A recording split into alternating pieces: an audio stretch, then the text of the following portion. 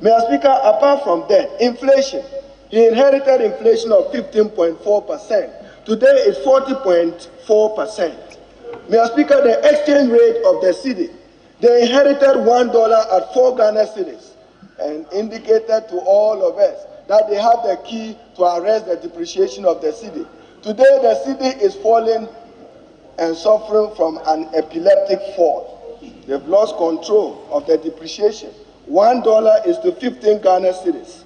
Mr. Speaker, and when you come to unemployment, probably it has increased from 5.53% to 13.9%. Mr. Speaker, so what has he to show? We are told that he did well, and that we are told that we should blame COVID and Ukraine. Did you borrow to support Ukraine? Did you borrow to support Ukraine? Did you borrow to support Ukraine? And you want us to accept that your reckless and irresponsible borrowing, which has led us to where we are. We are in a ditch. Mr. Speaker, the Ghanaian economy is in a ditch. Accept it or not, you may have to restructure debt in order to sustain this economy in the next 2-3 years. I heard the President, Mr. Speaker, speak to the nation and say that there will be no haircut. There will be, and there will be a barber of a sort. That barber may be scampi de barber. It will happen, and it will happen to investment, it will happen to savings, it will happen to bonds that have been issued. Even independent power producers are likely to suffer a restructuring of the debt because how much you owe is colossal.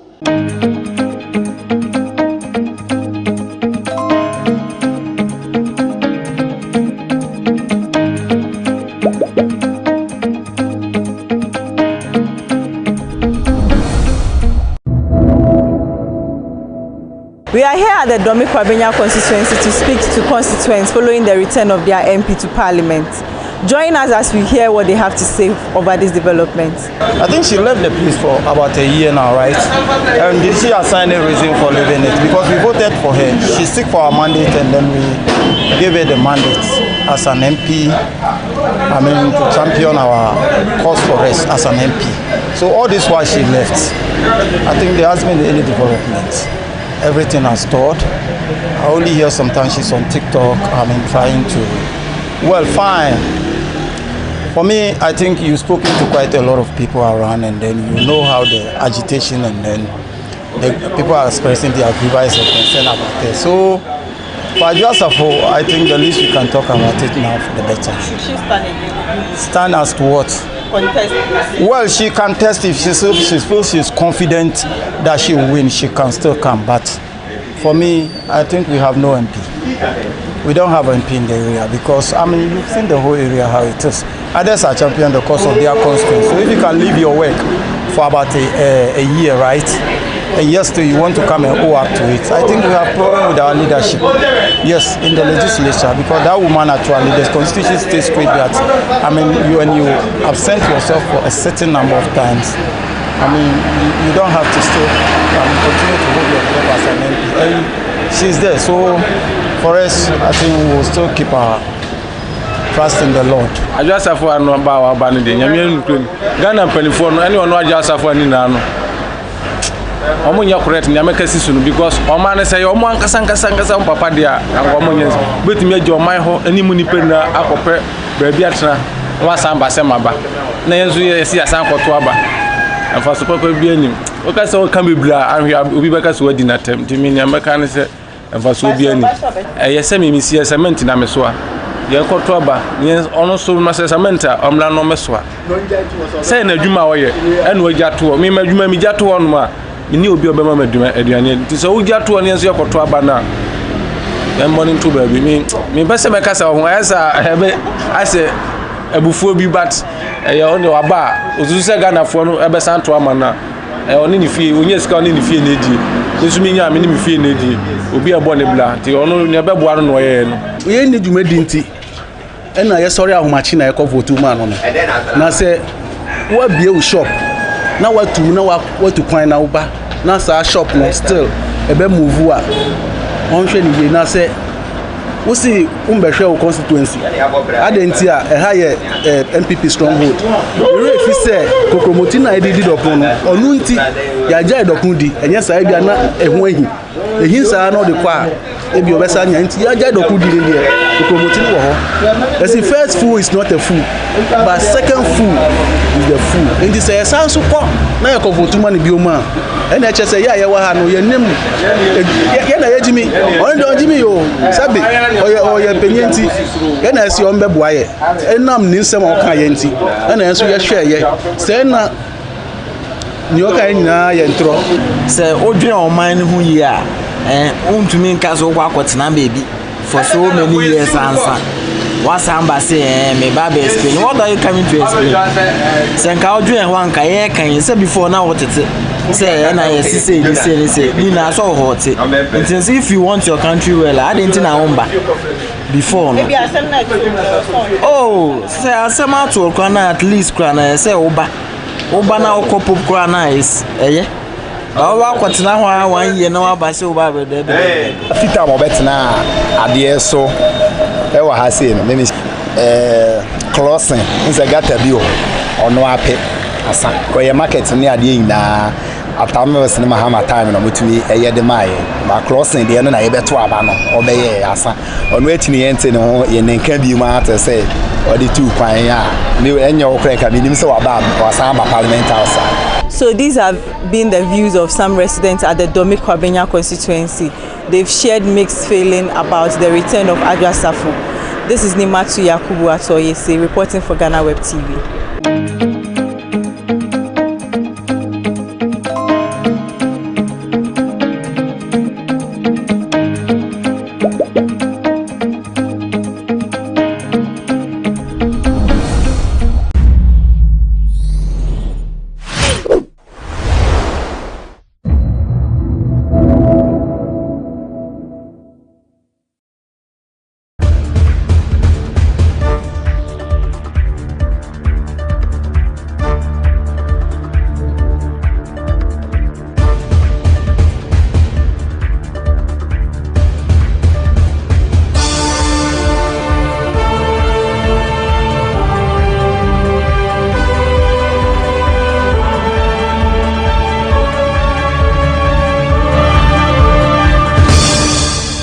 Welcome to Election Desk on GhanaWeb TV.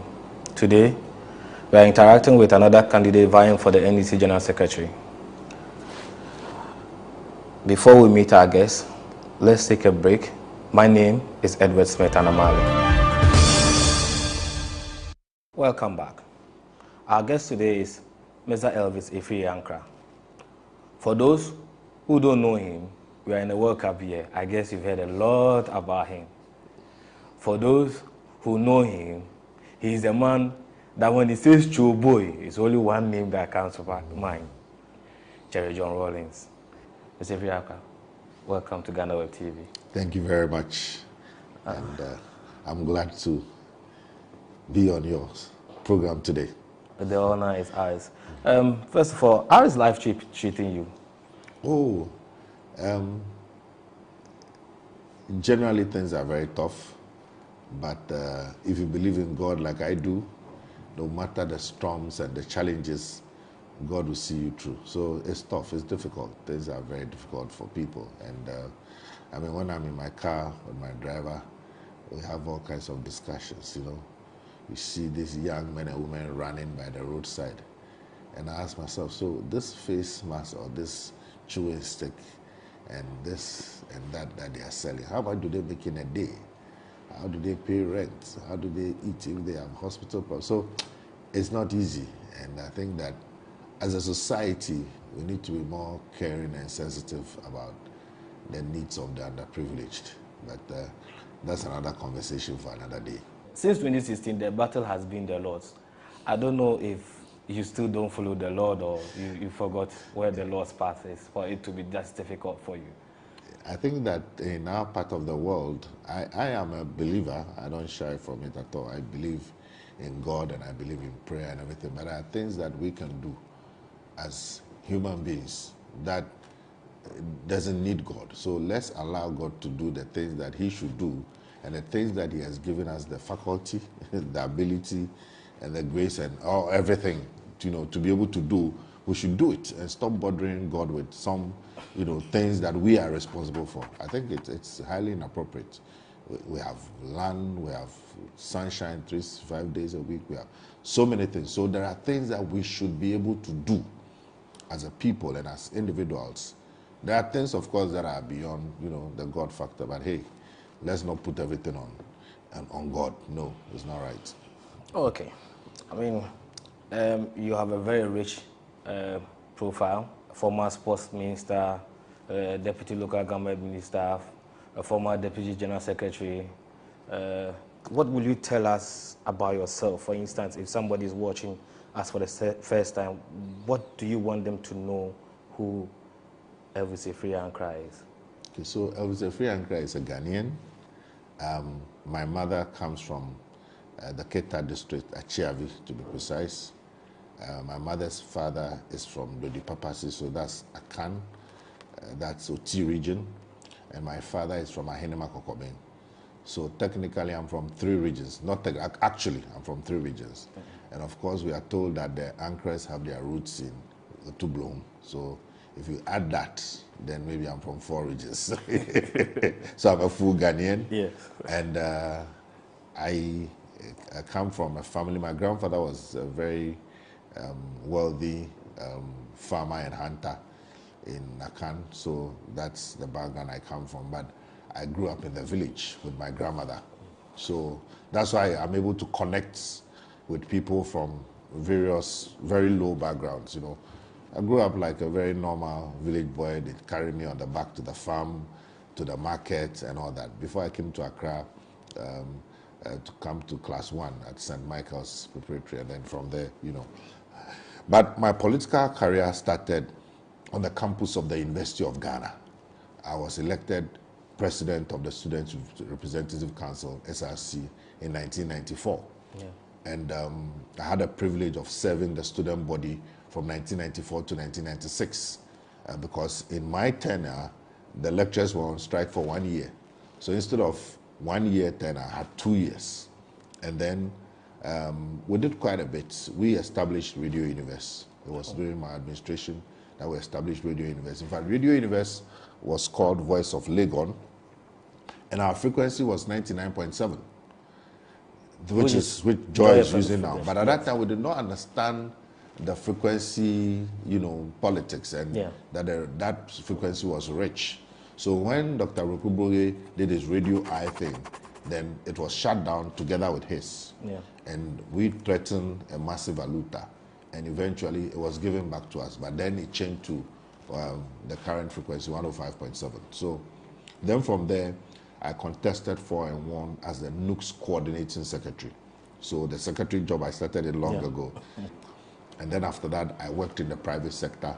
I was a sales and marketing executive with Mechanical Lloyd. We sell BMW, Range Rover, Land Rover, So I'm a salesman. That's one of the strengths that I have. I can sell anything. In fact, I can sell snow to the Eskimo because we are trained to sell. And it's not easy getting people to part with 100,000, 150,000 for those luxury cars in those days. But in a year, we're selling 40, 50 cars. So we were trained to do that. And then in the year 2000, I was prevailed upon to contest for the Ayawaso West Wogon constituency as a parliamentary candidate. So I didn't even go for primaries because there were issues with that election in 1996 because of the previous election, the previous MP, and the matter went to courts. So it was anticipated that it would not be strategic for her to go again. So I went, and it was a very interesting experience. And then after that, I went to do my master's in international relations. When I came back, I was on the verge of, I had actually gone to ECOWAS to put in an application for a job in ECOWAS. And I was expecting a response because I had spoken to Dr. Chambers and all that. And then Mr. Atuahwe called me and said he wanted me to be the deputy campaign spokesperson for the Prof. Samuel's presidential primaries. It was a very difficult decision to make. Go to ECOWAS, go and earn some good dollars, because I had studied international relations, so that had been my interest. Work with an international agency, ECOWAS, AU, or the United Nations. So local politics was not part of my plan.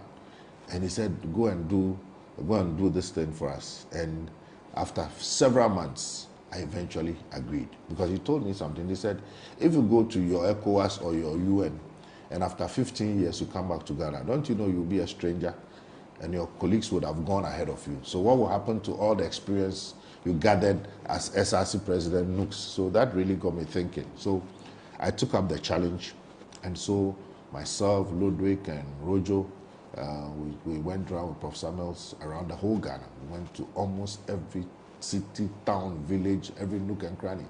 It was a very, very eye-opening experience. And that is where I gathered a lot of data and network with the grassroots. So my phone now, I have about 12,000 contacts on my phone. 80% of them are party people. And these are not people that I just know. I know them personally. 12,000 contacts? Yes. That you actively engage? Yes, and I'm on about 400 platforms. 400 platforms? Yes. So you have enough battery for that? Well, so that's why it's constantly on charge. You see, I'm surrounded by power banks and different kinds of power banks, you know. Oh, wow. And my phone keeps going off. I keep changing them. Almost every 6 months I have to change the phone because the phone gets tired. Anyway, so we did that, and then Prof. Samuels won the primaries. Then in 2004, I was made the deputy campaign manager for the Mills campaign. Prof. Salabi was the campaign manager, and I was his deputy. But in that campaign, I quite remember you were very, very active. Yes. Until I think later on that I got to even know Alabi was leading. I always thought you were the one leading the campaign. Yes. Because he was then the pro-vice chancellor of UPSA. Yeah. And so he had to juggle the two. So in certain times, when he was on holidays, then he would join the campaign full time. But during school time, you know, he wasn't in front. So I was virtually running. But we had a very, very solid relationship. I reported to him every day, morning, evening. Yeah. And there's a lesson in that, loyalty. Yes. You know, because people say, oh, now you are in charge. I said, no, I was not appointed campaign manager. He is my boss. And it paid off because after that election, then in 2005, I contested for and won as the Deputy General Secretary at the Kofodia Congress. Yes. So when we came back, I was put in charge of operations. And we were in opposition. We had been in opposition from 2000, you know. So, and I believe that you must always work, earn your keep. So I applied for a job at UPSA. And at that time, it was IPS. And then on the panel was, of course, Prof. Salabi, who I had been loyal to. Yes, so he paid you back with the job. You know, of course I was qualified, but I mean, can you imagine if there had been a frosty relationship and I had been arrogant and disrespectful to him? You know, that, oh, now I'm in charge. I'm sure I wouldn't have gotten that job, irrespective of my qualifications. Because you don't only get the job because of your qualifications, but other factors as well. Yes, certainly. And so I was head of English and Communications Department. For me, I think that was one of my most exciting periods in my life, from 2005 to 2009, when I was a full-time lecturer, and I was also a full-time Deputy General Secretary in charge of operations. So teaching students, you know, supervising their dissertations and all that. Great experience. You learn a lot. You develop your intellectual capacities as well. And then at the party front, because I was in charge of operations, being in charge of operations for a party means that everything from electoral issues to strategy to security or even fundraising were within my domain. And I worked very closely with somebody like Captain Kojo Chikata. Yeah. And we won that election. And then I was appointed as Deputy Minister for Local Government, which I also, I think, handled to the best of my ability. My office on Fridays, it was called the clinic, because I had a peculiar problem. Unlike many of the other ministers, I had come from a place where I had very strong relations with the party and the grassroots. So when people come from Tamale, Sunyani, Afriyie, wherever they come, they don't know anybody. It's me they will come to. So usually on Fridays, you see scores of people in my office. It was very difficult, you know, and initially they were coming almost every day, but we had to put in a system that, look, Fridays from 3 o'clock. If you want to see me, you can come. So Fridays, one time I think we counted 120 people. At a time? Yeah, 120. And my policy was that I'll see everybody. And in between, you have to work. Your minister sends you a file. You have to work on it. You know, something, you have to go for a meeting. And they'll wait. And then I'll finish and I'll see every single person. Everybody. Every single person. That's how I manage them. And I think it helped because when, may God rest his soul, Professor Samuel passed away by June 2012. And after the funeral, September, I was made the campaign coordinator. July. Right? July. You know, it wasn't difficult for me because I had already established very solid relationships with the party grassroots. So then, of course, we won that election as well. And then I was made a Minister of Sport. The president gave me 2 mandates: qualify us for the World Cup and also restructure the youth front. And that includes the Youth Employment Agency. You know? Yes. Oh, no, NYEP. NYEP, yes. National Youth Employment Program. Now, what the story that has not been told is that it is our government, under the direction of President Mahama, led by me, that streamlined and restructured the GIDA program. So it's an irony when people rather tend to actually lambast the NDC government for GIDA. But it was the same GIDA program that was fraught with some issues of corruption, for which I think 2 people eventually had to go to jail. It was the NYEP, okay? Yeah, but if you had done it so well... No, hold on. So we had the NYEP. When we took office, we found so many issues with the NYEP, starting from when it was established. See, the problem was the way it was established, the structures and the systems that were in place. There was no clear-cut mode of financing. So the financing was haphazard. When bills accumulate, you have to go to Finance Ministry and go and lobby and then get paid. We introduced a tax component, money from a source that will be coming regularly. Ways in which contracts are awarded. It was a situation where the service providers would rather bring the contracts. We changed that. We said service providers can no longer bring contracts. The institution itself will sit down and then source of contract and no more sourcing. So we actually restructured it. But by then, the issues were already there. But the focus was on those issues. And of course, there were exaggerations. Things like, what do you call it, guinea fowls flying. There was nothing like that. Absolutely nothing. Absolutely nothing. Those were some of the exaggerations that occurred. But those were things that were said by people. Yes, of course. Many things are said by people, but I'm telling you on the record that those are not facts, okay? It will amaze you if you go and find that document and you look at it and you look at the things we put in place, the restructuring, you'll be amazed. But anyway, so those were the 2 mandates. And then, of course, the World Cup, which we qualified for, beat Egypt. Then things started happening, you know. Some of the things I heard was that I was becoming too powerful, I was becoming too popular, and all kinds of things, you know. So, long and short is that what people do not know is that behind the facade of what happened in Brazil, there were machinations behind it. I know a lot of people have talked about Brazil and then the bitter part of it and things like that, but for you, as a public official, what did you learn from that? What really was the big lesson that you learned from that? And also, what about you that you heard that really struck you, that you get into your head like, no, this is not me? I mean, okay, so with the benefit of hindsight, I probably shouldn't have. You know, government is government. If the government and the president say we don't have money, who cares? You understand me? I should have just left it. You know, they would have said whatever they want to say, but it would have saved me a lot of headache. It's not worth it. And I will advise, and I've been saying this, that the current minister in this economic crisis, hey, don't bother our supporters. You want to go and watch the World Cup, you can start walking, part through the desert. You get there. If you have your own money, get your ticket and go. So those were the lessons, of course, and fortunately enough, the commission was a blessing in disguise. Because there were all manner of, there were all manner of, you know, wild stories. I'll give you just a few. there was a story that my wife was the cateress.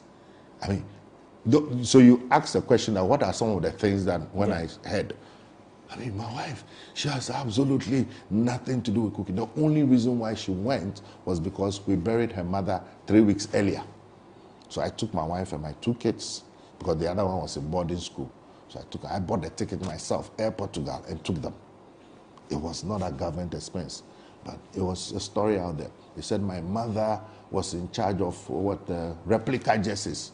Yeah. What they didn't know was that my mother doesn't even live in Ghana. My mother has never lived in Ghana since I was 6 months old. She doesn't know the difference between corner kick and penalty. She has no idea. So when I told her, Mommy, they said, you are in charge of replica jerseys. She said, what is that? She has no idea. You know, some of the stories. Some wild stories. Coconut. Yeah. You know, I woke up one day and there was one of the papers with me sitting with some ministers and things with coconut in front of us. And they said the coconut, some said it was $200, $2,000. There was nothing about coconut. I drink coconut always. I mean, I'm a healthy conscious person. So coconuts, coconuts were virtually free. And even if you buy, it's less than $1. Nothing, all manufactured. It was later that I got to know that there were some unseen hands behind it. But, you know, I keep saying that if those things had not happened, and especially if the commission had not been put in place, and if reports officially there, which shows clearly I was audited by Ernst & Young. Ernst & Young, you know what it means to be forensic audits by Ernst. They were asking for receipts for water. And we provided everything. By the time I was leaving office, the World Cup money itself, which government gave to us, $4.444 million was left in the account. So when I sit back, I said, this was a blessing in disguise, because there's a report that vindicates me, that shows everything that we spent, accounted for and everything. So, hallelujah, we thank God. Okay. Thank you for that extensive profile, but we'll take a short break and then we'll continue after that. All right.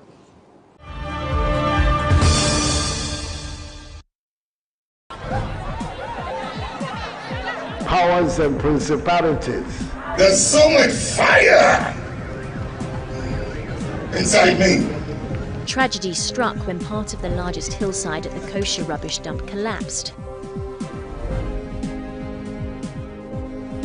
It's going to be fun to see how he goes about approaching this game.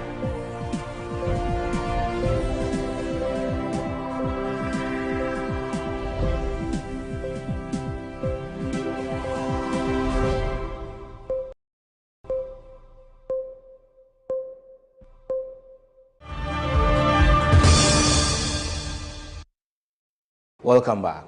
This is Election Desk on GhanaWeb TV. Before the break, we've been talking to Mr. Elvis Afriyie, a person, who needs no introduction, but we are here to delve into his ambition to become General Secretary of the one of the biggest parties in Ghana, in fact, the biggest opposition party in Ghana. Mr. Elvis Afriyie, you have been Director of Elections in 2020 when the party lost woefully to the current government.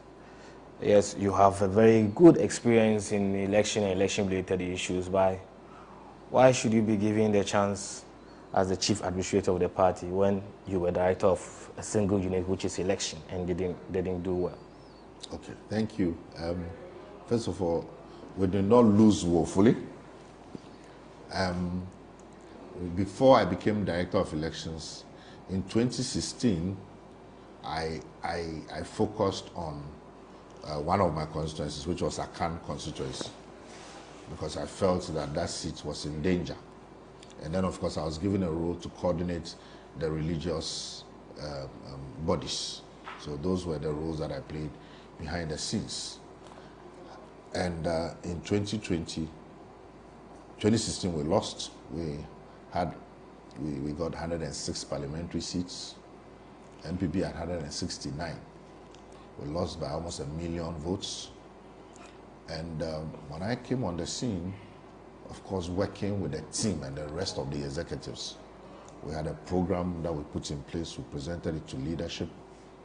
There were delays in funding, but you should understand those were difficult times, COVID and all that. So funding came actually late. In fact, you'll be surprised to know that we actually got the bulk of our funding barely a month to the elections. Yes. Our plan was supposed to have done this in 16 months. So you just put that in context.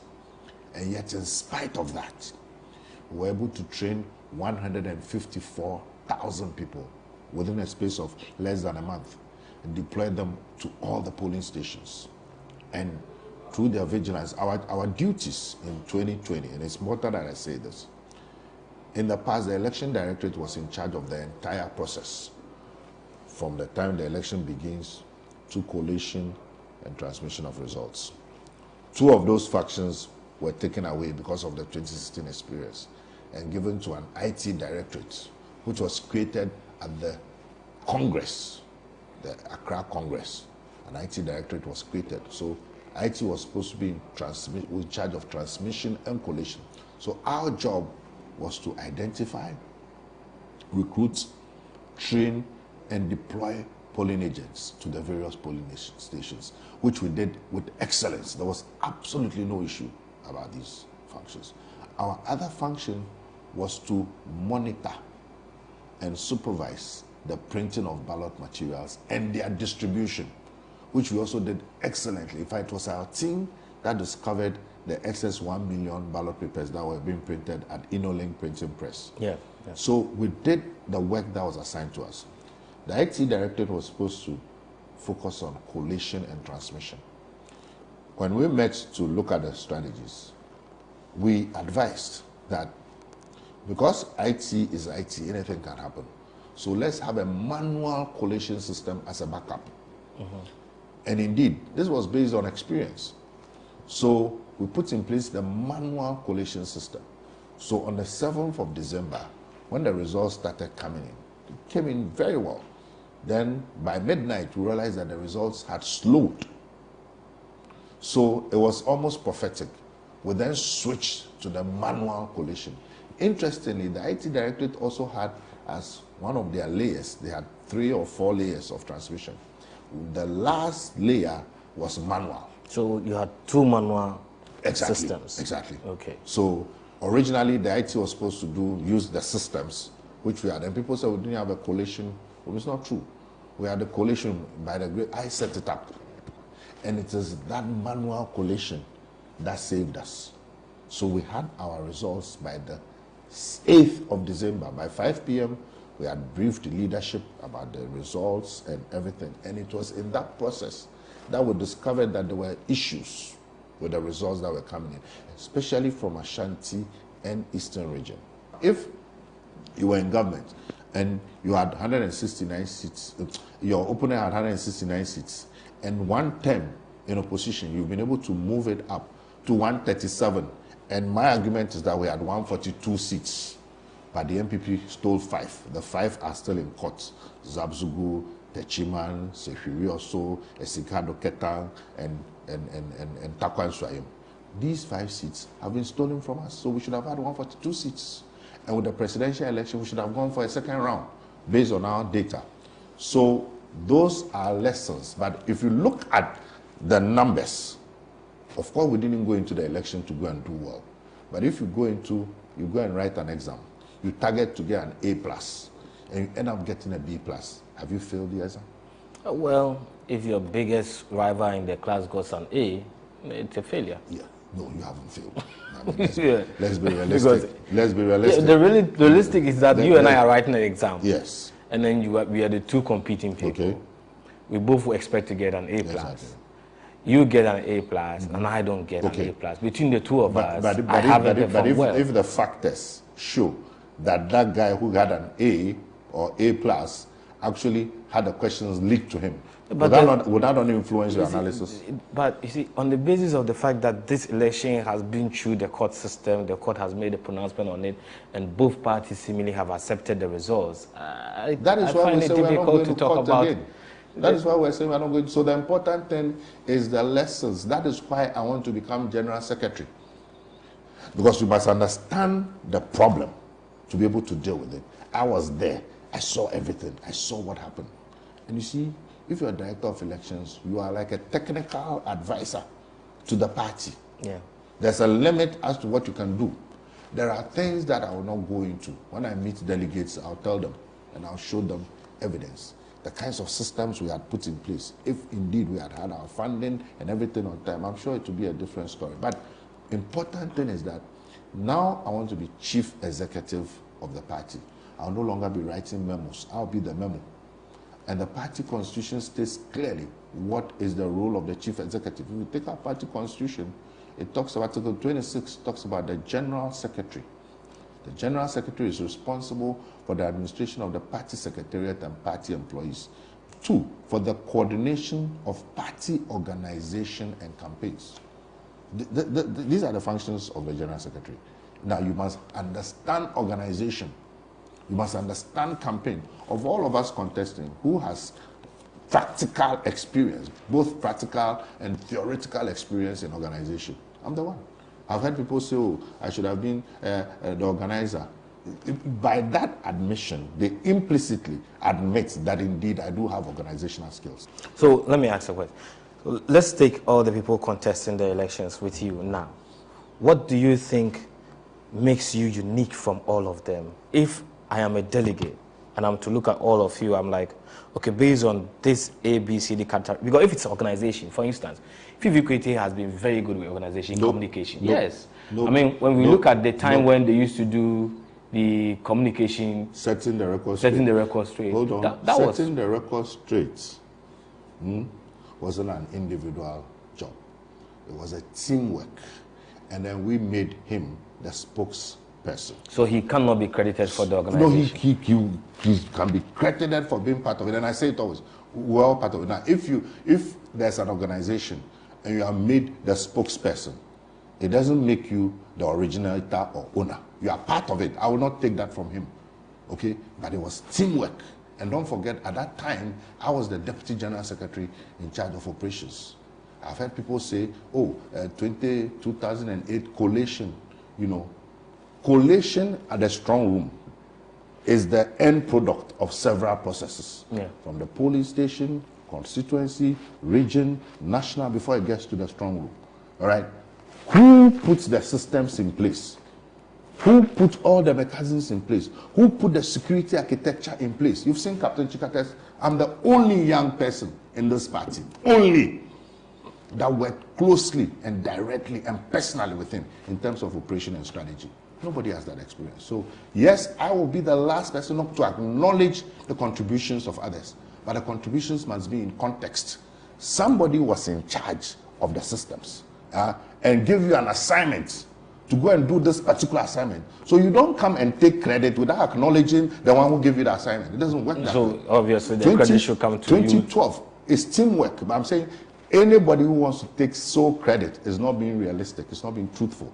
2012, who was the campaign coordinator? I was the campaign coordinator. Yes. Went around the whole country, gingered the people.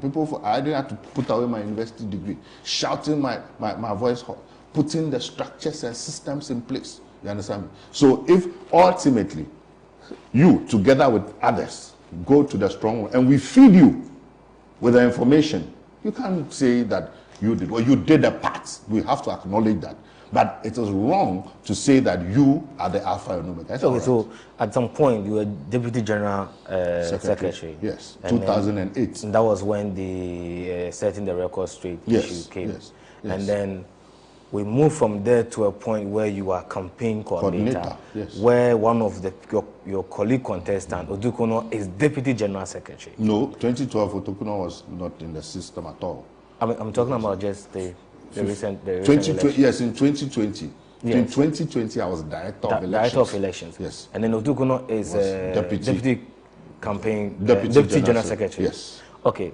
Is it fair to say that considering the position he occupied, and where you are and how you explain the Director of Elections role, that in some way you can say that he can be credited with the success that you said you achieved, even though you didn't go into an election to do well. Mm-hmm. Is it fair to say that? It's teamwork. I am one person who doesn't like to take singular credit. What I detest is for somebody who played parts of a role, which is important, to claim credit for the entire system. It's not correct. It's not accurate. In any case, that is one. If assuming that you even give that to him, right? None of them has been a national campaign coordinator before. You know what it means to be a national campaign coordinator? You know what it means? Yeah, you explain it to us. The whole country, the campaign, 275 constituencies. And mind you, there are people who were given one constituency, they couldn't perform. The numbers dropped, descended like a waterfall. And I held my own as a campaign coordinator, led the campaign, the entire country, and we won an election. 2008, the same, won an election. Apart from that, I'm talking about, you see, I've read this to you. For you to be an effective general secretary, your human relations are critical. I've told you about how I manage people. Our party is a congress. You have all people from all walks of life. You must have that temperament, that capacity to be able to engage all manner of people. Rich, poor, young, old, educated, uneducated. This is something that I've demonstrated over the past 22 years that I've been in forefront of party politics. Relationships, the ability to listen to people, no matter who they are. Apart from that, this party is 30 years old. We are going through a generational evolution. You have the Rollins and his generation. You have President Mills and his generation. You have President Mahama. You have the cadres. You have the, what I call the Generation Z. These are all young, up-and-coming people. Most of them don't even understand the antecedents of the party. We need somebody like me, who has strong roots and connections with Rollins, my godfather, even though sometimes we quarrel. With Pastor Mills, he's like a father to me, very, very close. So all the Rollins people are comfortable with me. All the Mills people are comfortable with me. JM, my brother, my friend. And then you talk about the current young people up and coming. They don't understand the roots of the party. They don't like MPP, but they don't understand. There are also people in the middle. Okay, I am the person who can bring everybody together, an experience and then a vision, understanding where the party is. First of all, you must understand the job. When I listen to some other people, it appears they don't understand the job. You mean your fellow competitors? Some people are saying that this election is about the economy, and therefore the economy is important, but every Ghanaian feels the economy in his pocket. Okay, it's not a general secretary's job. The Constitution is very clear. You must understand the role. If you go for an interview, and you are going for an interview as an engineer, and you go and say, oh, because you know how to cook, so when engineers work, they must eat. Therefore, you must be given the job of an engineer. You've missed it. Yes. The job description is here. It's in the Constitution. It says you must have organizational ability, organization and campaigns. I have those skills. I have that experience demonstrated over time, over 2 election cycles, and even this one with all the problems. Look at the numbers. In a different interview, you said that if you were in charge, fully in charge in 2020, things would have been different. What did you mean by that? What I meant was that as Director of Elections, I had a program. I had a proposal, a 16-month program, you know. And I've already told you that it took almost like close to a month or less before we had our resources. Granted that there were genuine difficulties with resources across board, but I think that if I were in charge, I would have prioritized that, knowing that everything that we do would have culminated in what happens on election day. You see, the challenge is that because the issues about the election are the last to be dealt with, campaign, adverts, billboards, rallies, those are visible and seen. So when there's a challenge as to what to prioritize, everybody thinks there's time. There's time. Oh, December. But really, there's no time. There's no time. Yes. So from where I sit, when I become General Secretary, I'm going to focus a lot on the electoral system and architecture. If you ask me, 60-70% of our time, energy, and resources should be on the electoral architecture and systems. What campaign are you going to do again? Everybody knows the issues. People are feeling it in their pocket. The dollar is speaking. Petrol price is speaking. So it is the systems that you put in place. That is what will ensure that when the people vote, it's reflected. So that's what I mean. You have also said that you will bring back the NDC spirit. What is the NDC spirit? You have to be NDC to understand. The NDC people understand. Well, you know, that is true, but the NDC doesn't vote for itself. It relies also on a large majority of Ghanaians who don't associate with political party to make a decision as to who becomes the next government. And I think that it's important for them to also know, if they're going to decide that your party becomes the next government, know what spirit they are voting for and what you mean by it. You know, spirits are not seen. So when the spirit comes, you will see the manifestation. But on a more serious note, you know, I was privileged to be in Cape Coast in 1992 at the party's first rally. I've been around 1996, you know, and apart from 2000, apart from 2020, where the spirit was really there, but somehow the MPP manipulated the system and we lost. Anytime we're going to win an election, there's a certain atmosphere that comes within the party that makes people ready and willing to go the extra mile. People are ready to die for the party.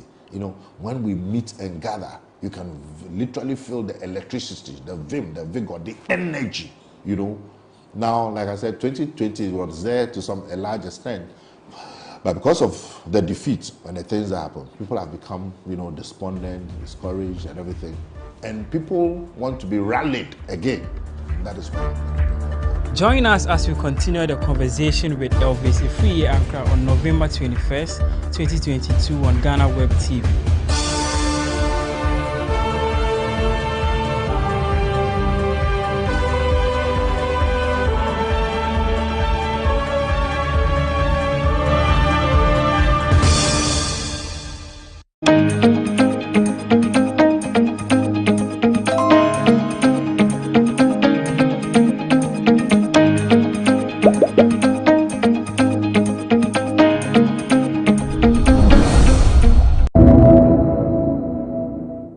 The House may consider such motion and come to a decision or refer it to a committee on a motion made by any member. Mr. Speaker, with all respect and humility to you, in this text, nowhere did he say Mr. Speaker will refer the matter to any ad hoc committee. It says that the House may take a decision, and decision in this House, Mr. Speaker, is taken by vote. So if any member can move a motion that something should be referred to a committee, Mr. Speaker, it is for the decision of this House. That is what Order 106 is saying, and therefore we have to vote on it. Listen to him. Sit down and listen. If you want to attack my ruling, come by a substantive motion. Your understanding of during the debate of matters before the House is not only during plenary session. At the committee level, what you do there is to debate. That is why when you agree at the committee level and you come and put across the case here, you don't waste time in debating again. Please, that is why the same rules that apply to plenary apply to committee level.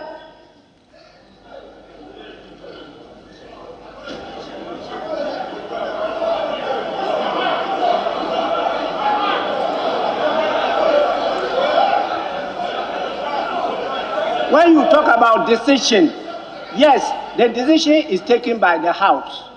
The decision is not taken by the Speaker.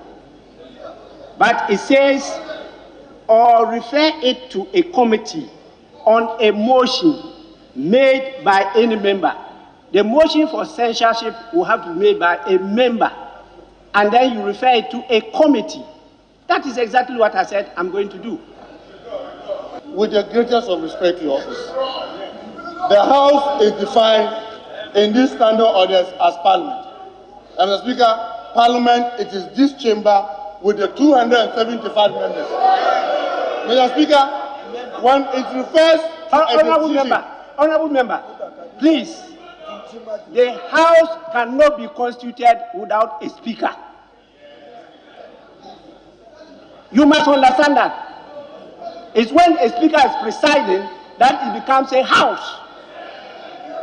You can't have this room with 275 members seated there and call yourself a House.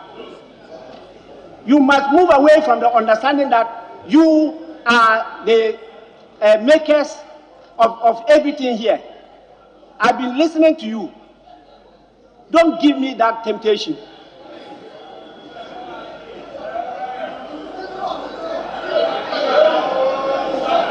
Mr. Speaker, I hope I have your permission to continue speaking. Yes, you have my permission, but Mr. Speaker, I think that you have to withdraw. So long as I hold this honorable member, you have to withdraw it and apologize. Mr. Speaker, Mr. Speaker, Mr. Speaker, no.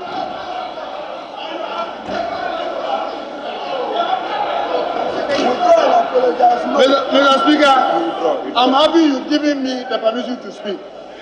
And Mr. Speaker, one of the cardinals of democracy is to listen to each other, even when we disagree with each other. And Mr. Speaker, on Order 106, I am reading to say the intention to refer this to a committee. Honorable member, resume your seat. Resume your seat. It is wrong. It cannot be right. Before the Speaker says it. And therefore, Mr. Speaker, I beg to second the motion with a clear indication any attempt to move this matter to a committee will be a travesty of justice done to the chamber of this House. I thank you, Mr. Speaker. I direct that all what the minority chief has said, after I have told him to withdraw and apologize, be expunged from the records. I so direct Hansard expunge everything from the record. Minority Chief Whip, you have a difficulty in catching my eye again.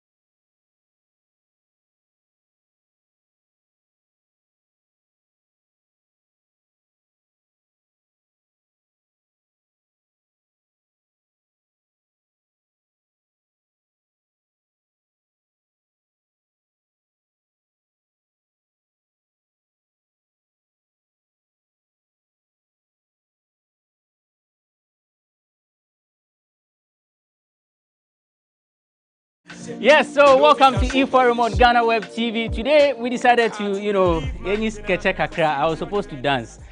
I did well, right?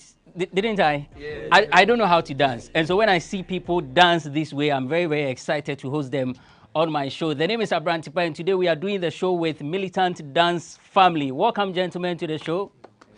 All right, so we go for a quick break. When we return, we'll get to know the names of these four gentlemen How did they even meet, and what has been the synergy, the chemistry? You know, we have more to talk about on the show. It's eForum on GhanaWeb TV.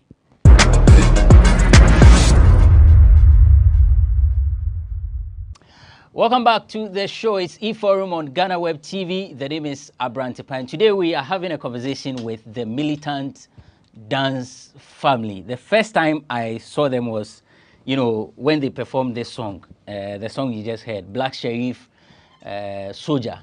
So I decided to look for them because Asanona Efepa. Guys, welcome to the show. So let me start from here. The name. Okay. Your name is? My name is, actually my real name is Edema J. Okay. But my stage name is Fantastic Edem. Fantastic Edem. And then? I'm called Bernard. And my stage name is Sub-Zero. Sub-Zero. Bernard Sub-Zero, Fantastic Edem. I'm also Benjamin Nikwe. Okay. Yeah, and my nickname is Swaglord. Ish. Bema? And they call me Bilal Ibrahim. Bilari Yeah, my Ibrahim. name is Bilo. Bilo. Okay, right. So, guys, welcome. And actually, I need to congratulate you. The video has actually gone viral. So, whose idea was it? It's ours. Yeah, like when it comes to militant dance family, it's a team where we create and others will love to learn. Yeah, so we always create something that you even not imagine that, hey, Charlie, this thing I can't do but it be God's given talent. So how, at what point did you decide say you go do the Black Sheriff song, the dance? No? I was there once morning and I told Swaglord that, Charlie, this song there, we for do something.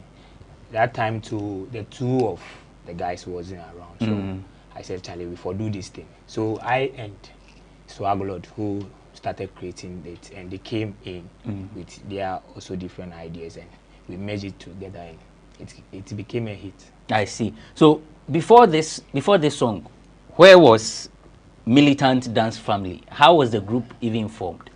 Yeah, the group was formed. The way the group was formed, it's really I don't know how to use this word. Maybe I don't know if it's the right word, maybe circle or something, but I don't know. Say again. Circle. Okay. So we formed this team. Like I was in a team called Streetwise. Okay. I and Swaglord. And the Sub-Zero 2 was having a different group. So there was this competition. I met Sub-Zero and I was like, Charlie, Sub-Zero, this competition there before go. I stopped dancing because of certain things, house problem and those stuff. So, but I saw it in me that, Charlie, I still have it. I still don't have to let it go. Because if you have some hobbies that you love to do, you always have to, yeah, if you do them, if you don't make anybody back you down. So the other day I saw Sub-Zero was at a club, and I was like, Charlie, this competition they come, like we for go. We see Charlie, we competition that. So it why me Sub-Zero, why me we last day I did it now. I hear a knock on my door where I see the Sub-Zero. We say, Charlie, the competition was up. We for go. Where I say, okay, Charlie, the competition they come on this Saturday. So we rehearsed and added a different team. But actually we were three. We were three. That was me, Fantastic Edem, and Sub-Zero, and Swaglord. By then, Below Wise wasn't around. So we went to the competition, and even when our costume was even one. We didn't even have a different costume. We only had one costume. So the competition that we went, there was different crews over there who was having a different costumes. Charlie, I was like, Charlie, we know how to dance, but these people don't get the costume. You see that thing? Where if you're Heniba for net 2. Okay. The anniversary has been doing every year, so we went, and the man said we can dance, but our costume wasn't that. We didn't have you didn't have enough costume. Yes, so as we performed, and we came second. That was how we formed this militant dance family. I told them that, Charlie, since we are good, we can even put Ghana on the map. We are not in a competition with anyone, but we just want to put Ghana on the map and just travel international and do our stuff. So which year was this?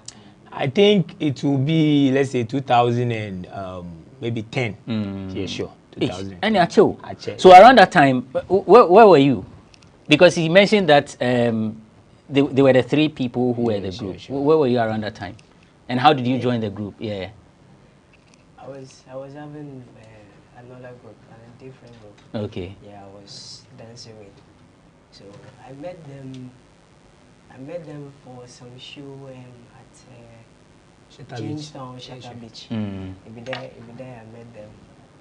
So I met them, and the other day, this guy called me, Sub-Zero. Yeah, he called me that, like, let's meet and talk. He wanted to talk to me. I said, okay, then I'm coming. So I met him, and he said, let's go to the militant dance camp. Then I said, okay, then. We went to Shukura. Me and him go to Shukura, and then they talked to me that, like, like, there's another big competition coming. That was the GH1. Yeah, competition. So, like, they see me like I'm good. So also, like, and we all have the same way of dancing, because me, the way I dance like a robot. So like, mostly I don't see people who dance like that, like plenty dance group, because right now in Ghana there has to be energy. No, yeah, the energy, yes, yeah, is one. And also there are lots of dancers who dance and Afro, and I still say, like, militant, they are my partners. Like, these are the people that I can work with, because they dance like the way I dance, and they dance, then I feel. Then I said, okay, then this one, it will work. Make I ask Sub-Zero. He seems to be very quiet. You are the quiet type, eh?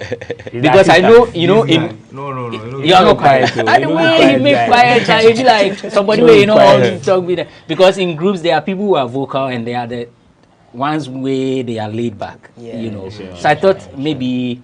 So he said that way you do, like, you know, for the this talk. guy will be cool, like, you know. You know, they like oh talk. really? Yeah. I see. You know, you like talk, but this guy there. He dey like talk. It's a fancy. You are a fancy.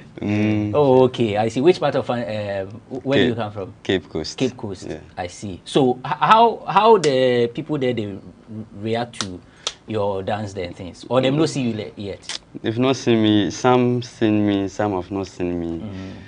But one day I want to be there. Okay. What has been the comment? What if they see the video or they see you? What they Charlie, now you use medicine, you do this, you do that, Charlie.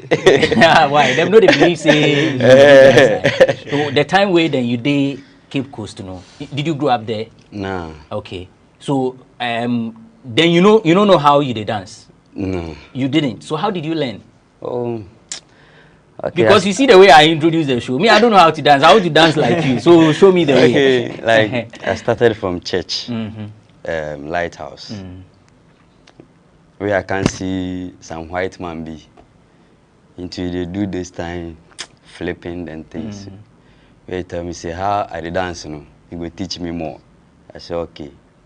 So they teach me, you know, where I can learn my own moves. Where you see it, you know, where you say, hey. So you be champion.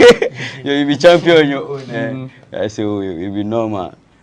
Wait now, I can see Adam now. Wait, everything started moving on.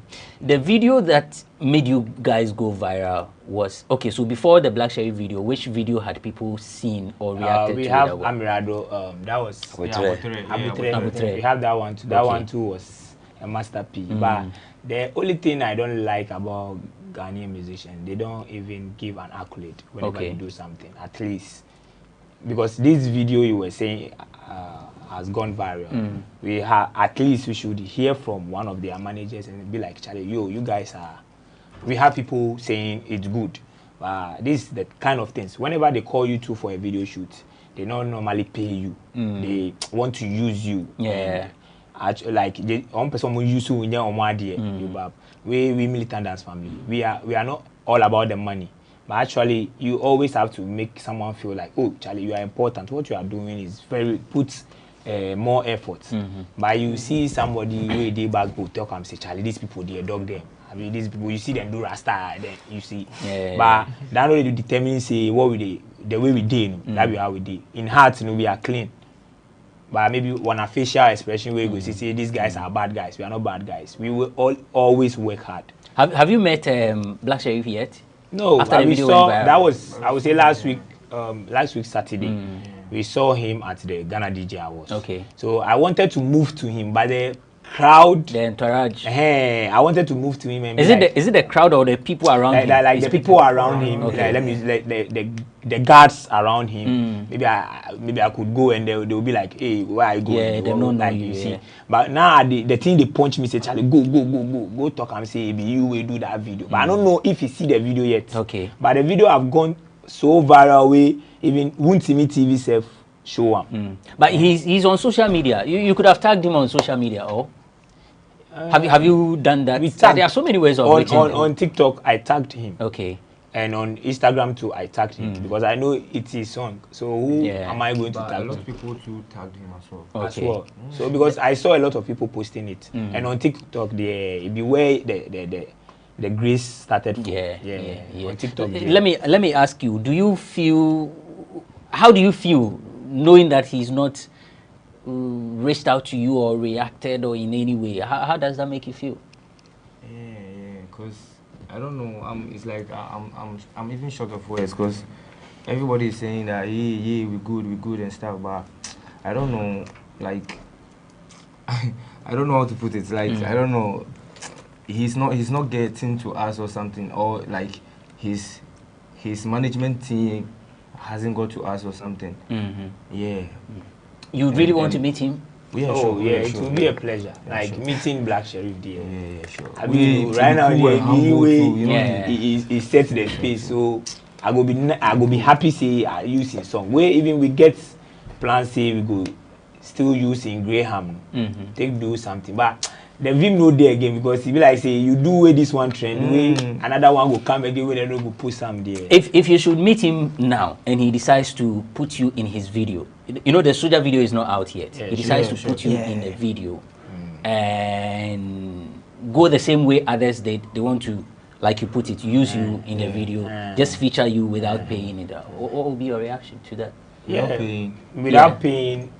For me, that question I understand, but without paying, you see right now, everything you won't get, it be expensive.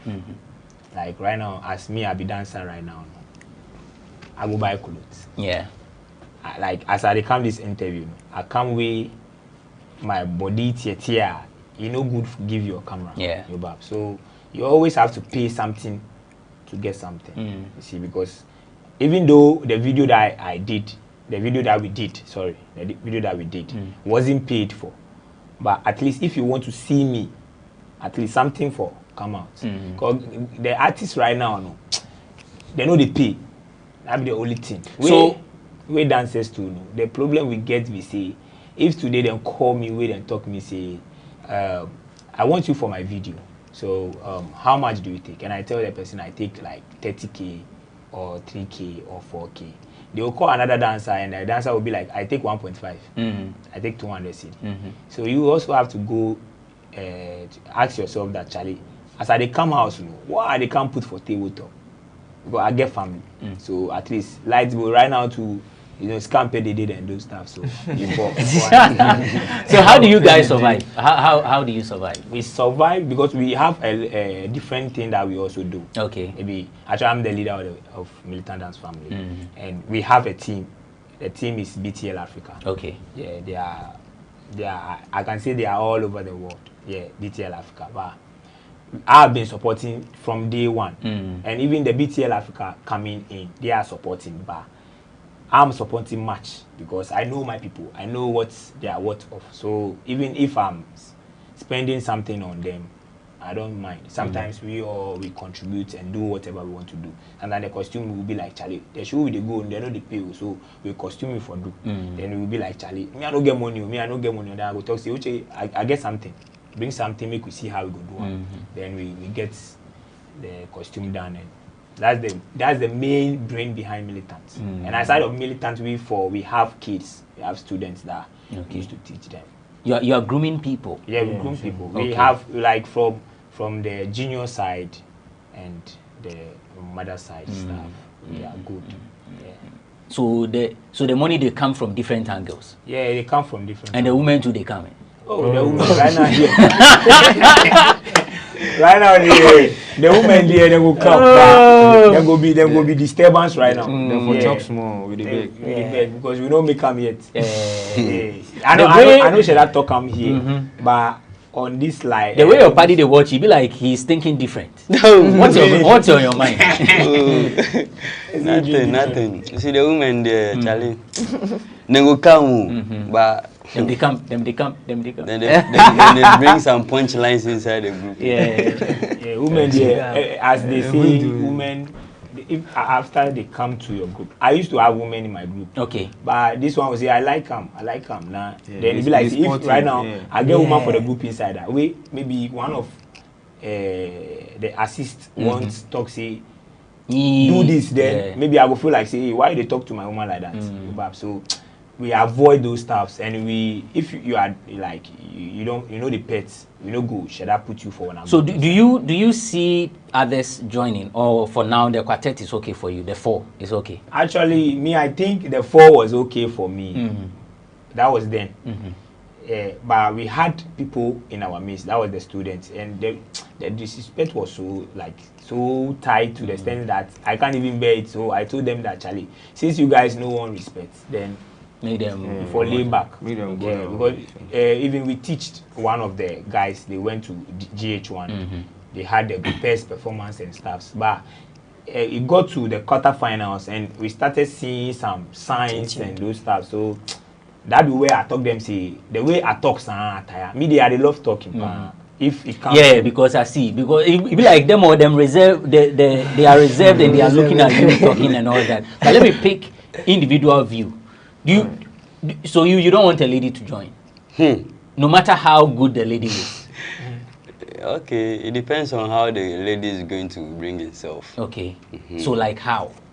You see, some ladies, them if they say, oh, you be dancer, you do things, no, they want to come into the group, to come and spoil things. Okay, so what if the lady knows how to dance and he wants to join? You don't have any problem. You don't have any problem. Do you have any problem with that? Yeah, I have a problem because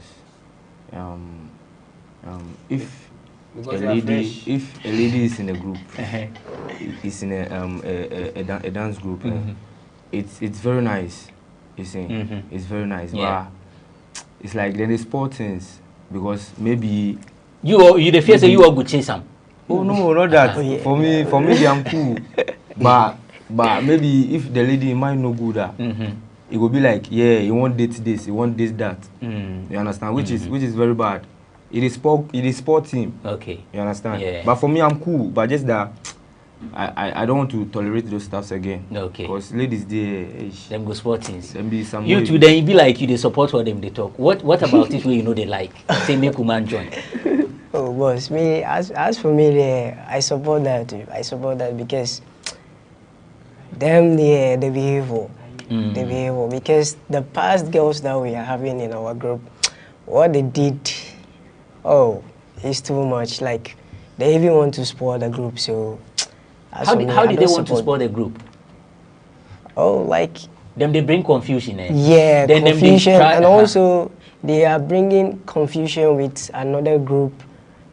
So like the Monday group A then still come and join militant. But you know they like that. Yes. You see, like maybe we are like, okay then today, if like today we don't have any program, see, and then we tap for us now, we will see that there are videos with another different groups, and then also those groups like, let me see, like they are not. Our types, also our levels, so, and then also those boys to do with saying things that is bad. You see, then if me too, like I hear that they will tell me, yeah, I'll go ball, and they will say that is the girl, like, oh yeah, it was easy. They will say that like, is this girl that come and tell us that this is how you guys are, this is how you guys are, this is what, yeah, you see. Which amongst you is the coolest? Like if trouble come, he be the peacemaker. among the four of you?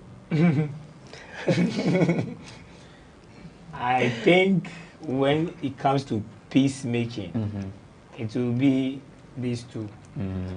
Yeah, Swagglord and media, my heart they come in. but if my heart come, it be for the good. Because whenever I see the truth and I'm saying it, others see it the way I go take them. You go think say maybe it be somebody will take my billions way above. But others know they see them like that. Plenty people they see talent, but they don't want hold them. They won't make you already make them. Like the way you call me right now. Right now, I see changes. Whenever I go on live, people love to join. At first, if you go live 2 hours, 3 hours, people know they come. I ask my body, say, hey, so me still at the dance. Because nobody they join, they even talk me something, say, oh, Charlie, you guys are good. You guys are doing the best. But right now, if I go live, as we are coming, I go live today. Them day the way I do like plenty people. Right. Like, so what I'll do is there are two things. Okay. I'll link you to Black Sheriff when we are done. I will thank you. We'll have that conversation. I will thank you. Yes, I'm saying this on camera. Okay. I'll link you to Black Sheriff after the interview. Thank you. And then we'll take it up from there. We are going, but I want to take your final words. While we are taking your final words, Director Kwame, get a song ready. This time they will not stand up. They will sit there. This one will crack and through to this one. This one will crack. So let me get your final words. Let me begin with you. When we are done, then Swagglord will take over. Okay. I will not say much, just little. Well, first of all, I just have to say thank God. Because right now, as for me, myself, I'm happy. I'm happy the way things are moving because I can see right now the fans are making us so happy, and the viewers and our manager Mama Cynthia, for what she has also done for us. And also I just want to say thank you and thanks to the fans, and also big up to our young kiddies that we used to train, and my guys, Militant Dance family, and I think that's all. Okay, so that's my final word. Yeah, me too. All I would say is that I think he has said much of what I wanted to say. But I thank God for how far He has brought us, because it's not been easy since day one. It's like when I remember from the start, it's not been easy up to now, and I'm very happy and so excited for being here on this platform. It's not been easy like that, and it's not been easy for meeting such a great man like you. Oh, me. Oh, boss, you be chairman. Even though we not go even and talk what is really feel. It's not easy. It's a very big platform for being here, and I'm so excited. Charlie. Yeah, that's it. Okay, yes sir. the cool type. Charlie, what's your final word on the show? Okay. Big ups to my mother, my sister, my brother, all my fans out there. Greet everybody. That's my final. Adam will wrap it up for us. I'll go do one, boss. Final word. Will I say I go start from the management team. No, sorry. I will start from God. Okay. Aside of that, the management team, my sisters, sorry. I only have two. I had two sisters, but one died. Oh. So I have only one sister. Condolences to you. Okay. So my fans out there, as I was coming, people were like, Charlie, shout out to you. The name they no go feed in my head easy. But if you see they talk this, all this thing goes to my fans out there, the guys always they support me, my brothers they here, or I just they appreciate the good works that and how far God have brought us. And I think in this world, if you want to do something, just keep doing you. You don't have to let anyone back you down, because if maybe when I'm maybe better say I mean boss be kasa see you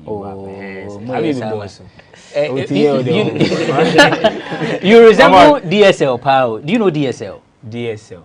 winner of Mentor X. It's send am for catch me say guy be or mentor. Yeah. Ba me send pan, ba me hu ni da. O send pan. We are Google. Yeah, sure, so no send me. Search we are search and see. Just Google DSL. Okay. Yeah. DSL. DSL. Yes, he's a singer. Okay. So the D is the Sound Lord. That's DSL. The Sound Lord. Yeah. Okay. He won Mentor X. Yeah. And one thing too, please, this December we'll be doing a big program. Okay. It will be a festival, a 3 days festival. Okay. At Shukura. Okay. That's close to Dansoma. Yeah, so we will have a lot of things going on. This gaming, battling, and stuffs, like plenty stuffs. Because I'm working with different friends also. And the BTL Africa too will be. But we would love to have you guys on board. Sure. I'm there. You have my number. So whatever you come, I go speak to me. If you don't come, I will take whatever assistance you need, just let me know. Okay. Call me and then we'll get it done. Okay. I'm sure we'll be there to cover your event as well, and we'll promote it the best way that we can. Thank you. Thank you for coming. That's the Militant Dance Family. Director, I don't know if the song is ready. Is the song ready? The song is starting. Romeo will come the next set, but he's here, he's doing some skills.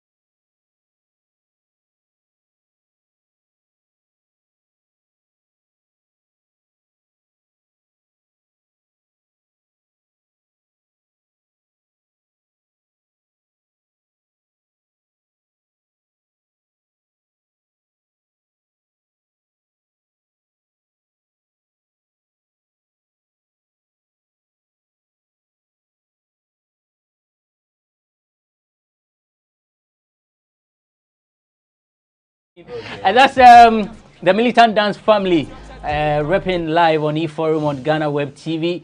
Don't go away. I'm sure you've enjoyed the conversation, right? Yes. So we are not done yet. We have some other conversations to do.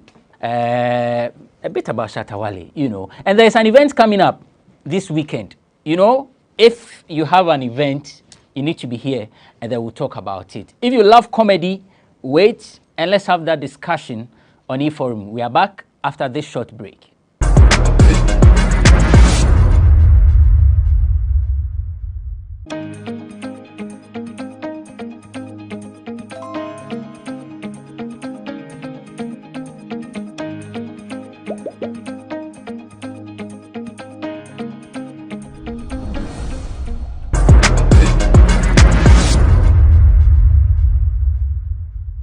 Romeo is an artist manager, event organizer, Medina social welfare assemblyman, and then talent coach. Romeo, thanks for joining us. Thanks for having me. Kofi Nelson is an event organizer. His show is coming up this weekend, I guess. Yeah. What's the name of the show? Okay, it's Alewa Festival of Arts. Okay. That's it. So it's an art festival we've been putting together for some time now. So our 5th edition is what is happening this weekend. Yeah. Alewa Festival of Arts. Yeah. So what happens during those events? A whole lot. I mean, with this year, we started with some pre-activities, blood donation exercise. Which that's not art per se, but like we did an art seminar just last weekend with Ebu White there speaking, Dr. Tabitha from the School of Performing Arts, Kobiche, the blogger, also there. We needed to provide that opportunity to mentor young ones, coach young ones, because some of us didn't really get that coaching, that mentorship. We had to learn the hard way. And so if we gradually finding our feet in the industry, we think it's right for us to put those opportunities there for young ones. So we did that last weekend. This weekend it's the main show at the National Theatre. With stand-up comedy and a stage play. Oh, you are doing a stand-up comedy? Yeah. Really? Yeah. I see. So who is performing? So starting with the stand-up comedy, we have Obi and Ponsa. We have Jumo, Ebenezer Jumo, all the way from Kumasi. The one that did I'm Not Fooling, yes. He's yes, so Ebenezer Jumo is also coming. We have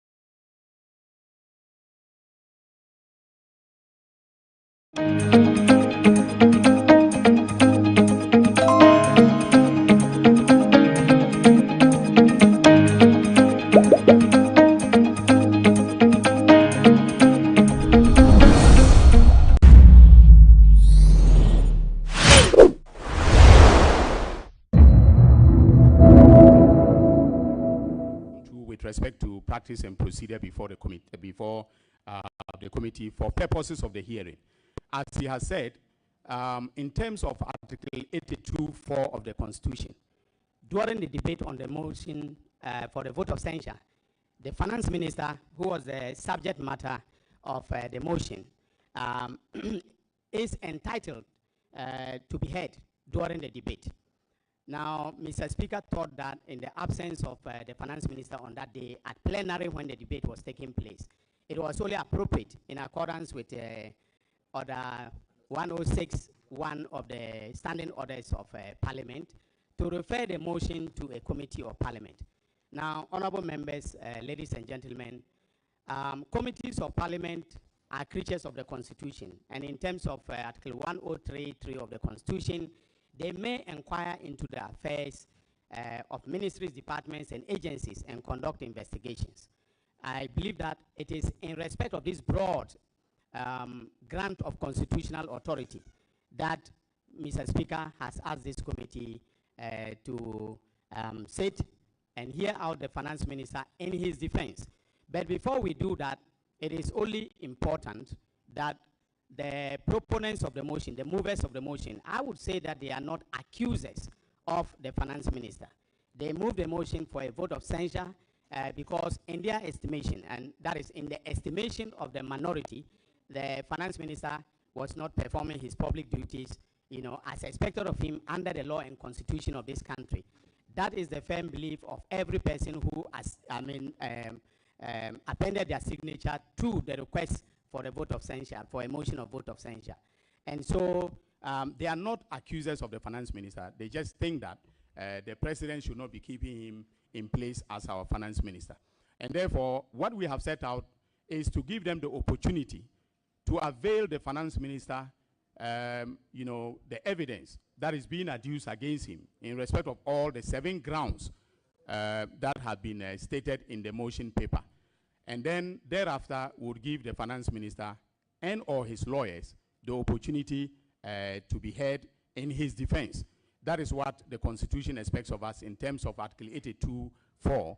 And so today's procedure kickstarts the process of hearing the evidence to be adduced by the proponents of the motion, and then we can have the finance minister to be heard in his defense. So basically, that is why we are here, ladies and gentlemen, honorable members of the committee.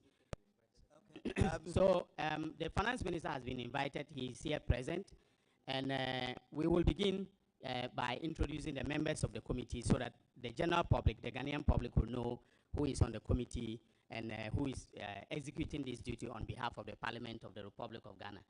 So, Honorable Katie Amon, will you start? Well, I guess you introduce yourself first. You just finished speaking, so it'd be good if you introduce yourself. No problem. My name is Dominic Akuritinga Ayene.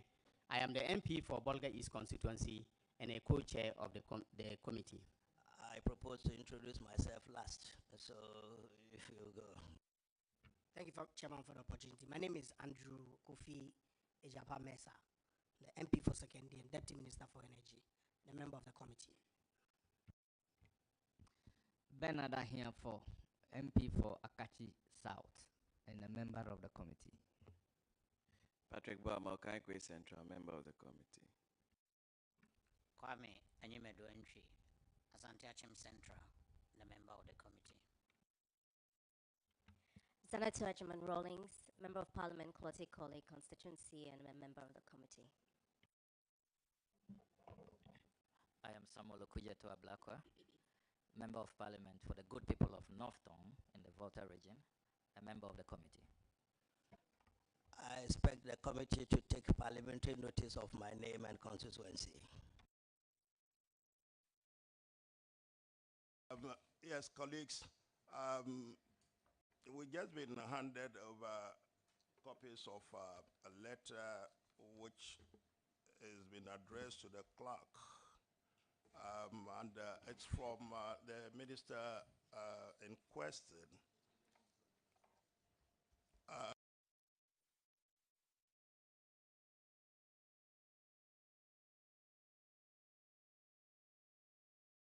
I understand that we left out our clerk. Mr. Clerk, you want to introduce yourself? My name is Camilo Poamang. I'm the clerk to the committee. Be introduced. Assisted by Dr. Ernest Dafo. He's the one distributing there. Is that it? All right, we'll go on with the letter. Yes, we have this letter from the Minister of Finance, the subject of this discussion. I guess it deals with a matter that both Dominic and I have discussed. He refers to the letters which have been sent to him, Dated respectively as the 14th and the 15th, and raises the matter of the specifics of the allegations which are made against him. I don't intend to read the entire gamut of it, but essentially it's asking for the particulars which we just refer to. Is wondering how is it fair that he's able to properly state his position when he only has the skeletal basis of the allegations.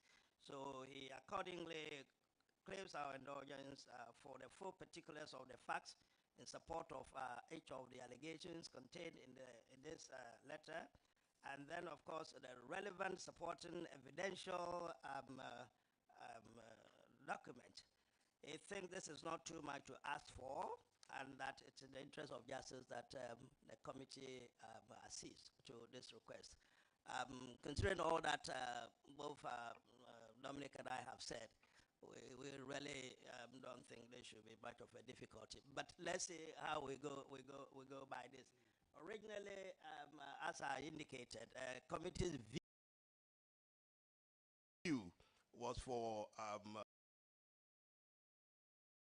the hearing to start and for the Minister of Finance to sit in, and then thereafter we would have ensured that the transcript of the hearing was transmitted to him and his lawyers. But it seems to me that it's a rather neater way, as suggested by him, that we ask from the proponents of the motion what is it that they have and which we can, in all fairness, hand over to the minister and his team to consider, and then we can take it from there. Doctor. Yeah, the Honorable Minority Leader and the Ranking Member on Finance, are there any documents you would be relying on for purposes of making your case for the vote of censure, the motion? Yeah, Chairman, Co-Chairman, and very distinguished members of the committee to whom the Speaker have referred the matter of censorship of the Honorable Ken Ofori-Atta too. We are here. I've seen both of you use the word allegations. In many instances, we are not just alleging. I mean, if I quote the President of the Republic, President Nana Addo Dankwa, state that borrowing of 50 years and parallel record, that is not an allegation, just to draw your attention. So don't reduce our censorship motion to allegations. No. Honorable Member, with respect, let's get something right here. No, 1 second, bear with me. Can you turn off the thing? Yes, okay. On the Thursday, the 10th of November, you had a privilege to raise a motion on the floor of the House. I don't have the hazard here, but if it is here, yeah, it's here. But whoever was there heard you loud and clear. The motion was based on the specific issues. 1, 2, 3, 4, 5. Those are by any account allegations, which are not fleshed by any evidential documentary evidence. I mean, not fleshed up. So they are essentially allegations. We are saying by virtue, by the provisions of the relevant laws, constitution and whatever, natural justice. In fact, I read yesterday, 1773, a judge said that even God gave Adam the opportunity to explain himself when there was the accusation about what was it? Was it a mango or the fruit or whatever? Yeah. So in fact, so it's mere allegation as we see. So if you have anything to please give us, don't let us. As I appreciate that. So Chairman, I'm Haruna Idrisu, Member of Parliament, Tamale South, Minority Leader. I'm accompanied by the Honorable Atuforson. Excuse me. Yeah. First of all, there was a preliminary question about documents in relation to the letter. But when, yes, but no, he can't do the oath before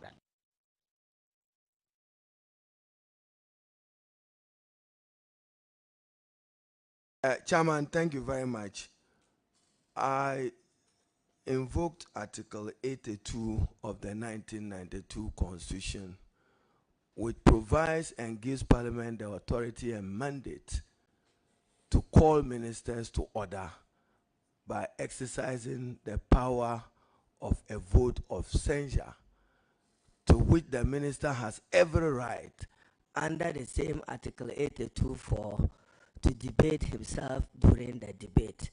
I'm not aware that the minister has been denied that opportunity by Parliament or by me.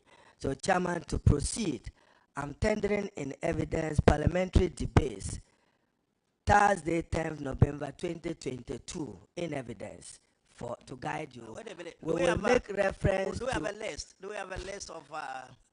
Chairman, I'm tendering my first evidence. What do you have? The a list? hazard by every record parliamentary practice is an authority to be relied on.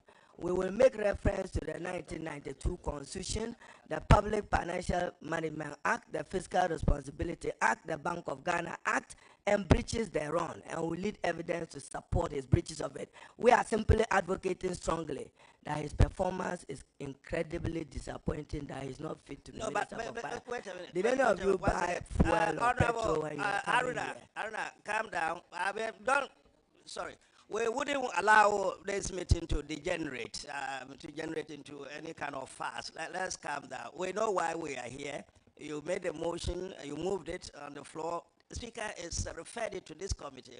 We got to be calm about it. And then we aren't going to take political issues here. Let's deal with it the way it is. Yeah, we will let you. Our colleague wanted to make a point. His hand was always up. Chairman, thank you. I was wondering how the proponent is beginning to tender when he hasn't even been sworn in. In any event, I thought that before we proceed on that route, we would make some determination as regards the request that is contained in the letter that the finance minister has submitted. We're going to deal with that. I wanted him to settle down. He was already highfalutin, but we're going to deal with that. Yeah, okay. Okay, so so the question I asked was in relation to documents to be tendered. And the Honorable Minority Leader has listed a number of documents that will be tendered in support of the grounds, if I may change in support of the grounds. They seem to me to be, all of them, public documents. They are documents in the public domain. Are they not? Okay. Mr. Chairman. Okay, yeah, just on that point. Okay, Honorable. Microphones. I'm not sure if you are privileged to some information that we do not have. What you just said, you said that the minority leader had actually given a list of the documents he intends. He was saying that I intend to rely on this, I intend to rely on this. But what I would propose is that let the proponents introduce themselves with the greater respect. We have the finance minister here. We cannot assume if he's accompanied by anybody. Let's have the introduction. And then after that, this letter, we can attend to this letter, decide on this letter whether we are giving him. Thank you. I mean, I think we already mentioned the fact that the finance minister is here. So fact of his formal introduction, he is not here today to give evidence or anything. So fact of his formal introduction, I'm not sure. But if you insist, Honorable Finance Minister, does he have to rise up or what, to be recognized, or what are you suggesting? For now. What, sit down to be recognized or rise up to be recognized? Which one? Whether he's here in his own capacity or is accompanied by a lawyer, we need to. Finance Minister, your presence is recognized. Who else is with you whose presence has to be recognized? The Honorable, I don't know, Mr. Gabi Ochudako. Yes, hello, I see that you are around. Deputy Finance Minister number 2 or 3. Are you 3 or 2? Or what? And then who else? She's our colleague, so she's okay. Abra, you also have to be. Yes, Abra, you are here. Does that satisfy that requirement? I'm talking to you. Yeah, does it satisfy? Yes, Mr. Chair. Good. So let's get the issue. You see, the swearing of the oath and whatever would come when we get to the meat of it. There is a preliminary issue that we are trying to address here, isn't it? So, Arda, listen, you know, I don't stand on the protocols and all the honorable and those things. I don't deal with those. So what is Haruna, you know. So Ato, it's Ato. That's how we're going to deal with this matter today. Where is Tyro? Absolutely. Yeah, so his friend Tyro. Sure. So that's how we're going to deal with this matter. We can. Yeah, okay. So, you heard our colleague fairly yes, well. You were rattling through it. I was confused myself. So what is the list? To Fortune will introduce himself and then start. I've already introduced Ato. Ato has been introduced. You know, so let's get on with it. Introduce himself, Chairman. For the Mr. Speaker said the other day that somebody could take on the contract and do it on their behalf. You remember that? So Ato, unless of course you resist the fact that I did for Thank you very much, Mr. Chairman. Mr. Chairman, my name is Kasiel Ato Forsen. I'm here with the minority leader. The document we'll be relying upon today for the purposes of the hearing will be one. Do you have a list? Do you have a list? No, I'm reading them to you. You don't have a printed? I've already sent to the clerk. Sorry. When the clerk sent me a message via email and the minority leader, we responded via the same WhatsApp and then gave the information. So I'm just reading them to you. Okay, for the records, and it's important for the records. Mr. Chairman, please, seated right with the clerk, can he respond to that fact, whether he's received a list of documents to be relied on from the proponents of the motion? Thank you. It's very important. Yeah, the clerk. Read what we sent to you. For now, I'm yet to receive information regarding that. We've had some discussions and I asked for it. But he promised something that I've not received, maybe. Yeah. That is wrong. I sent to you, you sent us a letter via WhatsApp. And as part of the letter, at 14:38 yesterday, I sent you 4 links. 4 links. One is the 2020 staff report. I also sent you 20 of the staff report of the IMF. It's here. And the same 14:39, I sent you 2021 staff report of IMF. I also sent you 2019 staff report.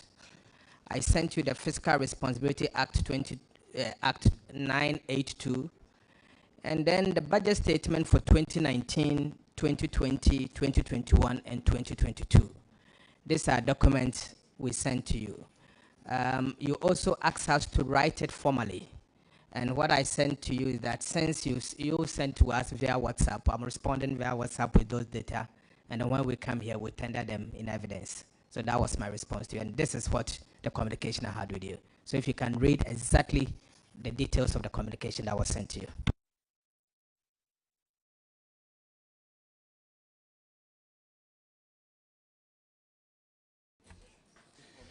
Mr. Chairman, that is true, the account Honorable Atu indicated, but if he will check his WhatsApp record, we had written formally to him in the letter, but because it was late, so we took a picture of the letter and sent to him. So he sent me a list of documents, and I remember reminding him that, yes, I have that, but because we wrote formally to you, it will be appropriate that you list all those documents in the formal letter, which he promised to do. But in actual fact, he sent some of those items individually. So what you were waiting for the response in a formal letter? A formal letter, yes. Because it's a record. We are here, we can lead and let you take record of what we intend to rely on. One, Chairman, 1992 Constitution, in particular Article 82, the PIAC report 2021, Minority Leader.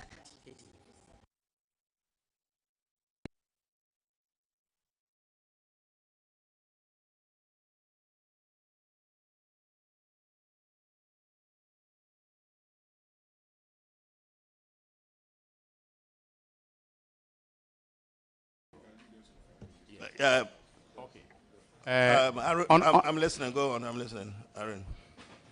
Chairman and colleagues, we will rely on the Fiscal Responsibility Act of 2018, Act 982, in particular the section 2 and 4, which emphasizes the vote of censure as captured in Article 82. We would also rely on the Minister's Budget Policy Statement for 2022, referring him through 2021, 2019. Then we intend to, as the Honorable Atu Forson have said, reference the staff, the International Monetary Fund Article 4 Consultation Staff Review for 2019, and we'll do so request for disbursement staff report International Monetary Fund under the Rapid Credit Facility 2021 and then 2022, and then breaches of the Bank of Ghana Act 612 of 2002. Harun, we are getting confused here.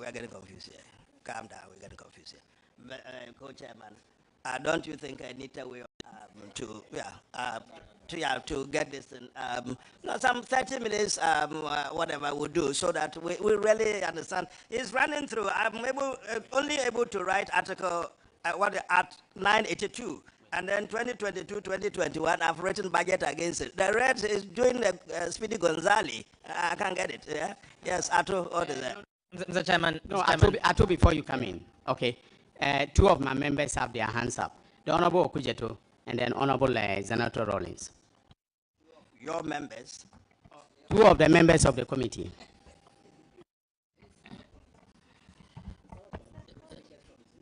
Chairman,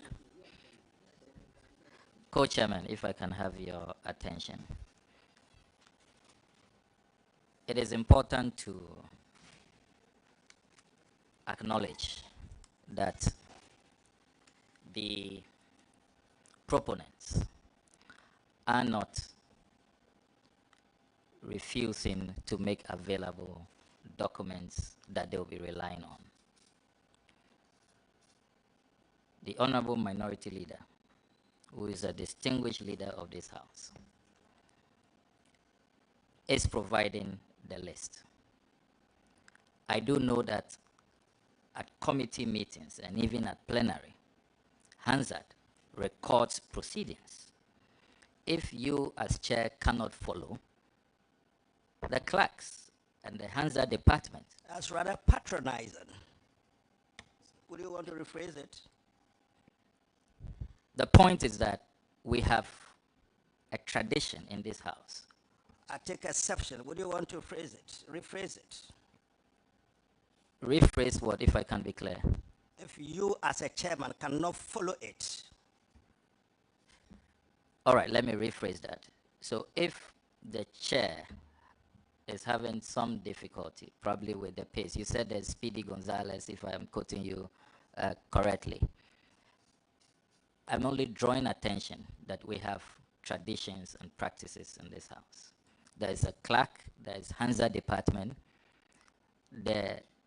What is the use of the clerk, the Hansa department, when the human individuals who are supposed to be in charge cannot follow what is going on because of this is a house of records. It's a house of records. The list being provided. Chair, I don't think that we should be so rigid and, you know, we are by simply asking him to put it in a it's beginning to appear as if we want to just place impediments in the way. Not at all. Not at all. If your view is that substantive we issues. are not following, and for that reason, Yes.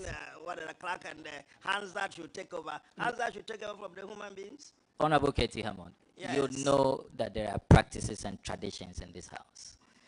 There are those whose duty it is, and they are paid by the taxpayer, to record proceedings. Hansa department, the clerks at table. So the list they are providing, I mean, we got the point. we have already said that we will provide the transcripts of today's proceedings to the Honorable Finance Minister. So I don't think that we should belabor the point.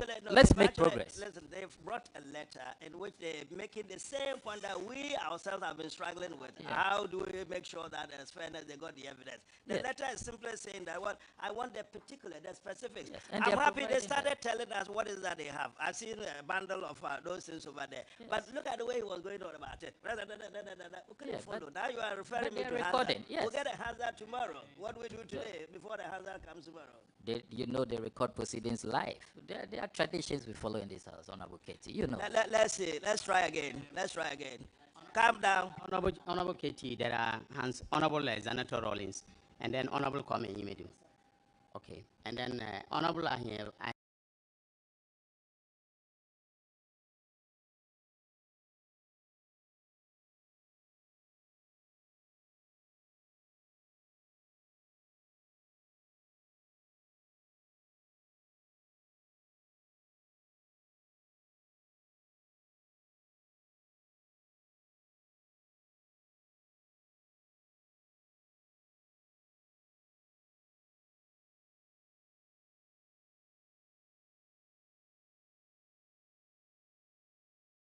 For first, and then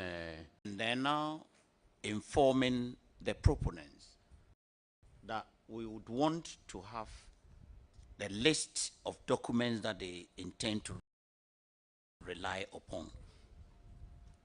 The would-be respondent has also written that he would want to get the list of documents that they intend to rely upon. It is not for the respondent alone.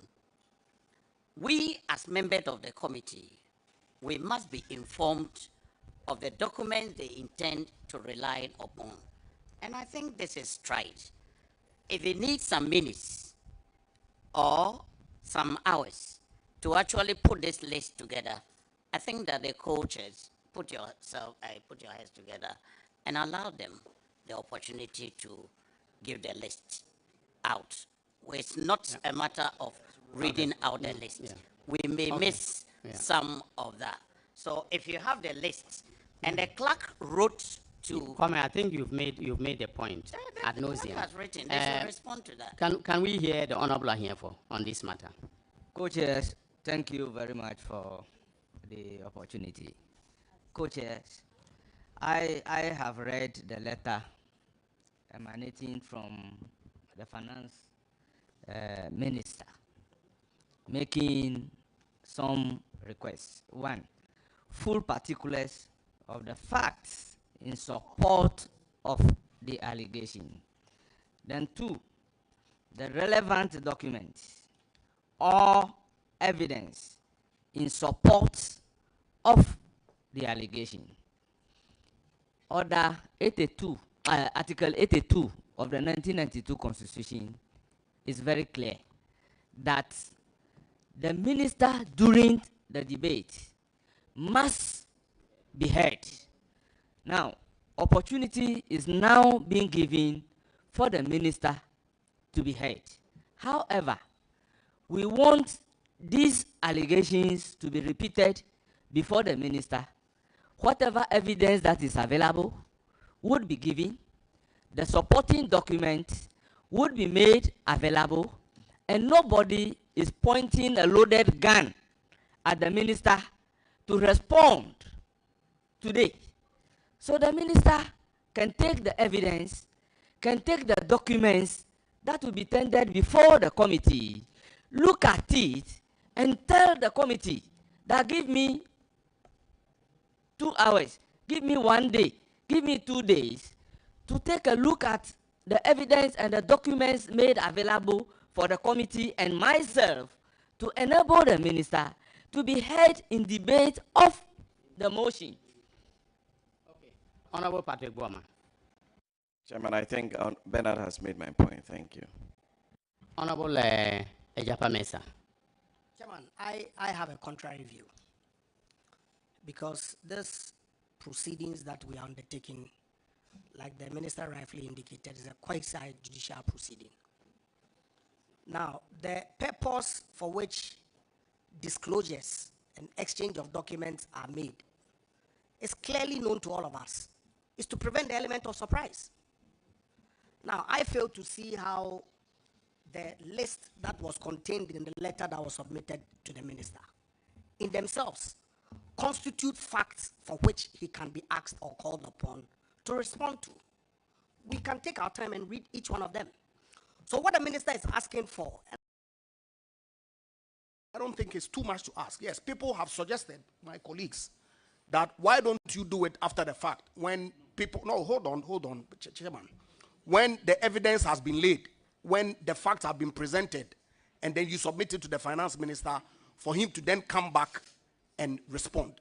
He is saying, give me the facts and the evidence up front, consistent with my rights, so that I can prepare and come and face my accusers. I don't see that as an onerous ask at all.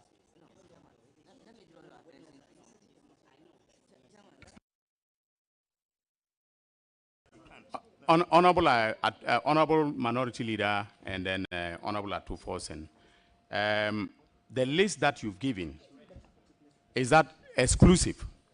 Or there are other documents that you'll be relying upon? Is that list exclusive? Chama, if you can hear the Honorable Atuforsen, we'll respond to your initial question. After him, why are we here?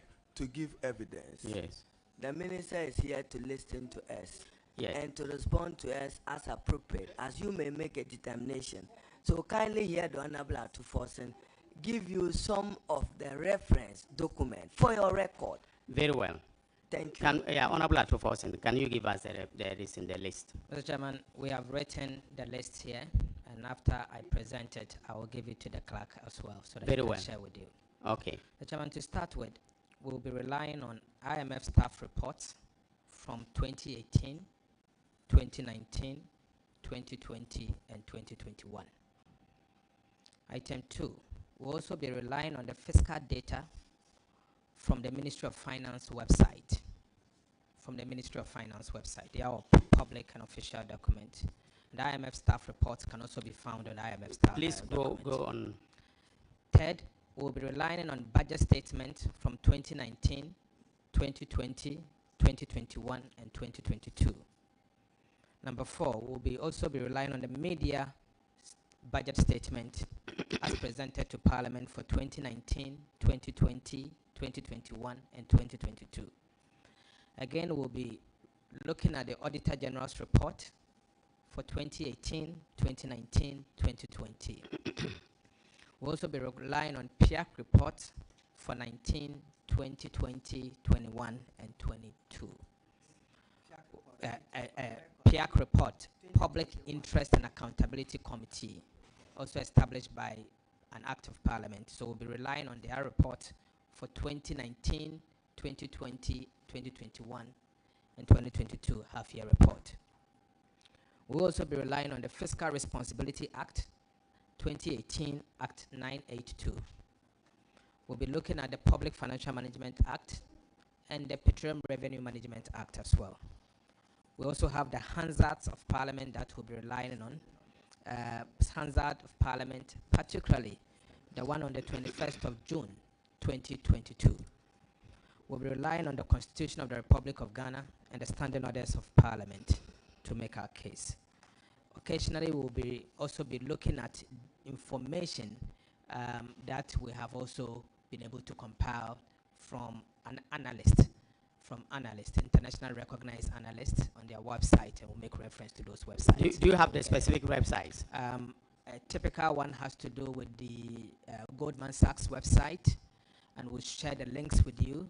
We'll be looking at Bloomberg website to be sharing some links with you, things we've seen Bloomberg publishes, and we'll make reference to those ones. Every other document that we'll present to you will give you evidence of where this information is coming from. Thank you. And Chairman will make reference to the address to the nation by President Nana Addo Dankwa himself on the economy on Sunday, 30th October 2022. His maiden State of the Nation address to Parliament would make reference to it. And the Petroleum Revenue Management Act will also be a reference document. Thank you, Chair.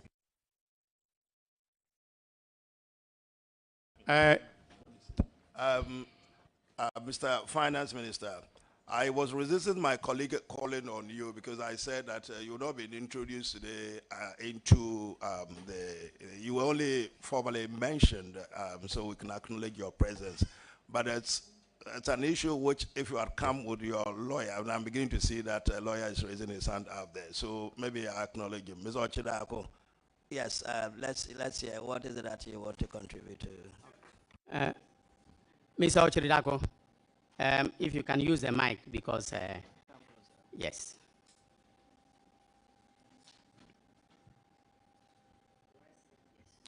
Yes, you can sit. Mr. Chairman, my name is Asawa Chodako. I represent Mr. Ken Ferreira. Our issue is simple. One, per Article 23 of the Constitution, since it's a quasi-judicial process, our client deserves fair hearing. Indeed, in the event of matters not going well, he faces potentially the severest punishment that a minister can get, which is removal from office. So all we are asking for are two things. You can give us a whole list of the documents which we don't have physically, but that list will lead to an expedition which is wide, particularly when we have 1 week here. So I think that the first part of our request, which is full particulars of the facts in support of each of the allegations contained in the letter, must be first adhered to. Because, Mr. Chairman, if you look at the first charge, if I may, it says despicable conflict of interest, ensuring that he directly benefits from Ghana's economic woes as his companies receive commissions and other unethical contractual advantage, particularly from Ghana's debt overhang. This is wide. There are no particulars to this charge. We do not know all the hundreds of bonds that have been raised. We do not know which one they are talking about. If you go further, let me just skip to the last charge, charge 7. It says gross mismanagement of the Ghanaian economy, which has occasioned untold and unprecedented hardship. If you give us PIAC report, if you give us staff reports of 2018, 2019, 2020, with all due respect, it would take us about maybe 2 months to go through all that. And it would not be fair to the Minister of Finance to be ambushed and right here, without any preparation, to start answering questions. And in any event, Mrs. Chairman, if we do not constrain the accusers within the four walls of what they intend... I think he objects to being called an accuser. Well, how would you like to... Very, very strongly. I mean, if I quote the president when he himself says that the economy is in crisis, I do apologize. That's not an allegation. We are proponents. I do apologize. May I just... I do apologize. And then, Chairman, if you can get 1 minute, you see... let me just finish. 21st June 2022, I don't the want to get minister involved. appeared and gave us evidence that data bank benefited 159 million between 2017 to 2021 from bonds issued and from borrowing. And then, Chairman, as I said, National Cathedral, we see a warrant signed by the minister for 142.7 million. We will tender that in evidence. We'll back it with evidence. Thank you. Mrs. Chairman, first of all, my apologies for calling you an accuser. Mrs. Chairman, all we are asking for, and if I just, let me just repeat, before we start this proceeding, all we are asking for, in the interest of justice, is that we should be furnished with the full particulars of the facts in support of each of the allegations contained in the letter. And then the supporting document. If I may chip in here. Some of the documents listed, in fact, all the documents listed are public documents. And some of them are authored by the finance minister himself. Right? They've been authored, or they are in the custody of the finance minister himself. Right? So I would disagree with you if you were to suggest that even in respect of those documents, the finance minister needs a lot of time to study them, especially when he is the author of the documents. And some of them, under the laws of this country, report, no, they are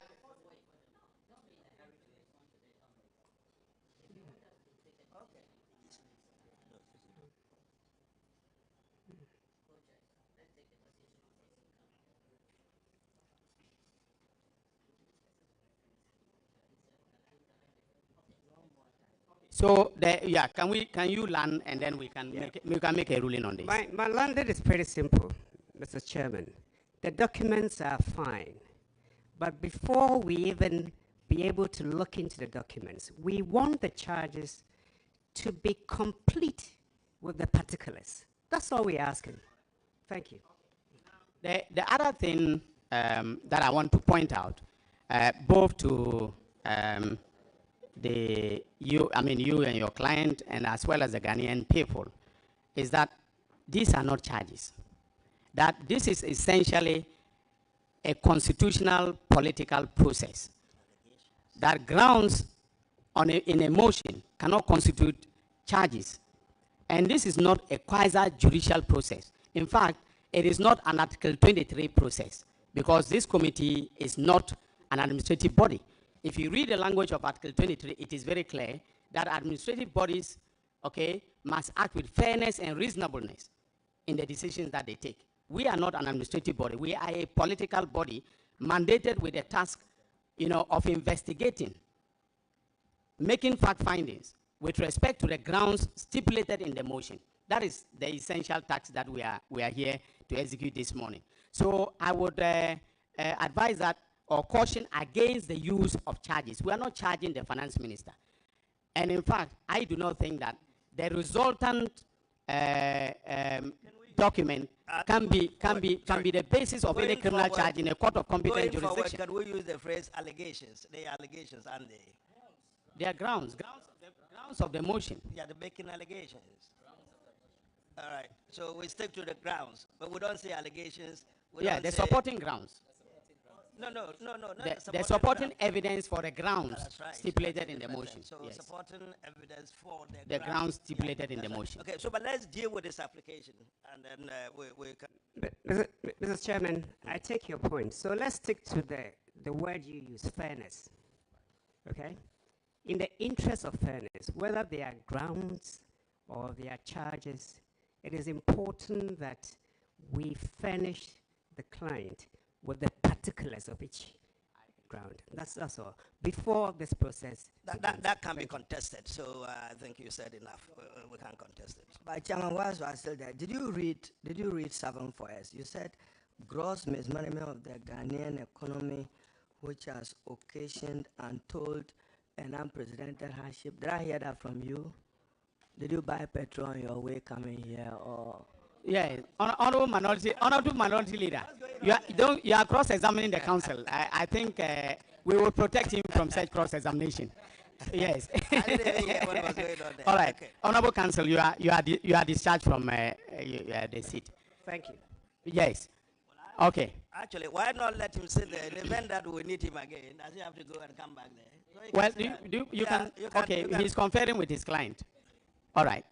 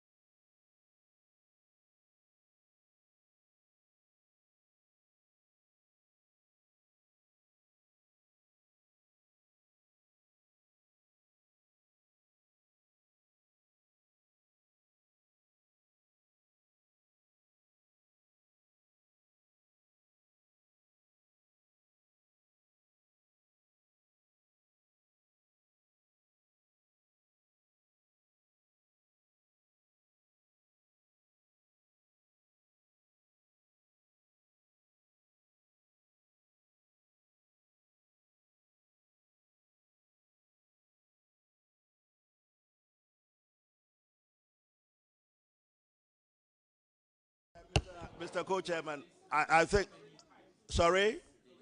Yeah, what I think we're thinking about is to give you the opportunity to take the documents that you refer to and then specifically point to the paragraphs you're talking about. We're discussing, for example, what do you call it, a budget of about 1,000 pages, for example.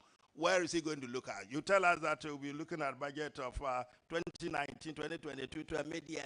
Well, read all of that.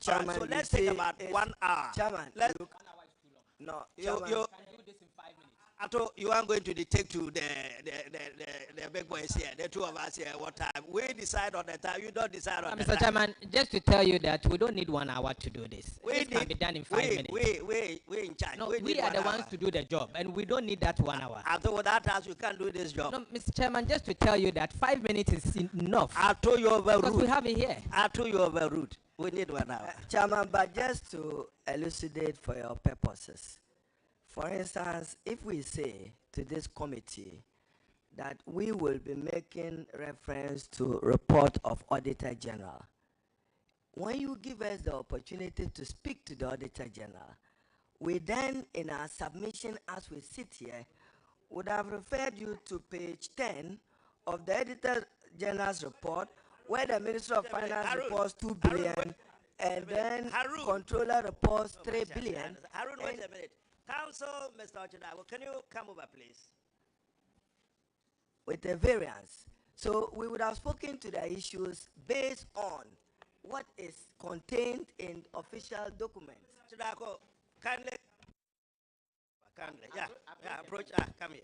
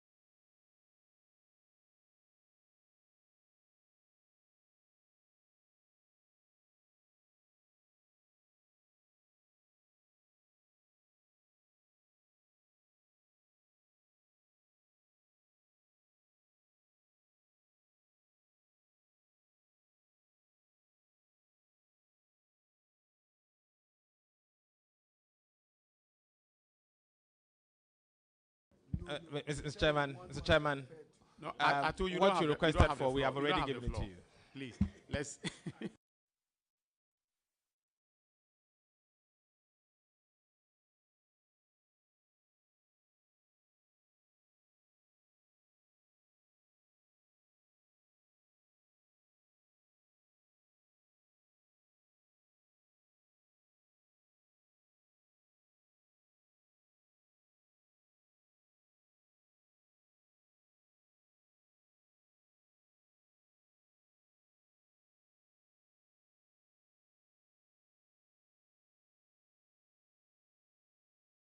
Honorable Atufosin, I just perused through your list on 12.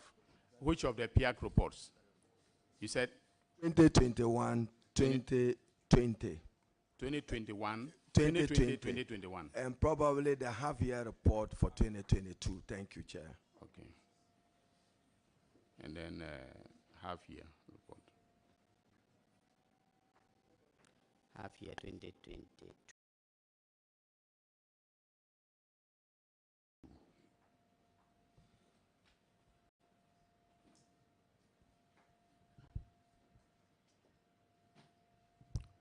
Council, are you ready to address us? Yes, Mr. Okay. Chairman. Yeah. I've spoken to the client, and we will concede to the guidance and wisdom of the chair. Okay. All right. That's fine. Thank you very much for obliging. Now, honorable members. Thank you. We will bring proceedings to a start, no, not to a close, by swearing in the proponents of the motion. So, clerk, please go ahead and swear in the proponents of the motion.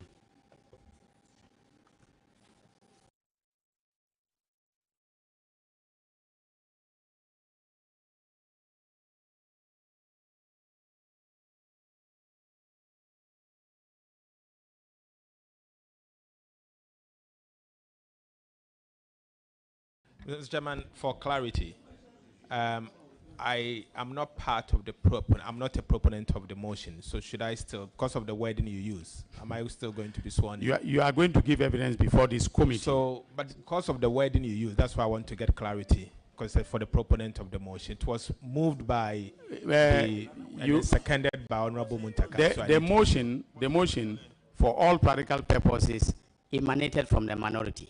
Exactly. And in fact, I myself am a proponent of the motion, despite the fact that I'm sitting here. All right. Thank you.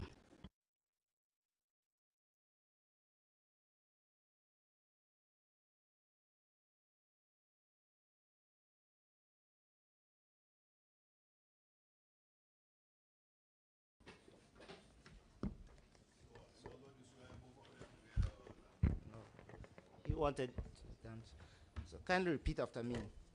I, Haruna Idrisu, solemnly swear by the Almighty God that the evidence I shall give before this committee touching the matter in issue shall be the truth, the whole truth, and nothing but the truth. and nothing but the truth. So help me God. So help me God.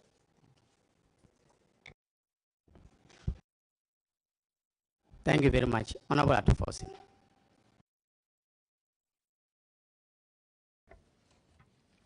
Kindly repeat after me. Okay. I, Kasil Atufosin, swear by the Almighty God that the evidence I shall give before this committee touching the matter in issue shall be the truth, the whole truth, and nothing but the truth. So help me God.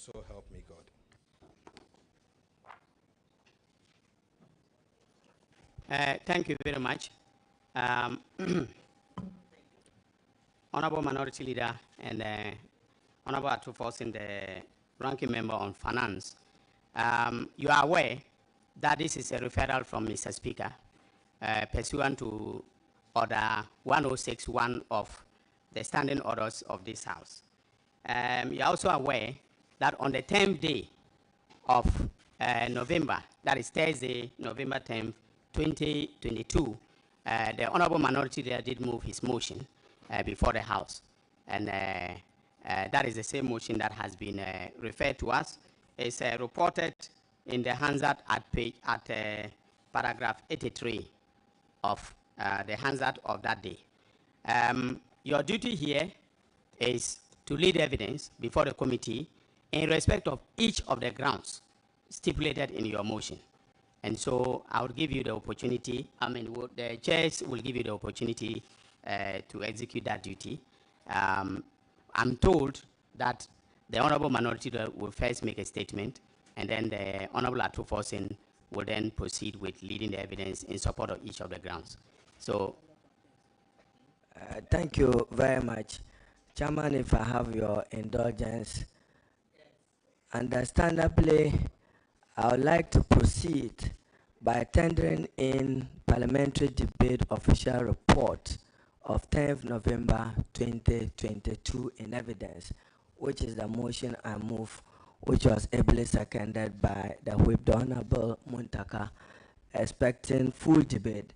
And Chairman, as I said, we are dissatisfied with the performance of the Honorable Minister for Finance, and we think that he's not competent enough to continue to hold office as Ghana's Minister responsible for Finance, because, Chairman, as we have said, so since I took counsel on gross 7, gross mismanagement of the Ghanaian economy, which has occasioned and told an unprecedented hardship.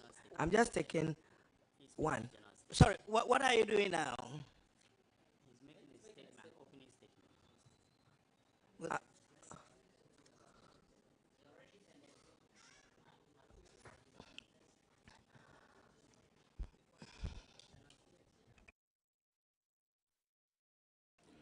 Go on, it's settled. Go on. Honorable Minority Leader, may you proceed. So, Chairman, we have grounds, and grounds, I'll just take two and yield the floor to the Honorable Atufosin.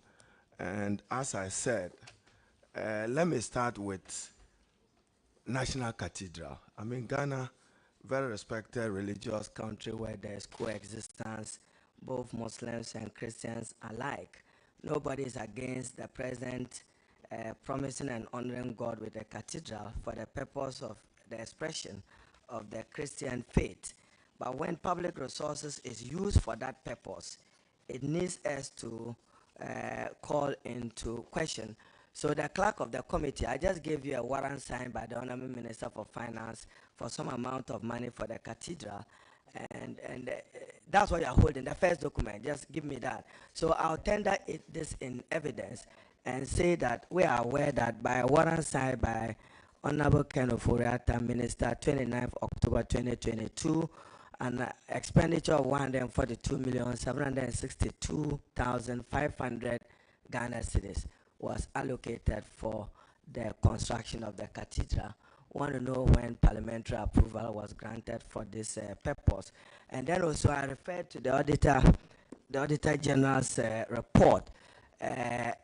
Chairman, when we say, for instance, I just picked two, as I said, I'll yield to the Honorable Atufosin. Fiscal recklessness. Today, what is Ghana's national debt position? We have been told by the World Bank and IMF that our national debt stock exceeds 450 billion Ghana cedis. As was inherited in 2017, it was 120 billion Ghana cedis. Servicing debt, the amount of money we now spend as a country to service debt at end of year 2021 was 37 billion Ghana cedis, ballooning to 45 billion estimated by close of this year.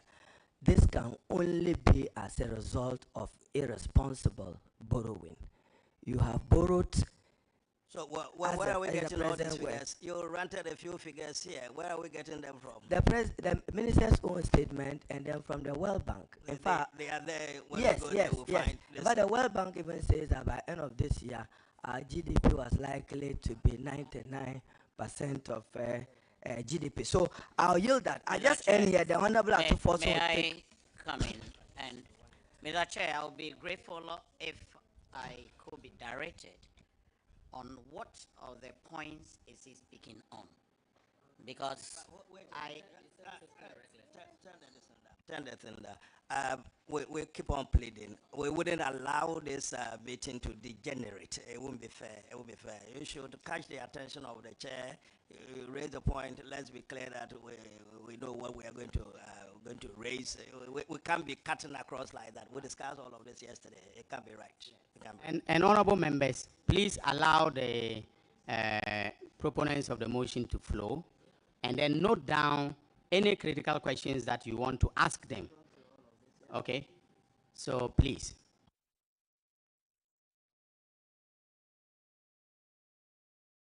Mr. Co-Chairman, Harun, I thought that you were starting with the National Cathedral. Are you finished with it and moved away from that? Yeah, I'm done. You done with the National Cathedral? Yes, I've given you my evidence on that. That is the document that you threw? Yes, yes. Okay. And Chairman, on hardship, I'm sure you yourself, you pay for fuel, you buy fish. I don't buy fuel, products. so don't talk about me. I don't buy fuel. I don't have a car, I don't buy fuel. When we allege here that there's excruciating hardships and people's real income have been washed away by inflation. And Chairman, I'm on inflation. And on inflation, I'm not quoting any person but the President of the Republic on his Sunday address to the country, when the President himself stated, and Chairman, with your indulgence, I quote, "The whole world has been taken aback by the speed with which inflation has eaten away people's incomes. Economies big and small have experienced over this year alone the highest rise in cost of living over a generation, the highest rise in government borrowing, government borrowing." These are the words of President Nana Addo Dankwa Akufo-Addo. In over 50 years, the highest rise in inflation for 40 years. This inflation has contributed to the unacceptable hardships that Ghanaians are going through. And we are holding the Honorable Minister for Finance wholly and solely responsible for that. The words of the President, I continue. The steepest depreciation in their currency to the US dollar over the last 30 years. 2017, $1 was to 4.2 Ghana cedis. Today, $1 is 15 Ghana cedis. That has meaning for businesses in Ghana. The cost of doing business is unacceptably high for businesses. The pharmaceutical industry is complaining because it affects their imports and they are made to pay more. The depreciation of the cedi has affected even Makola women who cannot trade effectively because they've had to lose. And lose because this is a consequence of the borrowing. Also, you now have what we call, as we reference Bank of Ghana Act. The Bank of Ghana has exceeded its emergency support and financing for government for 2019, 2021 to 2022. Will lead the exact figures. But the law, the Bank of Ghana Act, Chairman, that I may refer to, says that the minister is allowed to do up to 10% of previous year revenue. It's 5%. I'm generous to even give them 10%. So if you have 90 billion, 5% of it would have given you 4.5 billion. So if you spend up to 9.5 billion, or even you spend up to 15.9 billion, that is in breach of the Bank of Ghana Act. And that itself is contributing to the increase in inflation, which is affecting real.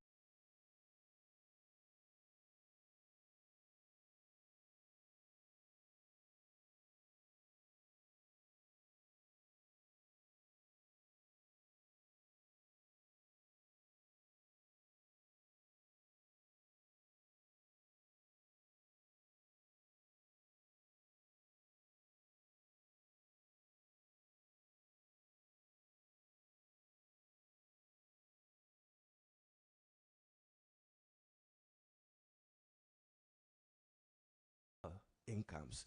So, Chairman, let me at this point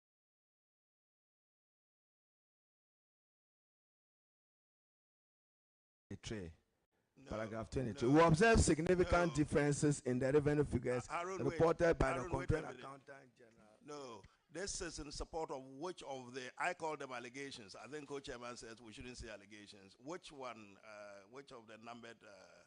Number 4, and there I yield to the Honorable Atuforsen, deliberate and dishonest misreporting of economic data to Parliament. So when you have him say 2 billion, Controller says 3 billion, who are we to believe? Then the Honorable Atuforsen will come in and show you a graph to differentiate more on 4. So I yield to Atuforsen. I'll come back again. I've referred to the Auditor General's report. I've made comment, and then prices of goods. You said when you were coming, you didn't buy anything. You bought the petrol for me. Don't worry. You bought it in my car. So I didn't buy. Don't worry. You bought it for me. Okay, the Honorable Atuforsen, may we hear you? Thank Council, you very much. You have an objection?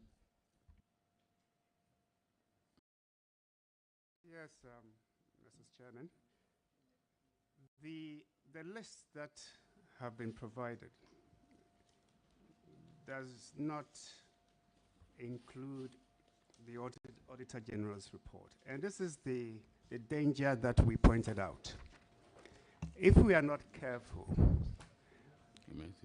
there will be surprises at every turn of these proceedings. And as we sit here, the Finance Minister of the Republic has a responsibility to be working on the budget, to be negotiating on the IMF program that the whole country is waiting for. And if we're going to stay here and spring surprises at every turn, Mr. Chairman, it may be difficult for us. Honorable Counsel, the Honorable Minority Leader did mention the Auditor General's report. I think it is, that in the typing that there was an omission.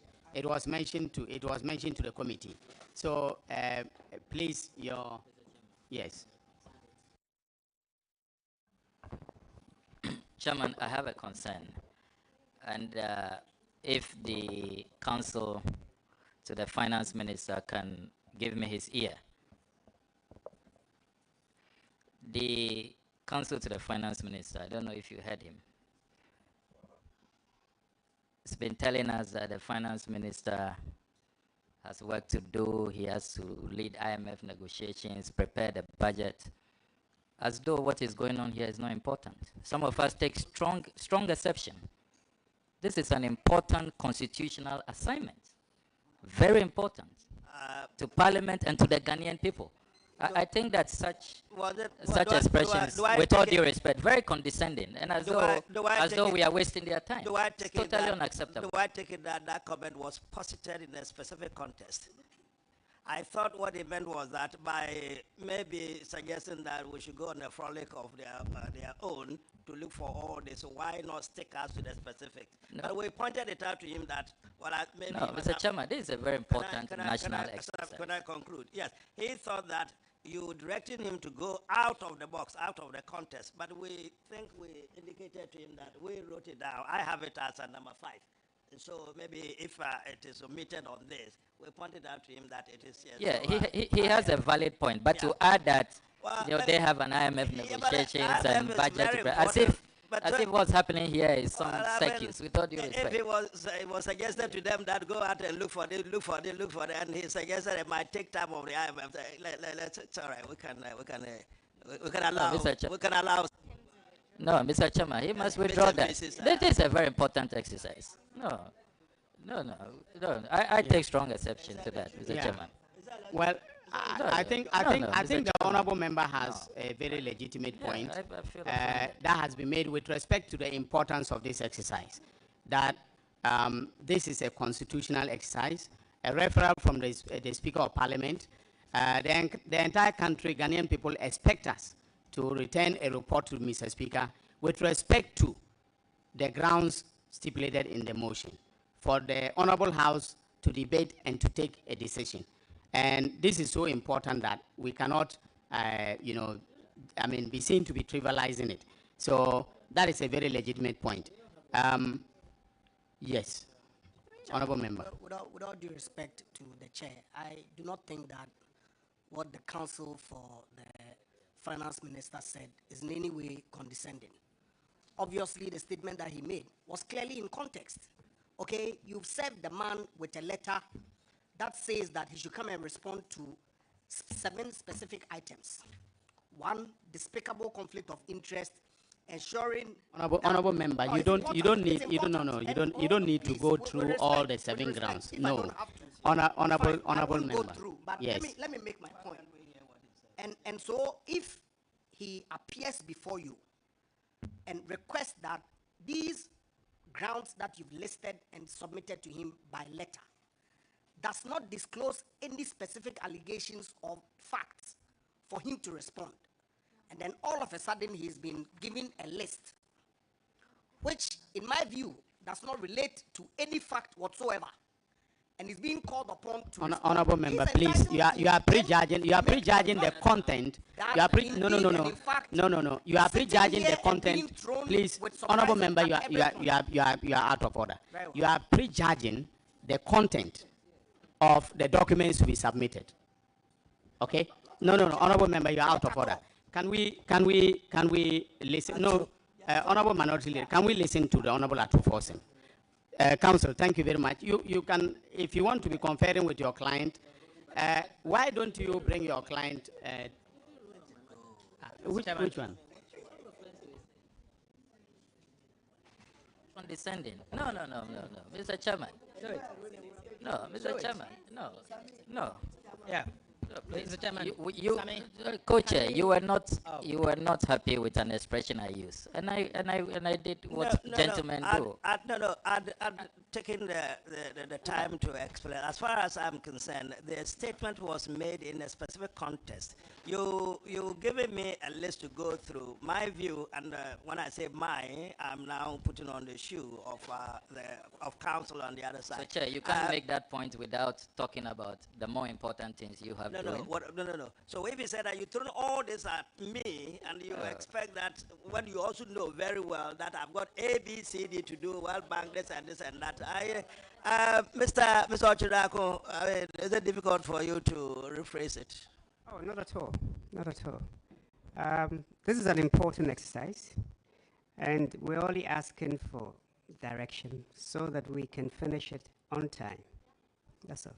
I think that's what I said. Okay, Ato.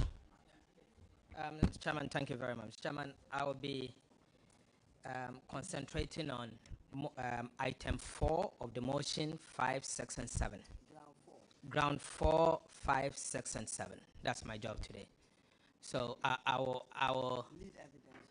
take you through one by one.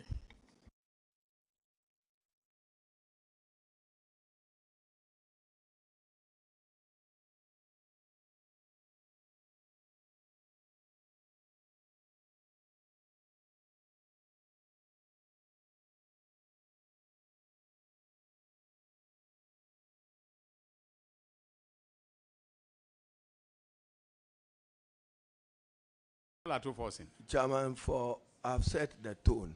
I'll come back on every single issue. That's why I tendered my motion in evidence. I'll pick paragraph by paragraph, expand it, and provide needed material evidence. But I yield now to those other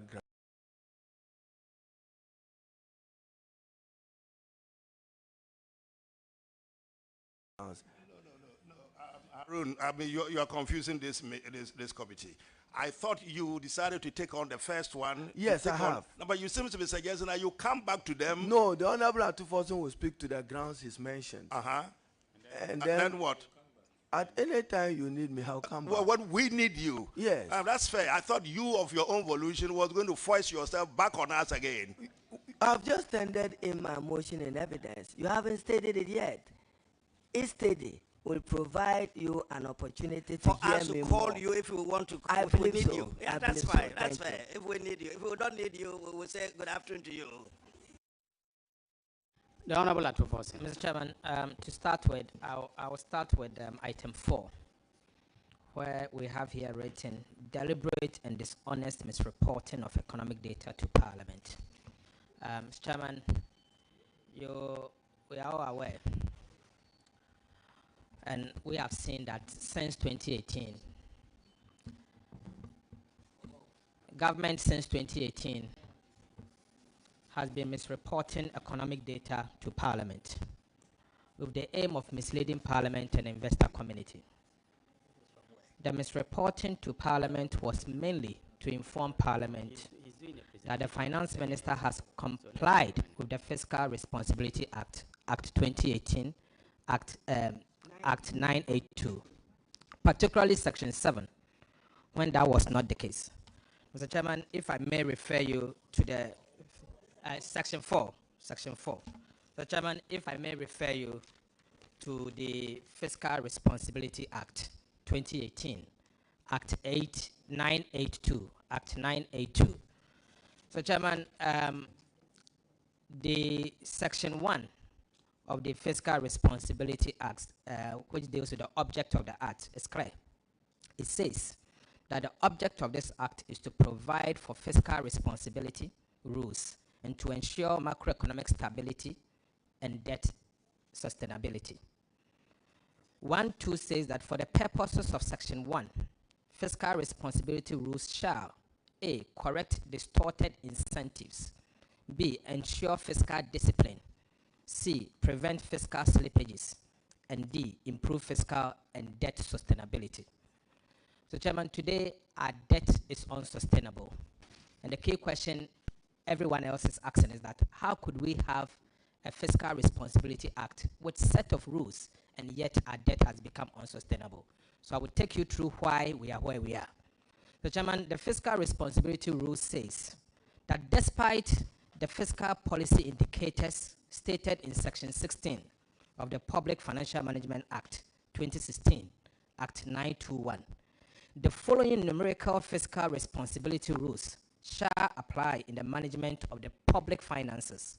So, Chairman, A, the overall fiscal balance on cash basis for a particular year shall not exceed a deficit of 5% of gross domestic product for that year. And B, an annual positive primary balance shall be maintained. Mr. Chairman, this is clearly the fiscal responsibility rules for the Republic of Ghana. Section 4 of the Fiscal Responsibility Act, Act 982, says that Parliament may, in accordance with Article 82 of the Constitution, pass a vote of censure on the minister where the minister breaches Section 2 of more than 1 percentage point. The Chairman, Section 2 says that the fiscal responsibility rules should not be more than 5%. So 1 percentage point in addition will mean anytime you exceed it by 6%, a vote of censure may be presented to Parliament, or somebody may trigger the vote of censure on you. The Chairman, again, Section 2 says that the primary balance must always be positive. So if you breach it by 1 percentage point, then obviously the vote of censure may trigger. What we have seen is that over the years, even though the minister responsible for finance has been presenting some economic data to Parliament, in the year 2018, Mr. Chairman, you can see it on the board, our minister responsible for finance and the government had said to Parliament that the fiscal deficit was 3.9% of GDP. In fact, in the year 2018, the reason why they said it's 3.9% of GDP was that a key expenditure worth 9.8 billion Ghana cedis was excluded from the fiscal accounting. They treated it below the line. And this has to do with the financial sector payment. So, Chairman, fiscal deficit simple means when your expenditure exceeds your revenue. Then you throw out the fiscal deficit. And the law says that anytime you reach 6%, the vote of censure must happen. And this law was assented by His Excellency the President on 28 December 2018. So, Mr. Chairman, if you are to account for the 9.8 billion Ghana cedis that they excluded and treated it below the line, the actual fiscal deficit for the year 2018 was 7.1% of GDP.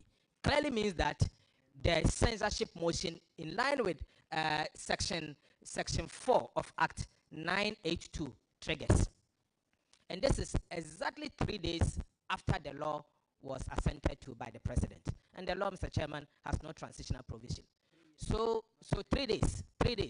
The law was passed on the 28th of December 2018, and by December 31st, 2018, the minister has breached the fiscal responsibility rules already. So 3 days down the line. So, Chairman, if I take you to 2019 also, our minister had informed Parliament that fiscal deficit was 4.8% of GDP. 4.8%. Again, he had excluded financial sector payment of 3.1 billion Ghana cedis, and also had excluded energy payment of 5.1 billion Ghana cedis from the fiscal accounting. So if you are to factor in all of that, the fiscal deficit is actually 7.1% of GDP, same as 2018. At the time, the fiscal rules had not been suspended. And remember, the fiscal rules was suspended in the year 2020 when COVID came to our doorsteps. So at that point, the minister again breached the Fiscal Responsibility Act, particularly Section 2 and Section 4 of the Fiscal Responsibility Act. Chairman, in the year 2020, the deficit was 11.7, he claims, but the actual deficit as reported, if you factor in all what they have excluded, is 17.2% of GDP. The year 2021, the fiscal deficit as reported to Parliament was 9.2% of GDP, but the actual fiscal deficit for 2021 was 12.4% of GDP. So, Chairman, let me take you to this energy payment. The minister... Fair to the minister before he continued. With 2020, he came for suspension of the act. But I want you to follow the chronology of events. There were years he said, I'm suspending Fiscal Responsibility Act because of the circumstance of the situation. Continue. But so, he could legally do that. Yes. In fact, Section 3 of the Fiscal Responsibility Act is under suspension of the fiscal responsibility rules.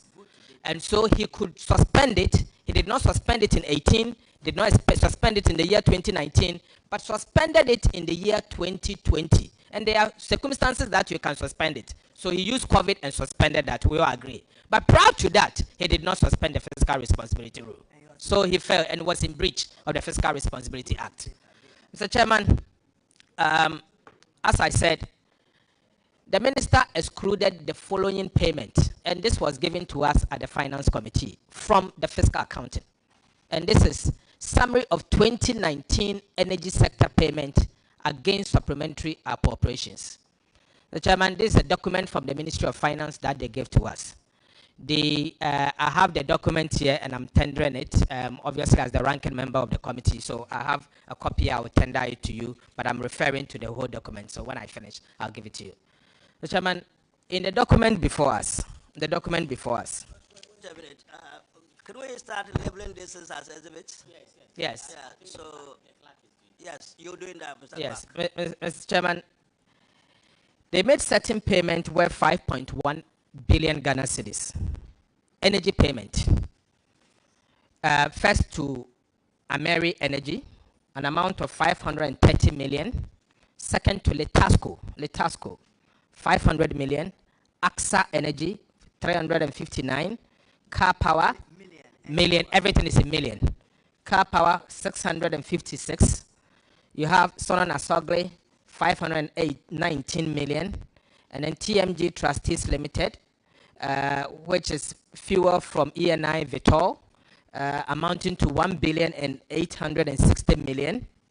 And then they pay Stratcom Energy, 631 million. GNPC for 2018 refund for heavy fuel oil, an amount of 86.4 million. Mr. Speaker, Mr. Chairman, this gives you a total of 5.1 billion Ghana cedis. All of this were treated below the line. Simple put, they did not include it in the expenditure to see the overall deficit for the period. So, Chairman. Wait a minute, bear with me.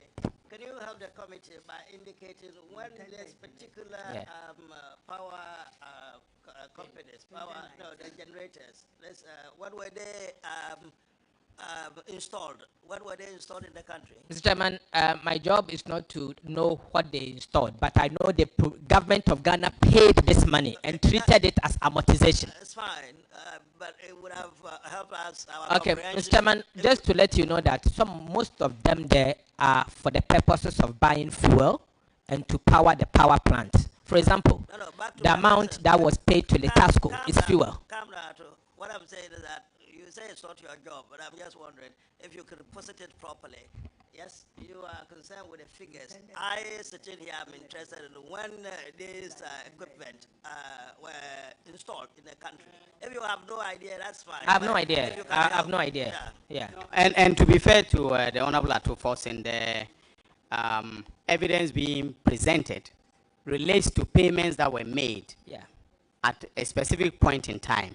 I appreciate that. My question was simply if he knew when this machinery were installed. If you don't know, that's fine. I thought some of them, most of them were installed at the time when he was the deputy minister. But that's just I'm not an IPP. It's by the by, don't worry. I deal with numbers. I'm giving you the numbers. And the payments were not made at the time he was deputy minister. Mr. Chairman, these payments were made in the year 2019. So many years after I left the Ministry of Finance. It was actually made by this government. You had installed those machinery. So, Mr. Chairman, to take you through it, obviously, this was excluded to create impression that the minister responsible for finance had actually met the fiscal responsibility rules. Mr. Chairman, let me now refer you. Let me now refer you. You may want to. No, I still need the document. You still need it. I still need it. I will tender it. I have tendered the energy sector payment 2019 in evidence. Very well. But I still need the. Okay, maybe I can tear it and give it to you. No. If you want to tender it in whole, that is fine. After you have finished, you can tender it to you in evidence. Yeah. So, Chairman, the next point had to do with the same misreporting to Parliament. I have with me the Article 4 consultation report from the International Monetary Fund, the IMF, dated December 2019. Mr. Chairman, let me refer you to paragraph 16. Wait, before you do, what is 16. That? What is that? Okay, Mr. Chairman, Ghana is a member of the International Monetary Fund. Every country, IMF, every country that happens to be a member of the International Monetary Fund has to open their books once a year to the IMF to see the reporting of how the country's economy is going. Because, Mr. Chairman, the truth is, we're in a global world. If care is not taken and you allow a country's economy to crash, it will become a global issue for global community to take care of that particular country. And so the IMF, per their mandate, as given to them by the United Nations, is to ensure that once a year, they visit countries that are members, and I'm sure that every country is a member of the IMF, and then they will come and see your books and report appropriately. This report has to go through the IMF board for approval. So, Mr. Chairman, in the year 2019, the IMF undertook an Article 4 mission in Ghana. And as part of the document that they publish on their website, and I've sent the link to this website to the clerk. I provided a link to the clerk. So, Chairman, paragraph 16, page 11, paragraph 16 of the staff report, Article 4 says, fiscal rules under Ghana, Public Financial Management Act, fiscal rules could be strengthened. Box 1. It goes on to say that about 2.8 percentage point of GDP in financial and energy sector payments were recorded below the line in the year 2019 budget, because the government considers the financial sector cost as one-off and energy cost as debt amortization. Best international practices would include this transaction above the line. Best international practices will include these transactions above the line, as they reflect either direct government obligation or government transfers to state-owned enterprises.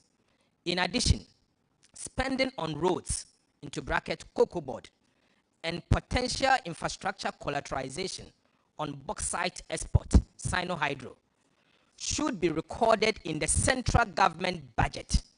Finally, a former debt anchor targeted a sustainable debt to GDP ratio over the medium term could effectively guide the fiscal policy and reduce uncertainty above the debt trajectory. So, Chairman, So we get the notes right. The IMF is not by that saying that it was wrong what they did. They said that best international practices would have ensured that it was done in a different way. But that's not said what was done was wrong. Mr. Chairman, I'm coming there. I'm building a point, so allow me to finish. When I build my point, you understand where I'm coming from.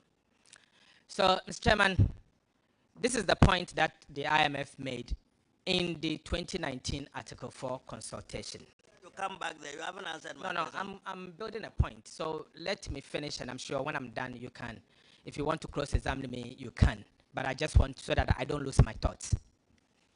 So, Mr. Chairman, I won't worry if you lose a bit of it. Mr. Chairman, the key point here is that an expenditure worth 2.8% of GDP was excluded from the fiscal reporting because government treated it differently against the international best practices. The Chairman, expenditure of 2.8%. So, the Chairman, if you are to factor that expenditure in, clearly the fiscal rules was breached. The Chairman, the other point had to do with the fact that certain payments. Did you say 2.8% of GDP? Of GDP. Yeah, of GDP. Okay. And I've given you the nominal numbers of GDP. The Chairman, the key point also is that Sino-Hydro payment was also excluded from the fiscal reporting. Government treated it differently. And so even though the Sino-Hydro payment is due for payment, the debt repayment is due next year. Now, because of the way they treated it as if it's not part of central government debt, how are we going to service the debt? Because it's already not part. And if you use taxpayers' money to service it, the accounting will mean that you have not recorded the expenditure and now you are paying for something that you have not recorded. Clearly, this is dishonest, and we believe that this shouldn't be the case. Chairman, after 2019, in the year 2020, government of Ghana had gone to the IMF to get some loan. And the loan is called the Rapid Credit Facility. Rapid Credit Facility. And under the Rapid Credit Facility, before you go to the IMF, you have to give them the economic data. And I refer you to page 3 of the Rapid Credit Facility document at the IMF website. And page 3, there is a box there called Table 1. Table 1. The government of Ghana gave this document to IMF. The source is Ghana government authorities. So, Chairman, government has said to IMF that in the year 2018, the fiscal deficit was 7% and not 4.8% as they told us. So, in one breath, they had said to government, the Parliament of Ghana, that it's 4.8%. In another breath, in government official document, they said to us that the fiscal deficit, they said to IMF the fiscal deficit, overall deficit was 7% of GDP, acknowledging that the energy payment and financial sector payment were expenditure. The Chairman, in the year 2019, they had informed IMF again in the Rapid Credit Facility that the fiscal deficit is 7.5% of GDP. 7.5% of GDP, breaching the fiscal responsibility rules. This is what they gave. The Chairman, I tender this in evidence. And then the 2019 one. Now, I will take you to 2020 staff report. 2021 staff report. The 2021 staff report, IMF staff report, also acknowledges that the fiscal deficit for 2018 was 7%. The fiscal deficit for 2021 is 7.5%. So clearly, the fiscal responsibility rules were breached in the year 2018 and 2019. So if you ask me, the Honorable Atufosin, you've referred to two separate documents. Yes. Would you want to tender them in evidence? Yes, I'm tendering all of them in evidence. Okay, so let them be tendered to Yes. the clerk of the committee. Yes, Honorable Patrick Buama. Mr. Chairman, I'm not done. No, I think he has a... I think it's very important to have those documents well numbered, because the way he's speaking and tendering in document, we need to have a clear view of what he's tendering. The clerk was taking charge of that. Yeah, yes? You exhibiting them properly, Mr. Clerk. Okay, so... we didn't hear you, Mr. Clerk. Yes, we are doing that. So you can allay his fears. Yes. So, Mr. Chairman, the 2021 Article 4 consultation document from the IMF also in page 3 of the document also made this point very clear, that the fiscal deficit for the year 2019 was 7.5% of GDP.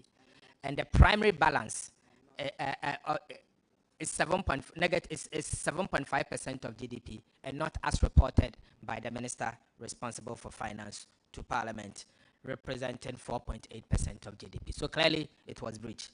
The Chairman, the second fiscal rule has to do with the primary balance. We were told that under the rules, if you exceed the deficit, the balance by 1%, because it's supposed to be positive at all times, under the document that they submitted to IMF, the primary balance was negative 1.8. So there was a deficit of 1.8. And that is why we are saying that the trend for the censorship motion moved in the year 2018. In fact, if we were to go by it, somebody could have brought the motion to censure the minister in the year 2018 or 2019 because he breached the rules. And to my surprise, these are rules that were set by the minister himself when this bill, he brought the bill to Parliament for a reason. The reason is to ensure fiscal sustainability and debt sustainability.